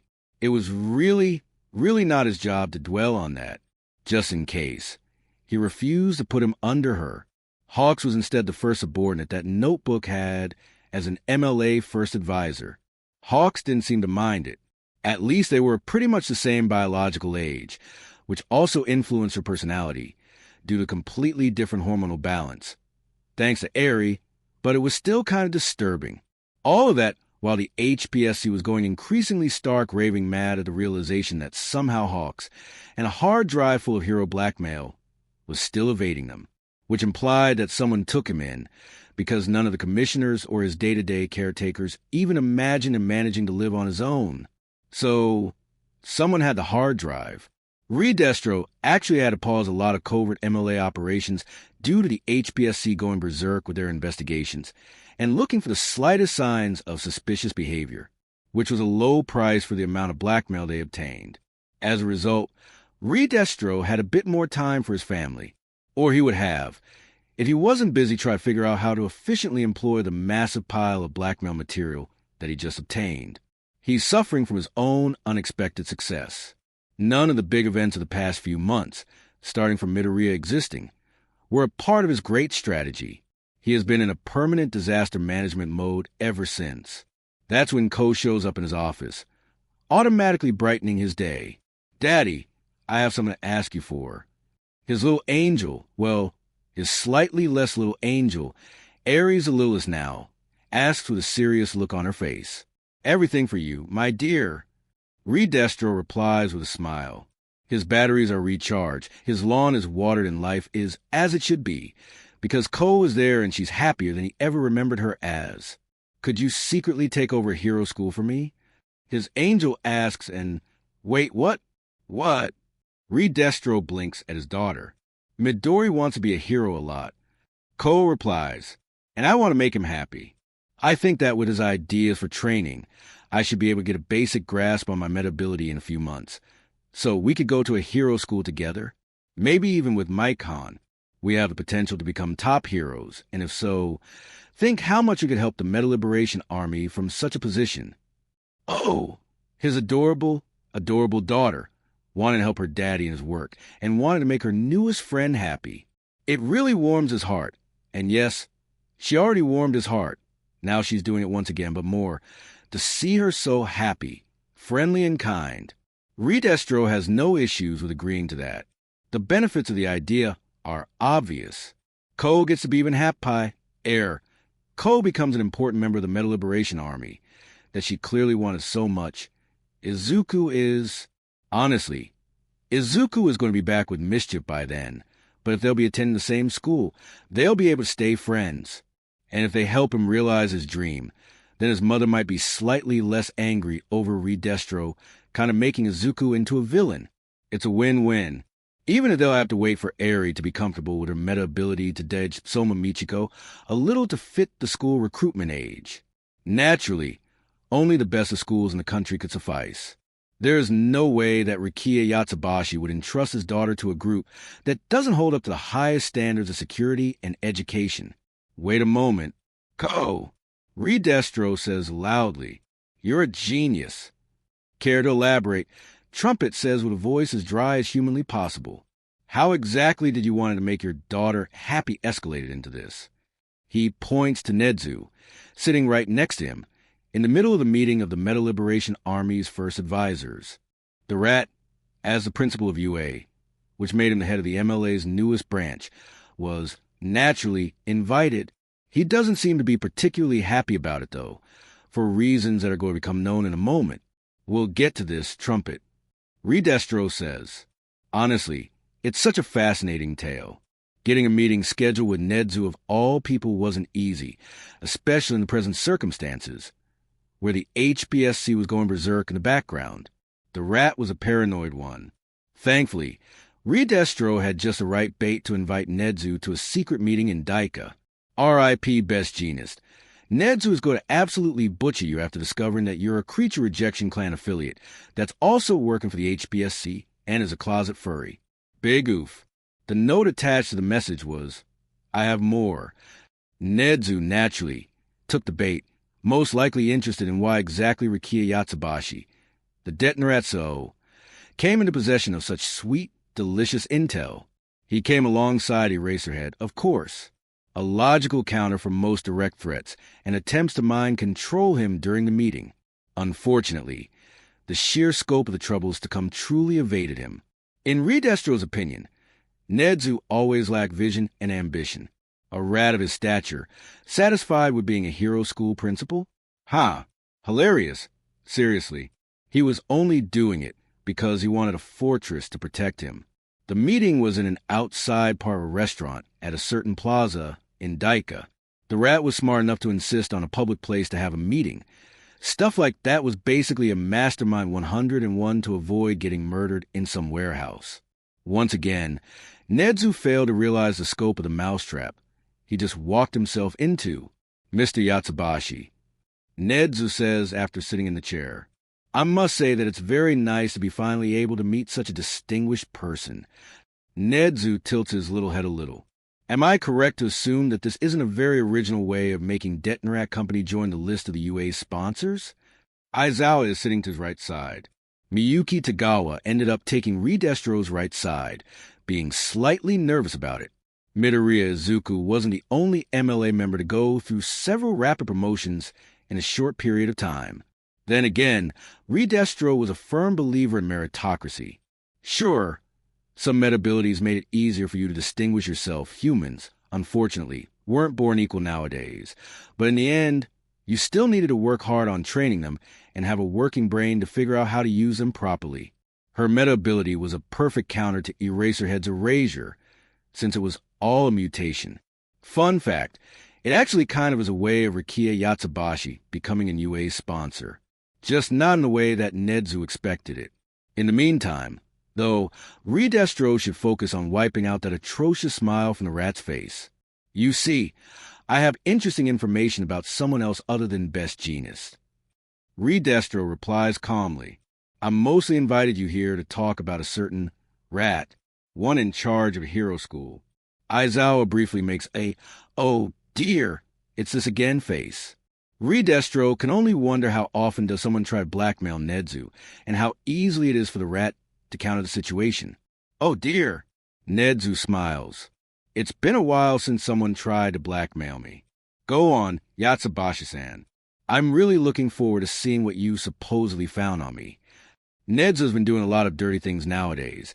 His covert war with the HPSC being one full of broken careers, blackmails, and extremely rare assassinations. But he is confident in his skills in erasing evidence for his own involvement. Gunga Mountain. Redestro replies, managing to not make a smug smile, when Nedzu's own smile froze in an instant. Busted. I don't know what you mean. Nedzu replies, suddenly much more cautious.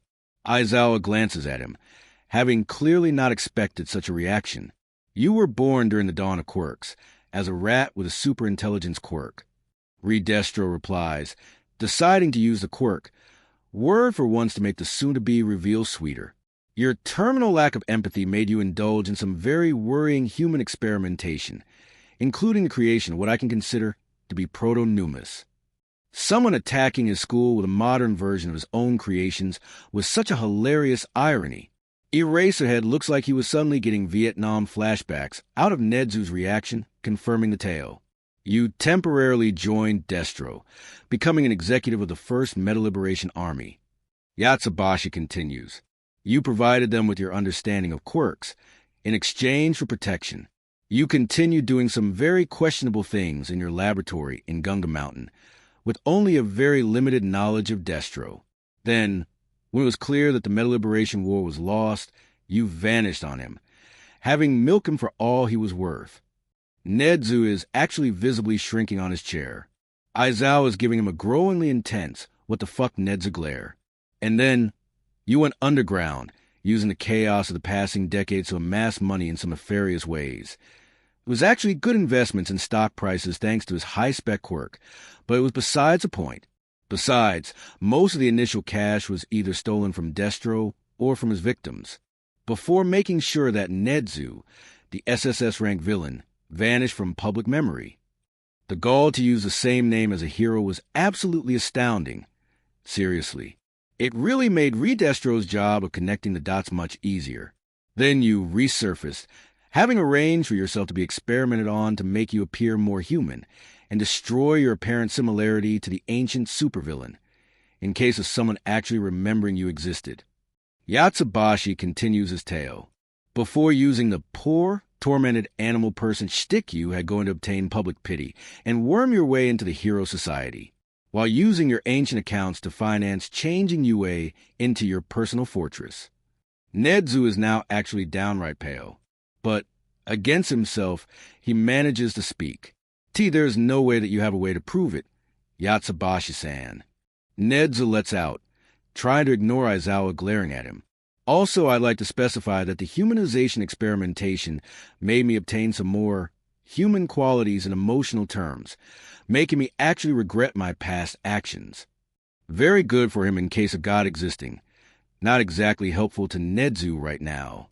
Unfortunately for you, I have all the evidence to prove it. Redestro adds, completely ignoring the latter half of the reply. It was for Aizawa's sake either way. A particularly thick dossier with your name on it. Almost a library-sized one, really. Old documents, testimonies of survivors, recordings of experiments. Honestly, they'll need a small army of historians to confirm the authenticity of them, but they'll most certainly pass the tests. And guess what? Redestro smiles. Crimes against mankind can be prosecuted regardless of the amount of time that has passed since they were committed. Silence in the restaurant. Also, I just bought the bank where you store most of your ill-begotten gains, having judged them as the one most stable and least likely to go bankrupt thanks to high-spec powered analysis of the market trends. Redestro adds dryly, if you're supposed to corner someone, do it well. H. How? Nedzu shivers visibly. How do you know that? You're not the only supervillain at this table. Redestro says dryly. That didn't bother changing their name, you know? He can practically see Nedzu connecting the dots. Yatsubashi. Chikara Yatsubashi, villain named Destro, and Rikiya Yatsubashi. The man who just proved to have access to intel that the old MLA should be about the only organization with access to. It doesn't matter. Nedzu wakes up from shock a moment later. No one will believe you right off the bat. Even as a CEO of Detnerat, you don't have quite enough influence. I'll manage to discredit your claims, and the Nedzu dossier included something else. A letter from Destro to his descendants, telling them that if they manage to keep the cause alive and Nedzu ends up resurfacing someone in the future, they were supposed to do something. Something particular. Something that was a callback to how Nedzu parroted Destro as a part of his goodbyes, when he mentioned how impractical and impossible was Destro's idea of an attempt to change the losing side of the war into a conspiracy. Something that Redestro didn't understand the context of until he made some serious investigation into the culture of the last years before the dawn of quirks. He raises his hand and makes the MLA salute. In the instant, the city life of Daika around them dies down. The waitresses of the restaurant, the other guests, the people doing their own business on the plaza next to them, they all stop at the same time, before turning towards Redestro and repeating the salute. When Nedzu's eyes, now full of genuine fear and shock, return to the Grand Commander, he smiles. Hail Hydra, Redestro says, smiling smugly at Nedzu. Bitch. Nedzu almost faints at the spot. Aizawa seems frozen in place, having just realized what a trap they walked into. This is impossible. You couldn't, Destro couldn't. Nedzu starts stammering out words. There are 54,210 adults living in Daika. Redestro says calmly, putting his hands back on the table. The life outside of them resumes as if nothing has happened. Every single one of them is a sworn member of the Meta Liberation Army and a trained combatant, including approximately 20,000 that can fight on at least a level of an average pro hero. He lets a smug smile pop up on his face as Nedzu continues to shrink. That's about half of our total numbers, by the way. Sorry for putting it that way, but this meeting wasn't important enough to pull back our external assets. So, no parliamentarians, no media moguls, no more CEOs, and just me, none of our supporters within the Hero Society. No friendly faces from the JSDF or the police. No more hero-level combatants that we have stationed in numerous other bases throughout the country. No, it's not taunting your enemies. It's intimidating the fuck out of them. It's a completely different thing altogether. Also, it was us that caused the abrupt ends of the careers of Endeavor and Thunderbolt. Redestro continues. Also, Hawks, you called me, boss man? A young woman in a frilly dress. Seriously, who the fuck picked a disguise for Hawks? It wasn't curious, right? Sitting by another table in the restaurant asks, turning their heads toward them. One hand pulls the wig slightly off, revealing a much more familiar hairdo underneath, while the other does a slightly sloppy Meta Liberation salute. Aizawa actually lets out something akin to a banshee's wail. Phew, looks like his guests didn't expect all of that. So, now that we established what the stick is, Redestro says towards Nedzu, deciding to ignore Hawks for a moment. We're going to talk about the carrot. Namely, what the MLA's goals are, and how exactly can you help me in the next step of the plan to achieve them? Namely, a total destruction of the Hero Public Safety Commission.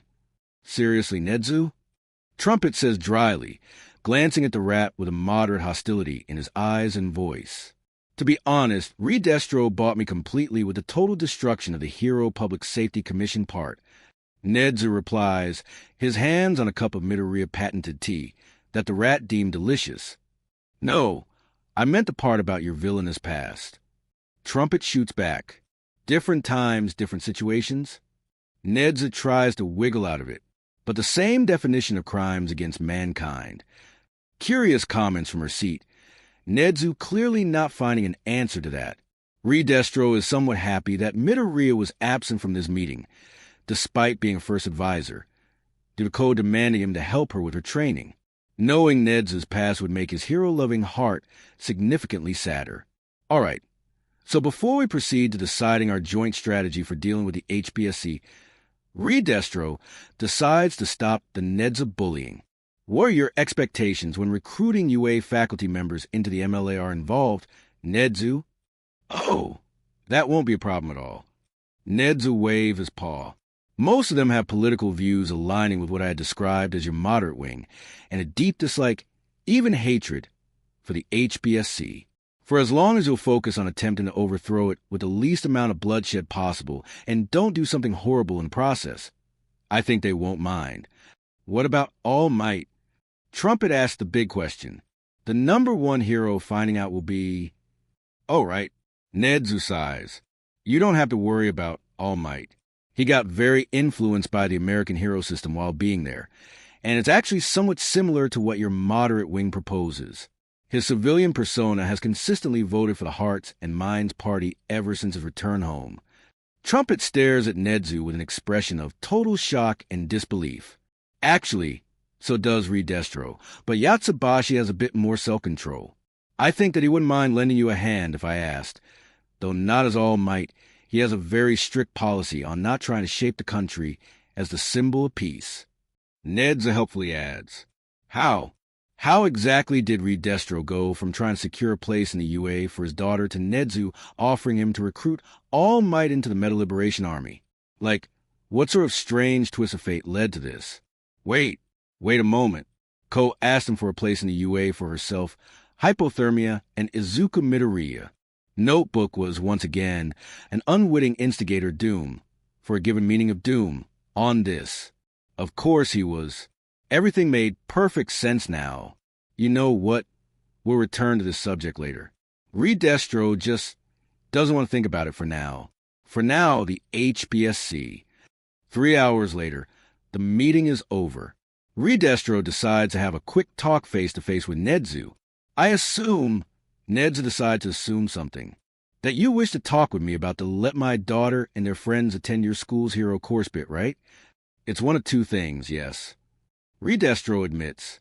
My daughter wants her and her 2 friends to join this year's 1A, probably at the beginning of their 2nd year. Ko's going to need a lot more physiotherapy and meta-ability training to be able to attend it properly. Oh! Nedzu is surprised by it. Why that class in particular? One of said friends is apparently a former victim of a certain Bakugu Katsuki. Redestro replies, she thinks that he has regained enough confidence to face him, and that he needs it to learn to stand for himself properly. Redestro is so proud of his little Ko for being so thoughtful about her friend. He doesn't know that her actual reasons could be summed up to, I want to punt that abusive jerk out of the window, see him driven before me, and hear the lamentations of his parents. She'd say women, but no way such a small-dick jerk-ass ever even touched a woman before getting properly rewarded by Izuku for my efforts. It's probably for the best. That can be arranged, yes. Nedzu nods. He was from Aldera? A villainous quirk or a complex mutation? He's quirkless. Redestro replies dryly. Nedzu blinked at him. But 1A is a part of hero course. The rat asks, clearly confused by the concept of a quirkless person attending a hero course. You don't say. Redestro cuts back. The friend in question wants to be a hero. Despite that, he is also an embodiment of chaos that ended up destroying the careers of Endeavor and Thunderbolt, contributing to the Alder Middle School reveal, recruiting Hawks into the MLA, providing me with the blackmail database of enough potency to overthrow the country, and casually outperforming legions of Detnerat Quirk analysts in their own job. In 3 months. Nedzu blinks at him again. So please, tell me, Nedzu. Redestro leans over him. Do you want to be the person who tells this dear boy of mine, this hero-loving sunshine of accidental doom and destruction, that no, he can't be a hero? Do you want him to be actually consciously hostile to the hero society as a whole, and to you and your school in particular? That's an absolutely understandable approach. Nedza does a 180 in an instant. The UA will do its utmost to cultivate such a talent and make him into an investigation and analysis-focused hero like myself or Sir Night Eye. At least you could still count on the rat's self-preservation instinct, as expected from a person that changed UA into his personal fortress, while being ready to use any pretext to ramp up security tenfold. So, what's the second thing that you wanted to talk about with me about? Nedza decides to ask. I need your help with my newly adopted daughter, Eri. Redestro replies dryly. Someone told her that Heinz Doofenshmirtz is my distant ancestor, having moved to Japan under the name of Chikara Yatsubashi after he succeeded in shooting himself with his glow-up penator. Said someone took that very moment to sneeze with enough intensity to almost fall off her wheelchair. She asked me if I have any friendly animal agent from OWCA as a nemesis, and I do not want to leave her disappointed. Redestro continues while pulling a small fedora out of his pocket. I hope that your acting skills are top-notch, Nedzu, because this is extraordinarily important to me. Can I at least speak, instead of just growling? Nedzu asks, sounding rather resigned about it. Huh, looks like he watched that cartoon too. Kaneda? All for One asks. He is having something of an emergency meeting with the only person in the world that he more or less trusts. He also needs someone to help summarize certain things, because he was having recurrent memory issues ever since his fight with All Might, and he was having one of the episodes. Dead. Garaki replies. Inko killed him and obliterated his entire little drug plantation a week ago. Dictator? All for One asks again. He was more of an information broker than a combatant, but dead. Garaki replies. Inko managed to lure him with some falsified intel, then had him interrogated, got everything out of him, and then she pulled his liver out. Fleck turn. All for One hated the concept of working with the Blue Man, but he sent the Serpenter twins. Inko destroyed them in 20 minutes before sending the recording of their fate to Humorize. Garaki replies, Fleck turn told you in respectful words that mischief's your problem to deal with. Star Servant. All for One decides to return from his brief mental trip abroad. That man was completely psychotic, but his glass manipulation quirk was a potent power, especially in the city. No one knows what happened exactly, but Star Servant returned home and started attending therapy and taking his meds properly. Dr. Garaki replies, Glassmaker sent you a surprisingly nasty letter about using her sick grand-uncle as an expendable assassin. The fact that Glassmaker dared to do this implied some very not nice things about All for One's control over his empire. Imagine her. All for One asks. Tattoo artist turned mass murderer. Wasn't exactly the best matchup for Inko, but Inko destroyed most of the House of Red, killing Imaginer and the majority of his executives, including Muscular, Moonfish, and Ending. Dr. Garaki replies dryly. She actually dropped Imaginer's head at Purity's hideout, gift-wrapped and addressed to you. All for One scratches his chin, the only part of his head that he can still scratch without an awful lot of pain. Kudai, have you ever had a feeling that you made a horrible, horrible mistake, and now you don't know how to fix it? All for One asks. And for some reason, none of the quirks you have access to let you time travel or send a warning to your past self? Yes. Garaki replies calmly. What about it? What did you do when that happened? All for One asks. I doubled down on everything in desperate hopes of pulling through, and thus proving to myself that I was right from the start, completely ignoring the collateral damage and danger involved. Garaki replies, "It was nice to have someone who truly thought alike right next to you during your long and mostly lonely life of a supervillain. Who else can we send?" All for One asks, deciding to double down and hope for the best. "CRC or ISP? You've tried that already." Garaki replies, "Purity pretended to have connection issues during the call. When you called her out on this, she told you openly that right now she's more afraid of Inko than you, and that you don't have enough assets left to try to destroy CRC by outing them to heroes or killing her right now." Oh, the absolute gall of that woman. On the other hand, Inko dropping Imaginer's head on her doorstep might have been a serious "I know where you live" signal to the High Priestess of the CRC. Beast told you openly that you should just give the kids back to mischief and pray to dear God, or dear God, you never know those people, that it'd be enough. Garaki continues, "He never dropped by Midoriya's household, but if there's one thing he has in spades, it's self-preservation instincts. He said that no children are worth this degree of trouble. Worst of all for One's beginning to realize that Beast might be right about it. Aiko's quirk was an incredibly potent one. The girl potential equal or not-equal of All for One, and Asa wasn't far behind her.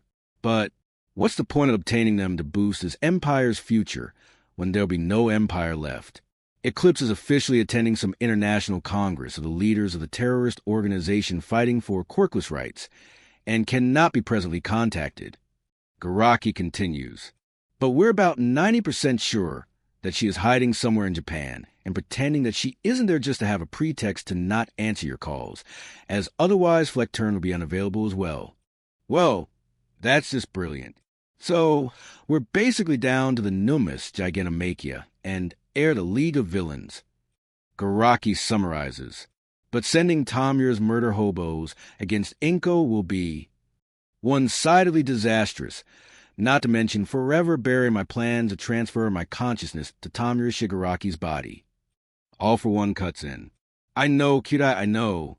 And you need the Numus to keep Jaka safe, since we both know that Inko knows where you live, and that her kids are there. They didn't have an awful lot of places left where they could be kept, especially not 3 months into Inko Midoriya's bloody rampage. And Jaku had the benefit of All for One being there for most of his time. Gigantomachia wasn't tough or intelligent enough to be anything more than a temporary distraction to Inko. Only All for One could take her on thanks to his hyper-regeneration quirk and ability to blast her to death with a single attack. A crowd of Numus ganging up on her with their own hyper-regeneration quirks and superior numbers. The only reason why Jaku wasn't yet under attack was because Inko considered this to be a thing between an ex-husband and an ex-wife. Because if she pulled Mr. Compress, Stain, and Knuckle Duster into this, she'd amass enough firepower to storm Jaku General Hospital.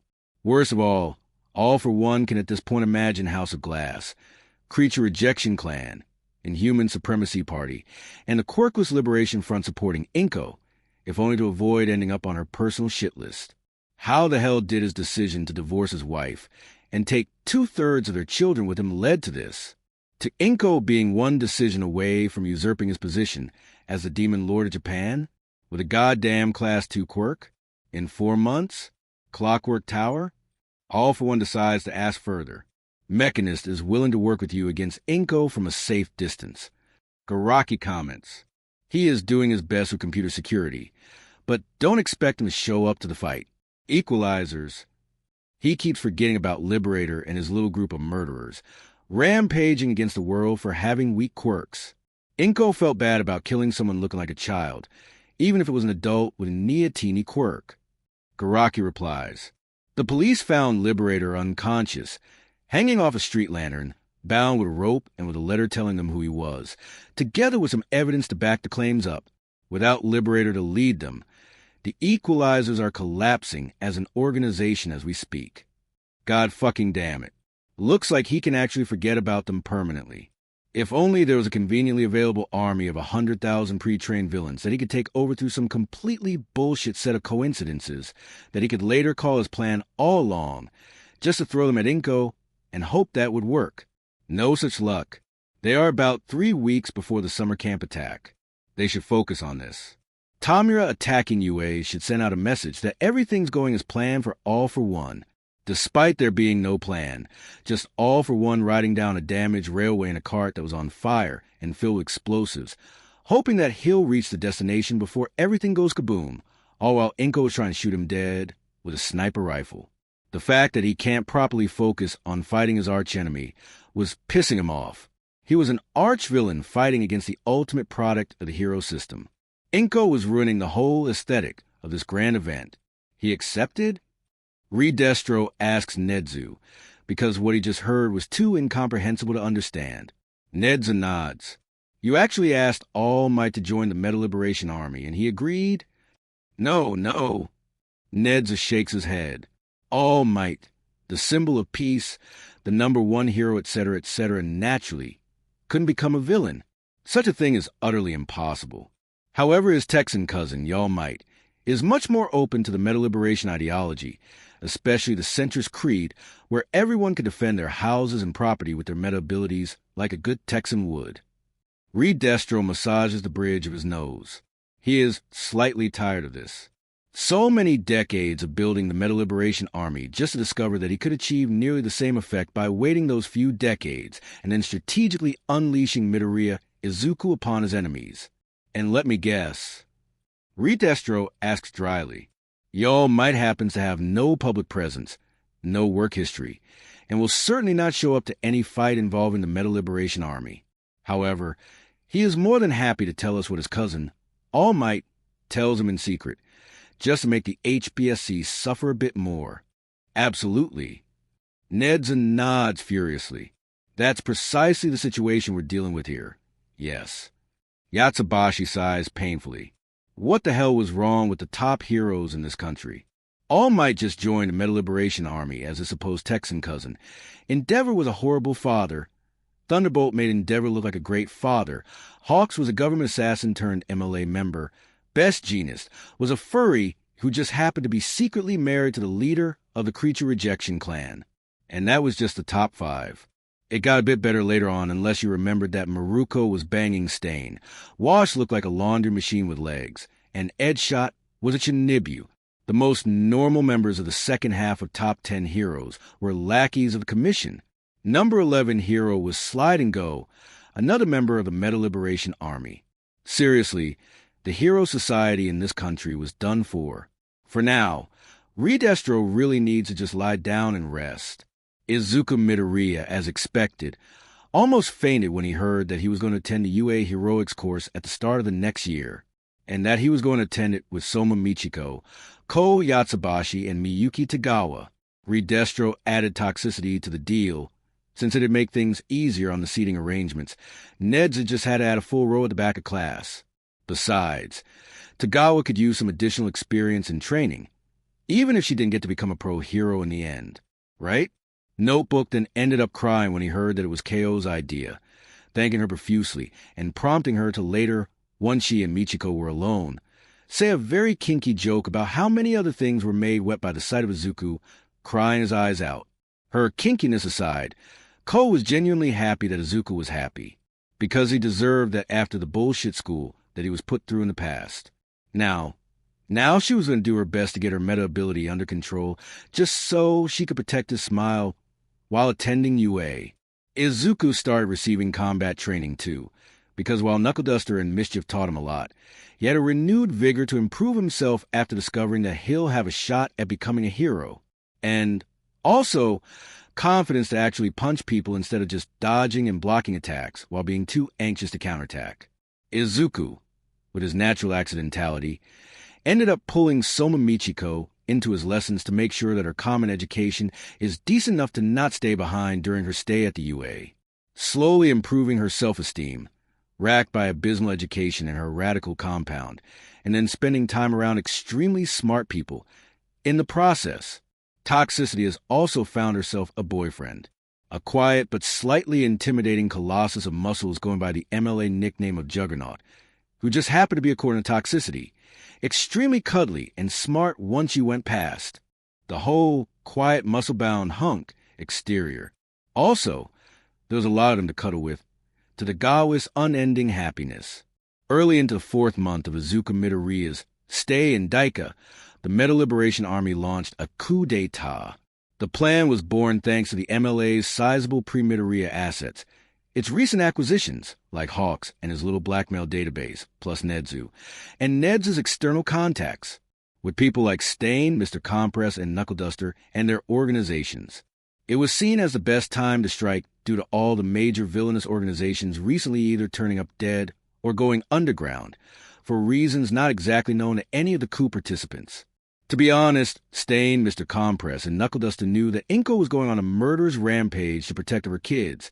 They just decided to not tell anyone, as then Izuku might have heard it, and he'd be sad. In turn, Stain worked as a good backdoor through Maruko into the Society of the Complex Mutant Heroes, and, through that, into the Society of the Heroes with villainous quirks, the two turning out to be deeply intertwined and almost an unofficial separate organization. The unofficial name of that unofficial organization was a Table of Rejects. Eraser had added his contacts with the Underground Hero Network. A lot of its members were thoroughly done with the HBSC and its current policies, and were ready to make it known, especially if the coup was going to be short, bloodless, and wasn't going to replace the HBSC with something worse. The result of the Table of Rejects, the Meta Liberation Army, Underground Hero Network, and the Vigilante Alliance teaming up, together with a lot of big names from the Levelers plus Stain joining in, would be enough to ruin the HBSC's day on their own. When you added Nedzu and the UA pitching their rather enthusiastic support to the coup, the situation changed into one best described as a certain ancient meme with a young, smiling woman sitting on a couch behind which several bulky black men were standing in just their underwear. Except the HBSC had very little reasons to smile, and was most certainly not going to enjoy what was going to happen next. The day was going quite all right for everyone, until Skeptic, with Nedzu's help, hacked several major TV stations, others pitching in their support thanks to belonging to Shueisha Publishing or having contact with Nedzu. The initial manifesto of the coup included a few things that were supposed to ruin the HBSC's legitimacy and serve as the coup's justification. This included testimonies of Hawks and Lady Nagant, concerning both of them being used as political assassins by it, before they couldn't stand it and went rogue, and the instantaneous publishing of HBSC's entire blackmail database, together with elaboration on the Paragon Project by Hawks, which included the HBSC taking orphans or buying kids with powerful quirks from their poor parents to train them into their loyal pawns that could be then placed among the heroes to boost the HBSC influence. He even mentioned the HBSC altering the ranking a little to slightly promote the heroes more loyal to it. At the same time, the heroes loyal to the Table of Rejects, including Maruko, Gang Orca, and Shishido from the bigger names, and Underground Heroes Network, heroes loyal to the Meta Liberation Army, except for Ye. And the Vigilantes began to storm identified HBSC facilities and hero agencies of their loyal pawns throughout the country. The blackmail database was like a long list of heroes that they were supposed to target. Normally, this would mean a lot of fights, but the MLA pitched in the bulk of their forces, resulting in the HBSC loyalists finding themselves outnumbered at least 10:1, and with the enemy deploying numerous hero-level combatants that they had exactly zero intel on. The result was a swift surrender of the majority of the HBSC loyalists nationwide, who simply realized how utterly outmatched they were. The HBSC's president's call to the Prime Minister. The woman tried to make him issue a nationwide state of emergency and call in the JSDF. Remained unanswered. The Prime Minister had an emergency meeting with Koku Hanabata at the time. Trumpet confirmed the authenticity of the Hawks blackmail database and the testimonies of him and Lady Nagant. He also admitted to being the spokesman for the coup and elaborated upon the forces involved. He didn't mention the involvement of Detnerat Company, Feel Good Inc., and Shueisha Publishing, but he did admit that the Hearts and Minds Party was fully dedicated to the coup. He explained to the shocked Prime Minister that the Meta Liberation Army still existed and formed the bulk of the coup's forces. Trumpet didn't give any names, but did confirm the conspiracy included numerous CEOs, media moguls, major pro-heroes, JSDF generals, and high-ranked police officers. In short, he made it clear to the Prime Minister that ordering JSDF to intervene wouldn't mean the coup being squashed, due to being something completely different than just a large-scale villain attack, but the country descending into an open civil war. and one that could go both ways. By all intents and purposes, the Meta Liberation Army and allies could overthrow the government right here and there, and with minimum involvement of assets. However, its leadership decided against it, for several reasons. It could alienate the allies' part. To begin with, most of them never heard of the Meta Liberation Army before, and would go nope when faced with the prospect of putting it into power. But most importantly, it would make the new government lack a democratic mandate, being one put in place by force, which would make it much less hard to justify removing it by force. And that was bound to cause major destabilization of the country, regardless of the victor's good intentions. Instead, the Prime Minister received a list of postulates and suggested reforms to the hero system and the quirk laws that the coup leadership managed to agree upon, making quirk licenses much easier to obtain, with the eventual intent of deregulating as much of quirk usage as possible, gradual change over at least a decade instead of sudden deregulation, to see how far society could go on that field without chaos starting to undermine it. Shifting the police force and firefighters from focusing on tools to a focus on both tools and quirks, allowing them to legally use their quirks in their line of work, for as long as they were trained properly to use it, kicking the popularity contest part from the heroics, instead shifting them to a more meritocratic system, with classes similar to how villains were graded and promotion exams supervised by those already in the upper grade. Significant state subsidies to the heroes operating in places with fewer media coverage, meaning a lower chance of striking it big and becoming celebrities, like rural areas or the poorer districts. Better treatment of the complex mutants and villainous quirk holders in the business. Establishment of some proper ethical overwatch for the hero system, to avoid situations where heroes weren't prosecuted for their misdeeds due to the potential impact that it would have on the heroes as a whole, thanks to the HBSC policies. Better villain rehabilitation policies, and at least some hero schools, preferably the major ones, with better education standards, opening the villain rehab courses in order to give people second chances when it was decided that they deserved it. A lot of Meta Liberation Army members with stronger quirks were supposed to be fast-tracked into the hero courses or involved in a special version of those when of older age, an idea that Redestro got out of Ko asking him to let her, Izuku, and Hypothermia attend a hero school. It was both a way to strengthen the MLA influence over the heroics, but also a way of giving the MLA members a permanent way of supporting themselves. In other words, a job. One proper for their combat strength. It was together with a similar deal for many vigilantes, going to not just replace the heroes just lost, but also expand the heroes in number, allowing the hero system to spread to the places that it used to lack presence in, especially with the state subsidies mentioned above. In a way, the MLA was playing a long game here.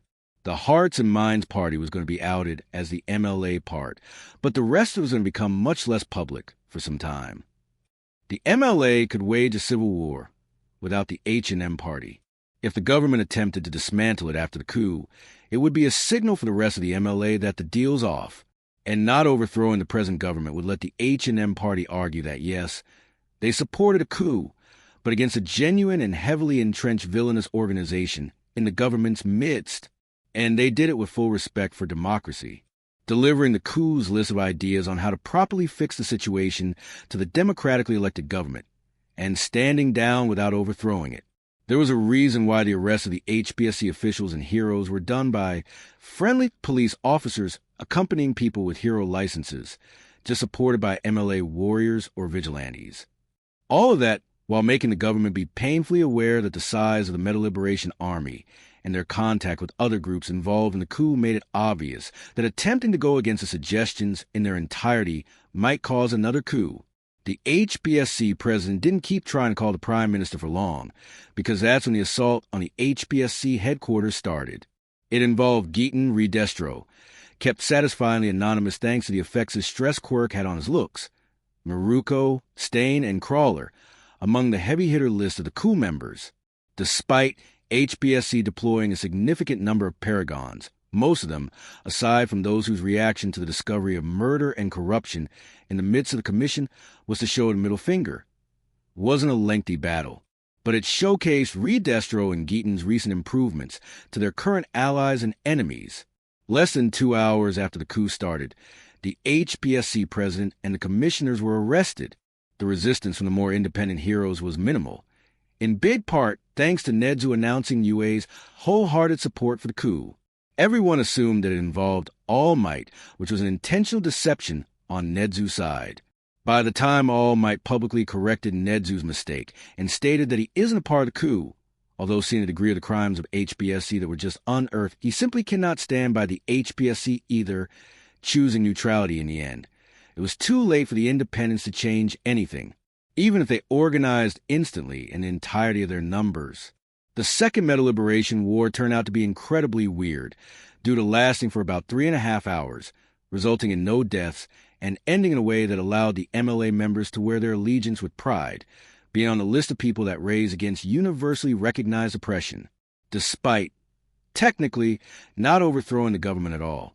Most of that was thanks to Midoriya Izuku and the unexpected disaster domino that Inko started by leaving him at Detonarat Tower.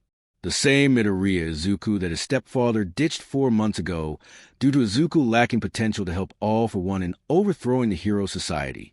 The demon lord in question was seething for days about the majority of the reasons that helped him produce so many villains being either patched or promised to be patched soon, and all thanks to a bunch of upstart villains that he, the Emperor of the Underworld, never heard about. The same evening as Izuku, Ko and the rest were about to start a celebratory party in Detonarat Tower, Inko Midoriya, still unaware of the fact that Rikiya Yatsubashi was a supervillain thanks to Reed Destro's identity staying hidden, showed up at Kurogiri's bar in Kamino Ward. "This is Kamino Pizza. We have your order." 10 seconds later, things escalated rather rapidly, interrupting Tamura Shigaraki's vaguely pleasant time with Bakuga Katsuki, his captive and the League's literally only achievement during the summer camp attack. They didn't even get Ragdoll's quirk at the League's hideout in Kurogiri's bar. Actually, scratch that. It wasn't pleasant at all. Bakuga was just being a fucking brat. Powerful quirk, but horrid personality. The fact that even Tamura thinks so says a lot. His League of Villains is, in the end, the villainous kindergarten, and they all know it. Kurogiri, their caretaker, knows it. Their members know it. Seriously, Toga and Muster were brats too. Eclipse 2.0, going around as Twilight, was younger than Tamura, although barely. Mastermind Purity's son, the one that was yet to escape from home, but it was rather clear that he was planning it, was an irritating know-it-all brat, but he had an intelligence quirk, so it was more or less tolerable because he was useful. All for One ditched the children of major supervillains into one organization, told Tamura to lead them, gave them Kurogiri so that they'd have someone to make them meals and move them around, and then started using them for his own plans. His sister should be doing this shit, but Hokori Shigaraki, formerly Hanashimura, absolutely refused to lead and was mostly busy flirting with Mustard and Twilight in the background. Stupid fucking job and stupid fucking NPCs populating his party. Beast's refusal to let his daughter join the League made Tamura doubly mad. Because why was his sister allowed to have her waifu and her husbando with her, but Tamura had to be alone? Mastermind's eyes glow for a second, his intelligence quirk kicking in, before the man looks at Tamura. "Heroes," he states flatly. It's nice to have an early warning, but it didn't really matter a lot when All Might casually walked to the wall 5 seconds later. Kurogiri had the time to warp his alcohol collection elsewhere, though, so good for him. The black sludge is absolutely goddamn disgusting. As All for One begins to battle All Might, Tamura finally has the pretext to ditch Bomberman, who fucks off after All Might yells at him to do that to let him focus on the fight, and focus on what's really important. Tamura wisely screamed, "We surrender," when the heroes walked into their surprise, leading to Kurogiri not being knocked out. All for One clearly didn't expect that and summoned them on his own, which was, honestly, a part of their plan. The fight is honestly plenty cool if you exclude the fact that All for One, in Tamura's opinion, was a wizard class of nearly endless capabilities that was duking it out with a paladin in melee, which was possibly the dumbest thing ever. Seriously, Hisashi Shigaraki should get good and use other quirks than only those that made him smash harder. Surprisingly enough, he actually kind of wins, probably due to All Might's additional exhaustion over the whole battling out Kaijified overhaul thing. But it's a minor victory, as All for One is clearly exhausted and All Might still standing, just almost entirely deflated. It's probably the time. So Tamura signals Kurogiri, who promptly opens up a warp gate. Oh, leaving already? All for One asks, having detected the warp quirk activation. I thought that you'd... Inko Midoriya steps out of Kurogiri's warp gate. Words strangled out of All for One's throat in an instant. All right, kids. Mischief says loudly, completely ignoring her ex-husband for a while. I've made you your favorite foods and desserts, and yes, yours includes blood. Himiko. Himiko smiles widely. Go and wait there until I wrap it all up. Kurogiri. Yes, ma'am. Kurogiri replies. He was ordered to serve Tamura Shigaraki, and he does so to the letter. It just so happens that Tamura told him to listen to Inko. Warp me back when I call you. Inko replies. Kurogiri nods. The kids all run back to the warp gate, except for Tamura, well, Tenko now, who does so after he receives a dose of head pats and a repetition of the promise that Inko will pick his waifu up from Beast. Then he vanishes. Kurogiri closing the warp gate after him a moment later. Did you? All for One regains rudimentary ability to speak at this point. I've adopted them all. Inko states flatly, minus Kurogiri, who graciously accepted to be my butler/nanny. The others decided that they need a supportive mother figure more than they need to see Hero Society being destroyed. Especially once I mentioned that you almost certainly gave Tenko and Hana their quirks secretly, just to sit on a bench nearby with popcorn to see which one was going to wipe out their family first. Well, that's... All for One laughs nervously. Not what I expected to happen tonight. I think... All Might pauses his attempts to grab any strength left in his quirk, to smash All for one last time, at the exchange of probably extinguishing One for All without passing it down. That I'm out of the loop here. I happen to make the horrible mistake of marrying that potato man over there. Mischief replies calmly, not even looking at All Might, although he had a face back then. He decided to take my children away from me, to make them into villains. All Might is very much out of the loop. Turns out that he only married me because he had a hate boner towards my biological mother. Mischief continues to speak, who just happens to be Tenko and Hana's grandmother. All Might coughs blood at this. Gran Torino's head perks up from the nearest pile of debris, the man clearly barely conscious, but still somewhat reacting to this. So, I've done what a responsible mother would do. Mischief continues. I've begun to annihilate my piece of shit husband's organization one man at a time. And after about 4 months, he's the only person left. Inko, I'm sure that we can talk at OU, All for One tries to say. Unfortunately, Inko takes that very moment to pull his heart out his body, blood spraying all around them. That's for lying to me that I stole your heart and that you love me. Mischief says dryly. All for One's hyper-regeneration quirk kicks in, the man trying to power up an air cannon in her general direction, but she was ready for it. All Might exhausted All for One for her, making his hyper-regeneration work slower than it should. It gives her a chance to win. Actually, she might be a surprisingly terrifying housewife nowadays, but All for One would have won it regardless if he was well-rested. She slams a man's brain into the wall of his own skull. It's not solid enough to pierce it, but for a moment, All for One is even more brainless than normally. Hyper-regeneration kicks in to restore it, too, but his attempt to power up the attack quirk is interrupted. That's for never telling me that you were the legendary quirk thief all along. She then yells, pulling all his teeth out in the instant. All for One yelping out in pain and trying to run away. And that's for trying to make my children into villains. In an instant, she pulls all of his internal and external organs, including most of the spine, out of him, All for One's back erupting in gore, the blood and other things splattering all over furious Inko. Gran Torino blinks, still dazed, but conscious enough to speak and glance at the still frozen All Might. Think I know why you had a crush on her. The look on his face can be easily translated to if I was 50 years younger. What the people present during the eventual resolution of the ancient feud in Kamino Ward didn't know was that the nearest TV helicopter had very good directional microphones. As a result, this little scuffle was transmitted to the world in detail. Destro should react with shock to the discovery that Mischief's husband actually was the quirk thief. But instead, he was much more focused on the fact that Mischief just pulled the spine out of him for trying to make her children into villains.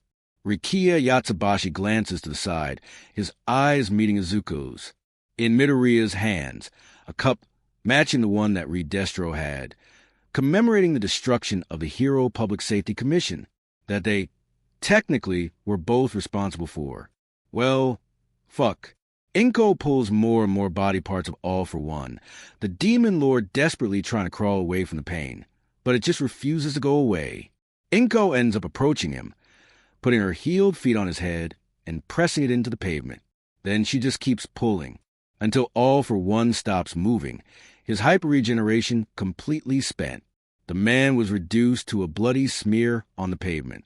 Dr. Garaki didn't try to warp him away. He was too busy shivering in his seat, staring in horror at Gigantamachia's severed, eyeless head that Inko had Kurogiri warped to Jaku. One more case of, I know where you live. Kyudai Garaki understood it well enough. Once the fight was over, Inko stepped back from All for One's corpse, covered foot to head with blood splatters and what was left of Hisashi Shigaraki's brain matter. Phew, it was time to go home before the heroes.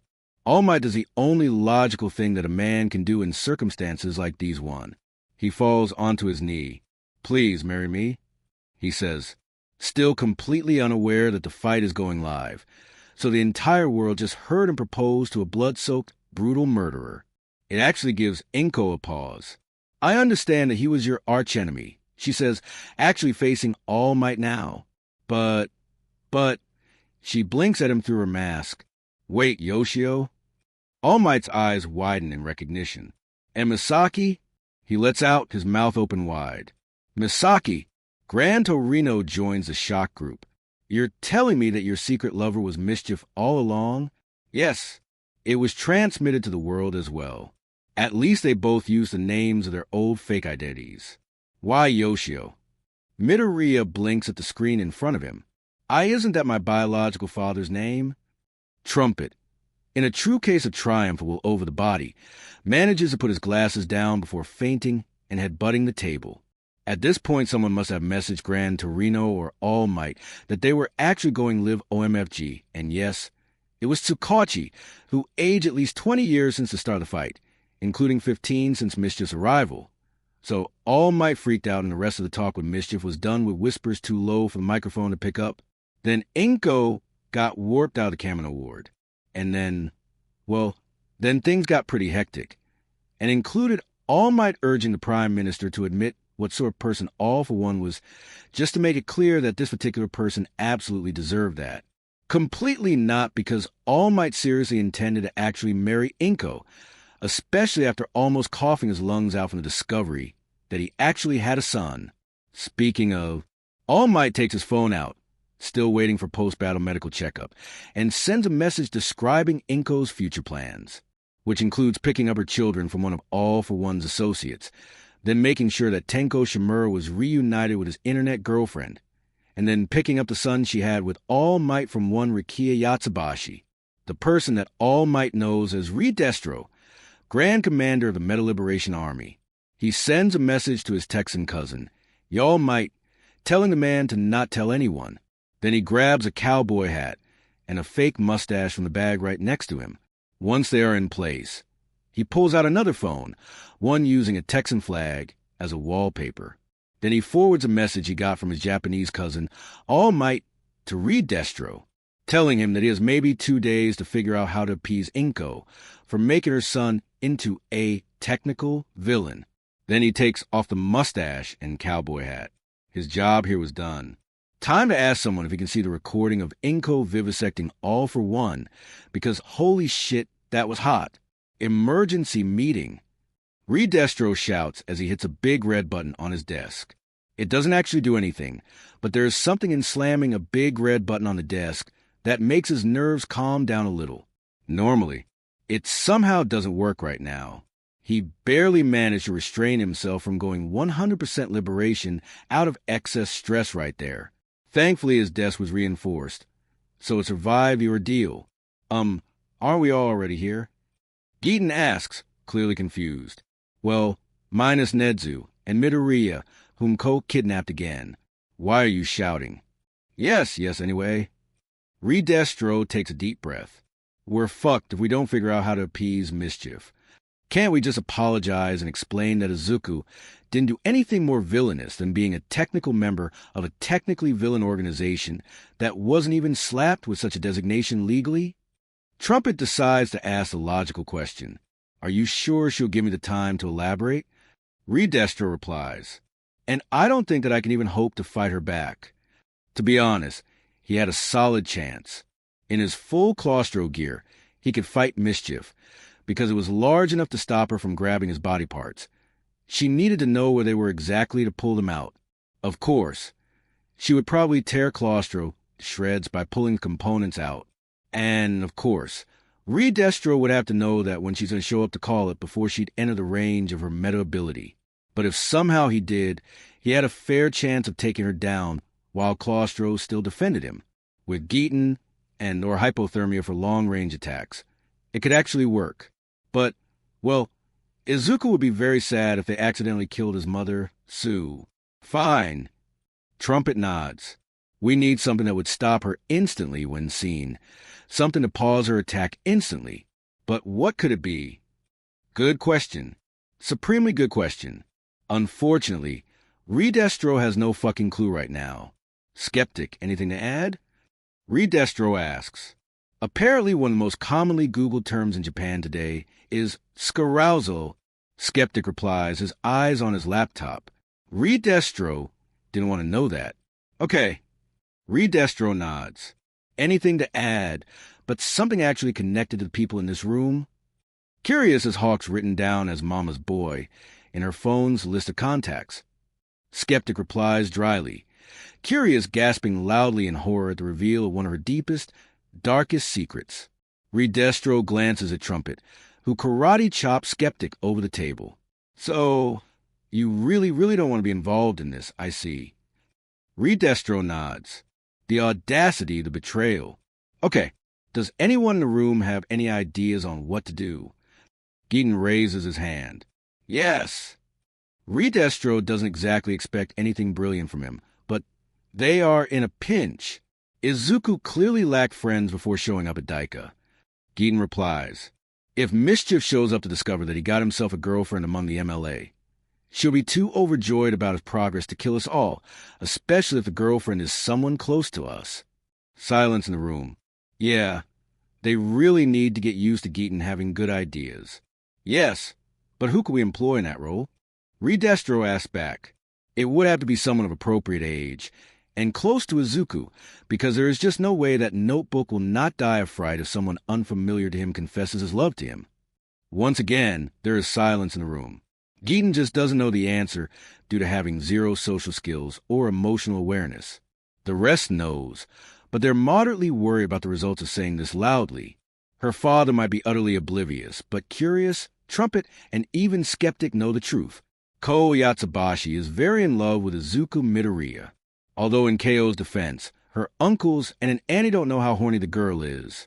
They genuinely think that she is adorable and innocent about her crush on Izuku.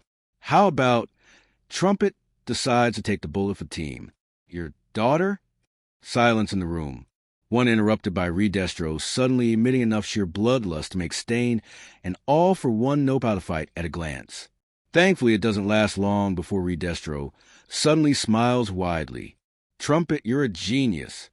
Rikia says loudly, Trumpet manages to return to his seat from the floor that he just landed on thanks to being the target of the bloodlust. The others simply froze. Again, if he and Ko end up being together, it'll mean that they'll eventually marry each other. Redestro keeps smiling even wider, because this is a truly brilliant idea. With how shy and innocent Izuku is, there's no way that his little angel would, have sex or anything similarly terrifying, right? Somewhere else, Izuku sneezes loudly, wondering why his mind suddenly jumped to the homework folder on his laptop, the one housing a particular collection of hero artworks. Then he immediately blushes, as he always does when he thinks of it. And when they marry each other, Redestro continues. Izuku will have to call me his father. Trumpet blinks at the Grand Commander. Weren't we talking about how to make Inko not kill us all? The politician asks. And what did I just say? Redestro looks back at him, with a look of genuine confusion on his face. Oh, wow. That was one quite terrifyingly powerful Freudian slip. Trumpet decides. Yeah, he isn't opening that can of worms. Time to start the real meeting. Redestro decides to announce instead, ignoring Trumpet's slight confusion. How do we make Ko and Izuku get together, preferably by tomorrow? Dr. Garaki. Inko says coldly, looking down on the man in question. Not only did her ex-husband end up having a potato-textured face, his main sidekick was also clearly potato-shaped. Even the mustache made him look as if the potato was just sprouting. What a horrible taste that man had. Ma'am Midoriya. Garaki bows, his forehead almost touching the floor. It's absolutely splendid to see you in good health. I prepared your favorite tea. Do you wanna? Someone's sweating. A lot. Good. Good. My children. Inko cuts in. Naturally. They are waiting in the next room. Garaki straightens himself up, only to see the look on her face, and immediately bow deeply again. I've taken the liberty of giving them the best available medical tests to ensure that their health, both short and long term, will be guaranteed. This time he actually hit the ground with his forehead. His head and the top of his toes touched the ground at the same time, which is a very odd pose of submission. But whatever suits him. I want to see them. Inko ignores him completely. Now! Garaki claps his hands, his forehead still touching the ground. He's surprisingly flexible for a potato, in Inko's opinion. Door open. A moment later, Asa throws himself at her, hugging her with all his might, tears streaming off his face. He's trying to say something, but he fails. So, Inko hugs him back. Aiko is significantly more reserved, walking over to her mother, before looking into her eyes. I thought, Aiko says calmly, that would be a year or more. I overestimated your father. Inko replies calmly, try to not break up and start crying. She has to deal with Garaki first. Aiko nods in understanding. Before hugging her and Asa, Inko using her spare hand to head pat her. Aiko graciously allows it. So, Dr. Garaki. Inko looks at the still groveling man next. What am I supposed to do with you? Absolutely nothing. Garaki replies. Oh. Inko asks. That was surprisingly bold of him. You do not have to worry yourself with me. Garaki quickly replies. I've decided that without your husband to sponsor my research, it's all rather pointless either way. As a result, I will be turning myself up to the heroes, with full evidence of my crimes provided to them. You know more about quirks than the whole Island combined. Inko observes. You expect them to put you in relatively harsh house arrest and milk you for your knowledge. That is the truth, yes. Garaki replies. I shall thus no longer be in a position to threaten you or your family, while also receiving at least some measure of punishment for my crimes, and all while repaying the world with my knowledge for what I did, at least to some degree. He isn't really interested in repaying anything, but he's ready to go very, very far just to stop Inko from strategically dismembering him before handing him over to the heroes. He, after all, has a longevity quirk. It'd be a very long existence as a cripple. Very well, Dr. Garaki. Inko's eyes squint. Your terms are acceptable. However, if I don't hear about you being arrested within the next 3 days, I'm going to assume that you try to walk out of the deal on your own. And then I'm going to make you wish you ended like all for one. Absolutely, Ma'am Midoriya. Garaki lets out quickly. I will do that without fail. Great. Kurogyri. Inko says, the warper looking back at her. Warp us back to our home. I have a serious talk with Toga about therapy penciled in 2 hours, and I still need a while on my own with Asa and Aiko. So many cuddles, head pats, tears of happiness, and checking up if everything was all right with them.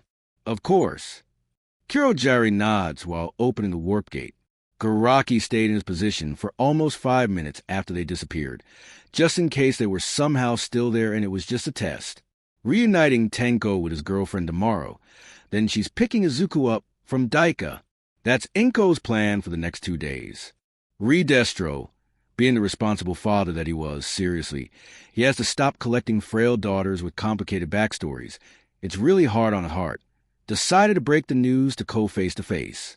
He sat in front of her and explained that Izuku's mom is actually quite scary and might or might not have intimidated the majority of the criminal and terrorist underworld Japan to obey her will, and that if possible, he'd like Ko and Izuku to at least, well, if possible, get together. It didn't have to be permanent, of course. Young couples break up quite often, and for as long as it wasn't going to be nasty, with one or both sides heartbroken post-breakup, it would be completely all right. Ko, being the angel she is, listens to her father's words calmly and without saying a word. Then she smiles at him while holding his hands. It's all right, Daddy. Ko smiles at him. I'm happy to be finally helpful to you. Ko, Destro sighs. We had that talk already. It never mattered to me that you couldn't help the MLA. I just wanted you to be happy. Yes. Ko nods. But my definition of happiness is being able to help you. What did Rikia do to deserve such an angel for a daughter? Oh, right. He overthrew the Hero Commission, ending decades of systemic oppression and paving the way for Japan to exist in the future with a significantly lesser amount of quirkism and general crime. Right, this tracks. Now, I actually kind of feel bad about asking you to do it. Destro scratches the side of his head. Daddy, it's all right. Ko smiles back at him. I'll gladly make that sacrifice. Besides, it's not even that much of a sacrifice. I really like spending my time with Midori. Phew, looks like it won't be that bad in the end. But if I'm being honest, I think that, if it's possible, I'd like Midori to be the one to confess to me. Ko looks to the side a little. I know that he's anxious and shy, but I always imagine how it would feel to have a boy tell me that he likes me and... Oh! How blind Destro was the whole time. His baby girl grew up enough to actually think about boys. Well, she's clearly still at the awkward love confession stage. Ah, how romantic and innocent. Say no more, Ko. Rikia smiles. I shall do my best to make it happen. He has no idea how to make it happen, though he's going to have to wing it, it seems. Oh, I can do that for you. Geaton says when Destro mentions his dilemma to the first advisors. You're sure about it? Rikia asks back. Sure, Geaton got significantly better at things that weren't mass destruction or fighting in general. But, all right, screw that. Maybe it's time to trust him.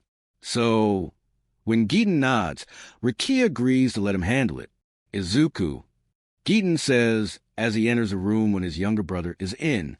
Geaton Naikin. Izuku smiles. It's a smile that warms Geaton's heart. Are we going to go analyze meta abilities together? Tempting, but no. Unfortunately for Izuku's heart, Geaton has next to zero social skills. Or tact. Izuku, do you like Koyatsubashi? Geaton asks calmly. Of course I do. Izuku replies. Geaton almost congratulates himself for a job well done, but that's when Notebook speaks again. She's my friend. The other type of like. Geaton replies calmly. The like what Toxicity and Juggernaut have. His younger brother blue screens. Or more like red screens. NNNNNOWWWI. That has to be the longest continuous stutter that Geaton ever heard from Midoriya. I am mean, she's K-kind, and T-thoughtful and N-nice, and Sisisuda, but there's just no way that she'd be I-interested in someone L like me. How should Geaton proceed with that conundrum? How should he persuade his younger brother that he should confess today? He should be sensitive, right? To not worry Izuku anymore or he'd faint on him. I heard her talk with my sister. Geaton lies. She said that she likes you, and that she hopes that you'd actually confess to her before your mom comes to pick you up, but she's worried that you're too anxious to do it. Nailed it. Izuku stares at him wide-eyed. Oh, really? Izuku beams at him. Does he actually have some sort of inflames positive feelings in people that see his face meta ability? Geaton can only wonder. Ko, Aureliella likes me? Geaton lies again by nodding. Apparently Ko all but agreed to say yes. So it's just a matter of giving Izuku the push he needed, right? Beast. Inko Midoriya says with all the authority of the undisputed Demon Queen that she was today. I've come to bring your daughter to a meeting with her boyfriend. Beast is a giant wolf man built like All Might. He is a fearless CQZ expert that battled even people like Maruko and either tied or emerged victorious. He slew countless heroes and amassed an army of followers that he wasn't even trying to command. They just followed him unquestioningly thanks to how powerful he was. Naturally, he bows his head down. He is uneducated, not stupid. She's all packed up and ready to go. Beast quickly announces, very anxious to see her boyfriend, yes. He is fearless, but there is fearlessness and there is abject stupidity. Battling Maruko is one thing. Irritating Inko Midoriya is something entirely different. They are presently alone in the room. Inko gave him a call that she's going to show up in a few minutes, then had Kurojiri warp her into the ISP headquarters. Saying no was an option. So, before that, Inko squints at him, and Beast actually shrinks a little on the inside. Can I expect any further issues from your end? Because we both know that Pseudo isn't coming back to you. Seeing your air rampage has left me with renewed understanding of my own strength and a lot of respect for women from this country. Beast replies quickly, I have decided to retire from villainy, learn how to control my own lust, and become an ascetic monk. I have heard a few things about your respect for women, Beast. Inko replies coldly, and I have a lot of negative things to say about it. Beast shrinks slightly more. The ISP reputation is a bit overblown. Beast tries to wiggle his way out of it. I know. Inko cuts in. You do? Beast blinks at her. I'm not stupid, Beast. Inko says calmly, I found your internet profile on a dating site. The one where you offer to, quote-unquote, cuck anti-mutant racists by giving their wives, adult daughters, or both at the same time of night, or a dozen to remember, while offering to pay rather exorbitant child support if they're willing to get pregnant and give birth to your children. I assume that said anti-mutant racists didn't like the result, and their actions led to you obtaining a reputation. She actually suspects that a lot of those women took that option because you could easily live off the child support in question without having to work. So when your husband was a dick and you didn't know how to start a new life without any money whatsoever, it was a surprisingly good deal that had you set for the next 18 years. Also, his performance reviews on the dating site were absolutely stellar. 2. Beast shrinks even more. How did she even find that out? I also found the profiles of most of your executives. Inko continues, I assume that you hope to retain access to all for 1 foot funds? Without that, I can expect the ISP having to either stop paying the child support or you'll all go bankrupt. Well, that would be air. Beast gulps loudly. Bass. And that's where I'm having issues with you and your organization, and why I didn't want you in my house. Inko glares at him. Child support is not a sufficient replacement for father figures. I'm going to give you the money, but only if you and your executives man up and take responsibility. But Beast tries to reply. I alone have more than 50 kids. Should have thought about it before you made them. Inko replies dryly. I'll give you enough money for you and your executives to build yourself a whole village somewhere in the mountains, and I expect you to invite all your past women and the children you had with them. Yes, you includes your executives. If the women refuse, it's all right, but if they don't, I expect you to be the best husband and father you can be. She squints, even if you have to deal with all 50-something. Or else. Naturally, ma'am Midoriya. Beast bows quickly. It'll be as you said. A few days later, the Inhuman Supremacy Party officially disbanded, to the great confusion of the heroes of the country. It takes Izuku a few minutes to swallow the revelations that Giten Niken unloaded upon him, but eventually he decides to do it. How could he hope to become a hero if he can't talk to a girl? He actually started to believe in himself nowadays. So he can do it. Keikoshi. Izuku says when they're alone. See, can we talk? He doesn't know. But KO's heart suddenly starts beating at least 5 times as fast. Was it going to be it? Was she going to actually be confessed to right now? Of course, Midori. She smiles at him. Hopefully he read that as an encouragement for confession, because she can barely sit still. He takes a chair and sits on it right next to her. She actually decides to hold his hand over the armrest, and for once, she isn't sure if she isn't doing that because she's nervous. When the silence grows a bit too long, Ko starts weighing the pros and cons of trying to give him a push. But that's when Izuku speaks. I didn't have a lot of F-friends before coming here. Izuku says, clearly avoiding her gaze and doing his best to remain calm. It's indescribably adorable to her. Jigita Naiken W is T the first one, but T then I met you. Her heart won't survive that. Why, you're V very kind. Izuku clearly fights himself to say those words. And Titi thoughtful. Why you know W what to say when S someone sad to see cheer them up, like you did with Ieri. And why you know W what does it mean to feel you useless, just L like me. Too much. Way too much. She is an expert in controlling herself, but now she can feel the heat rising in her cheeks. They must be getting so red. And if he sees it, he's going to realize that she knows and he'll freak out so much. Worst of all, he might not manage to confess afterwards if the whole freaking out bit breaks him out of it. She's so proud of him for managing to get so far. But, he stutters a bit too much, but eventually he manages to force his way through. I think that I L like YU, Kekoshi. Like, YU. I'll you understand if you don't L like me back, but, oh no. No looking down on yourself on KO's watch. Izuku receives his answer before he gets to finish speaking. KO's left hand grabs him by the shoulder, while her right hand coils around his head.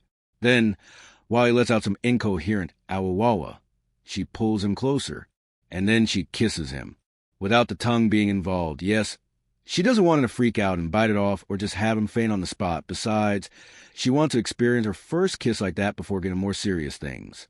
And after maybe a second of hesitation born out of shock, he kisses her back, a subjective eternity later, actually 17 minutes later, since they were both very into it. Ko pulls back a little, just to have a good look at her boyfriends. Why? This sounds absolutely amazing. Face. She learned a lot about human faces nowadays. The look on Izuku's face right now is something that she's going to cherish for the rest of her life. The perfect combination of disbelief and happiness, and maybe a tiny bit of what she thinks is lust. Someone's really hoping for more kissing. In front of her is just KYA, but internally. I hope, Ko says, that this works as an answer. It does. Izuku smiles and hugs her closer. Oh, yes, that she enjoys a lot. So, anything more you want to tell me? She asks, why you're very pretty, Koshi. Izuku whispers quietly, clearly ashamed of saying this aloud. And you have very fluffy hair, Midori. She replies as seriously as possible. She finally got to touch his hair, and she's looking forward to more. So, want to kiss some more? He most certainly does. Inko ends up discovering the truth about the Meta Liberation Army and Redestro right before showing up in Daika to pick up her son. Probably All Might ended up telling her. Or, well, the news started to circulate about the MLA's heavy presence in Daika, and she connected the dots. Or that's what Redestro gleans from the fact that she just randomly showed up in the Detonarat Tower, just to stare at him with a look that could only be summed up as incredibly pissed. Trumpet, Curious, Geeton, Skeptic, Izuku and Ko are actually all in a room with them, mischief just appearing out of nowhere. The meeting was more or less about congratulating Izuku, who was still extremely shy about it, for successfully confessing to Ko. Look, in my defense, I've tried to tell you that this was a bad idea. Redestro says quickly, was Izuku? Inko's eyes narrow. Redestro suddenly gets retrospections about his child. Oh, wait. Is it the famous seeing your life while the edge of death thing involved in your villainous operations? For some reason, Redestro feels as if he could reach 150% stress without claustro right now. Well, not exactly, but Yatsubashi tries to wiggle. He realizes that it won't work, so he decides to do the smart thing. Skeptic, show it to her. Now.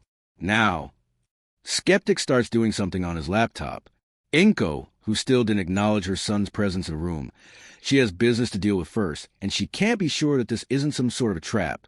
Gives him the time to do it. A few moments later, the giant screen in the middle of the command center switches to life, displaying a rather well-angled recording of Izuku and Ko kissing for the first time. They weren't told that it was recorded. Naturally, the MLA's resident cinnamon roll and cinnamon roll freeze in shock over this. Congratulations. Redestro gives the now also frozen Inko a thumbs-up gesture. Your son has started dating my daughter, so please do not annihilate our organizati. He fails to finish before the dams in Inko's eyes suddenly explode, Redestro and Curious ending up being sprayed with water. Enough of it that they started seriously suspecting that mischief might have had two quirks the whole time. Izuku. Inko closes the distance faster than they thought possible and grabs her son into a hug. My baby boy got himself a girlfriend. Izuku hugs her back and starts crying too. KO's face displays a look that can only be summarized as, "Oh my God, they're so adorable." This joint crying continues on for a longer period of time before Inko controls herself and looks towards Ko. So, Inko says the MLA executives are still completely ignored. What's your name? Ko. She replies, Ko Yatsubashi, but Midori calls me Koshi. It appears that Mischief's heart is warmed by them having cute nicknames for each other, just as it once did warm Redestro's heart. What would you do? Inko asks. If someone would threaten my baby boy, they'd never find all parts of their corpse. Ko replies with a completely straight face. No one threatens Midori's smile on my watch. Inko sobs loudly before giving Ko a hug and telling her how happy she is for her son to find such a wonderful girlfriend.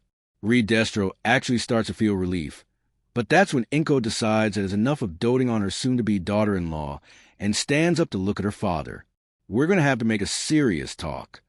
Mischief says coldly, including a full review of the last few months of my baby boy's life.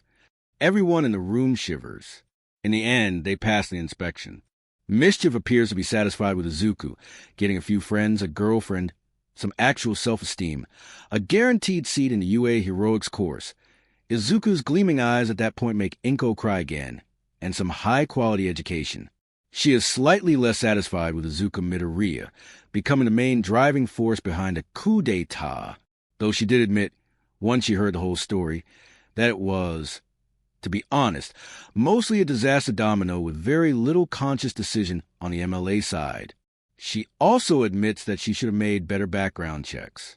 Or at least, wait to hear Rikiya Yatsubashi's opinion as to why leaving Izuku at her place wasn't exactly a good idea. In the end, Inko Midoriya decides to move to Daika. Redestro is all but intimidated to build a sufficient home for her and a small army of her children, adoptive or not, if only because she wants Izuku to be close to Ko. There is also the fact that Daika being the MLA's stronghold means that Inko will be able to hide slightly less, since she doesn't expect heroes to have a lot of presence around at any time soon. Since all her newly adopted kids and her new butler are wanted for villainy, just less than Inko herself. It's a perfectly logical idea that Redestro wholeheartedly agrees with, and totally not because he is just as afraid of Inko. All in all, a happy ending to everyone involved. Maybe aside from Bakugo Katsuki, because Ko stills want to give him a super-powered kick to the balls. Few days later, Redestro is approached by the head of the special research project that he handed Overhaul's research to. I think we've made a breakthrough. The man says, I'll be frank, the man behind it was unhinged and as evil as you can get, but he was also a genius. I never doubted that for a moment. Redestro replies dryly, all the research crews out there, working on a cure for the singularity, and it's achieved by some random Yakuza leader. You have it. We have a way of replicating the quirk erasing drug without involving the girl, yes. The scientist replies, with proper dosage it shouldn't destroy meta-abilities, but instead rewind them to an earlier stage of build-up towards the singularity, downscaling otherwise self-destructive superpowers into manageable levels of strength. We should also be able to measure the estimated level of buildup in a person, too. Spectacular. It will require a lot of further work. But if all that was around when Ko was small, they could detect that her meta-ability reached the self-destructive singularity level before its manifestation, and then apply the downscaling drug to make sure that her stockpile wasn't too strong for her body. A lot of people were going to benefit from this discovery. Make it public. Redestro decides. Are you sure about it? The scientist asks. It's a lot of money. A simple patent could. I'm being rational here. Redestro replies dryly. Detnerat exports a lot of its goods overseas. Having countries to export our goods to is very nice, and Singularity threatens to destroy a lot of them. The scientist nods. Anything else to report? We think that we could also obtain an ability to impart meta-abilities on other people, especially those presently quirkless, to avoid overloading their bodies. The scientist adds, but it'll require some more funding and time. Meta-abilities for those without them? Would Midoriya? Redestro doesn't know himself if Izuku would accept it, if he wouldn't decide to try to become a hero with what he was born with. On the other hand, he might have accepted, if only because more strength meant even more people he could save. Oh, well, he'll ask Midoriya once they'll know for sure that the technology is a possibility. He doesn't know it, but elsewhere, All Might decides that it's finally the time to give one for all to someone, now that there was no more Demon Lord baggage looming over it. He'll need a moment to see through possible applicants. The son he had with Mischief, the one that was quirkless, the one that All Might hopes to be able to reconnect soon, just as he hopes to reconnect with Misaki/Inko, is on the list. But first, All Might needs to see what sort of person Izuku was. And, well, if he said no and wanted to achieve what his father failed at and become a quirkless hero, then All Might would have no other choice than support him from all his heart. So, Cole leans over to hypothermia a few hours after Mischief's visit, once they are finally alone. Have I ever mentioned that threesomes are hot? Soma Michiko sighs painfully. It was going to be a very long rest of her life.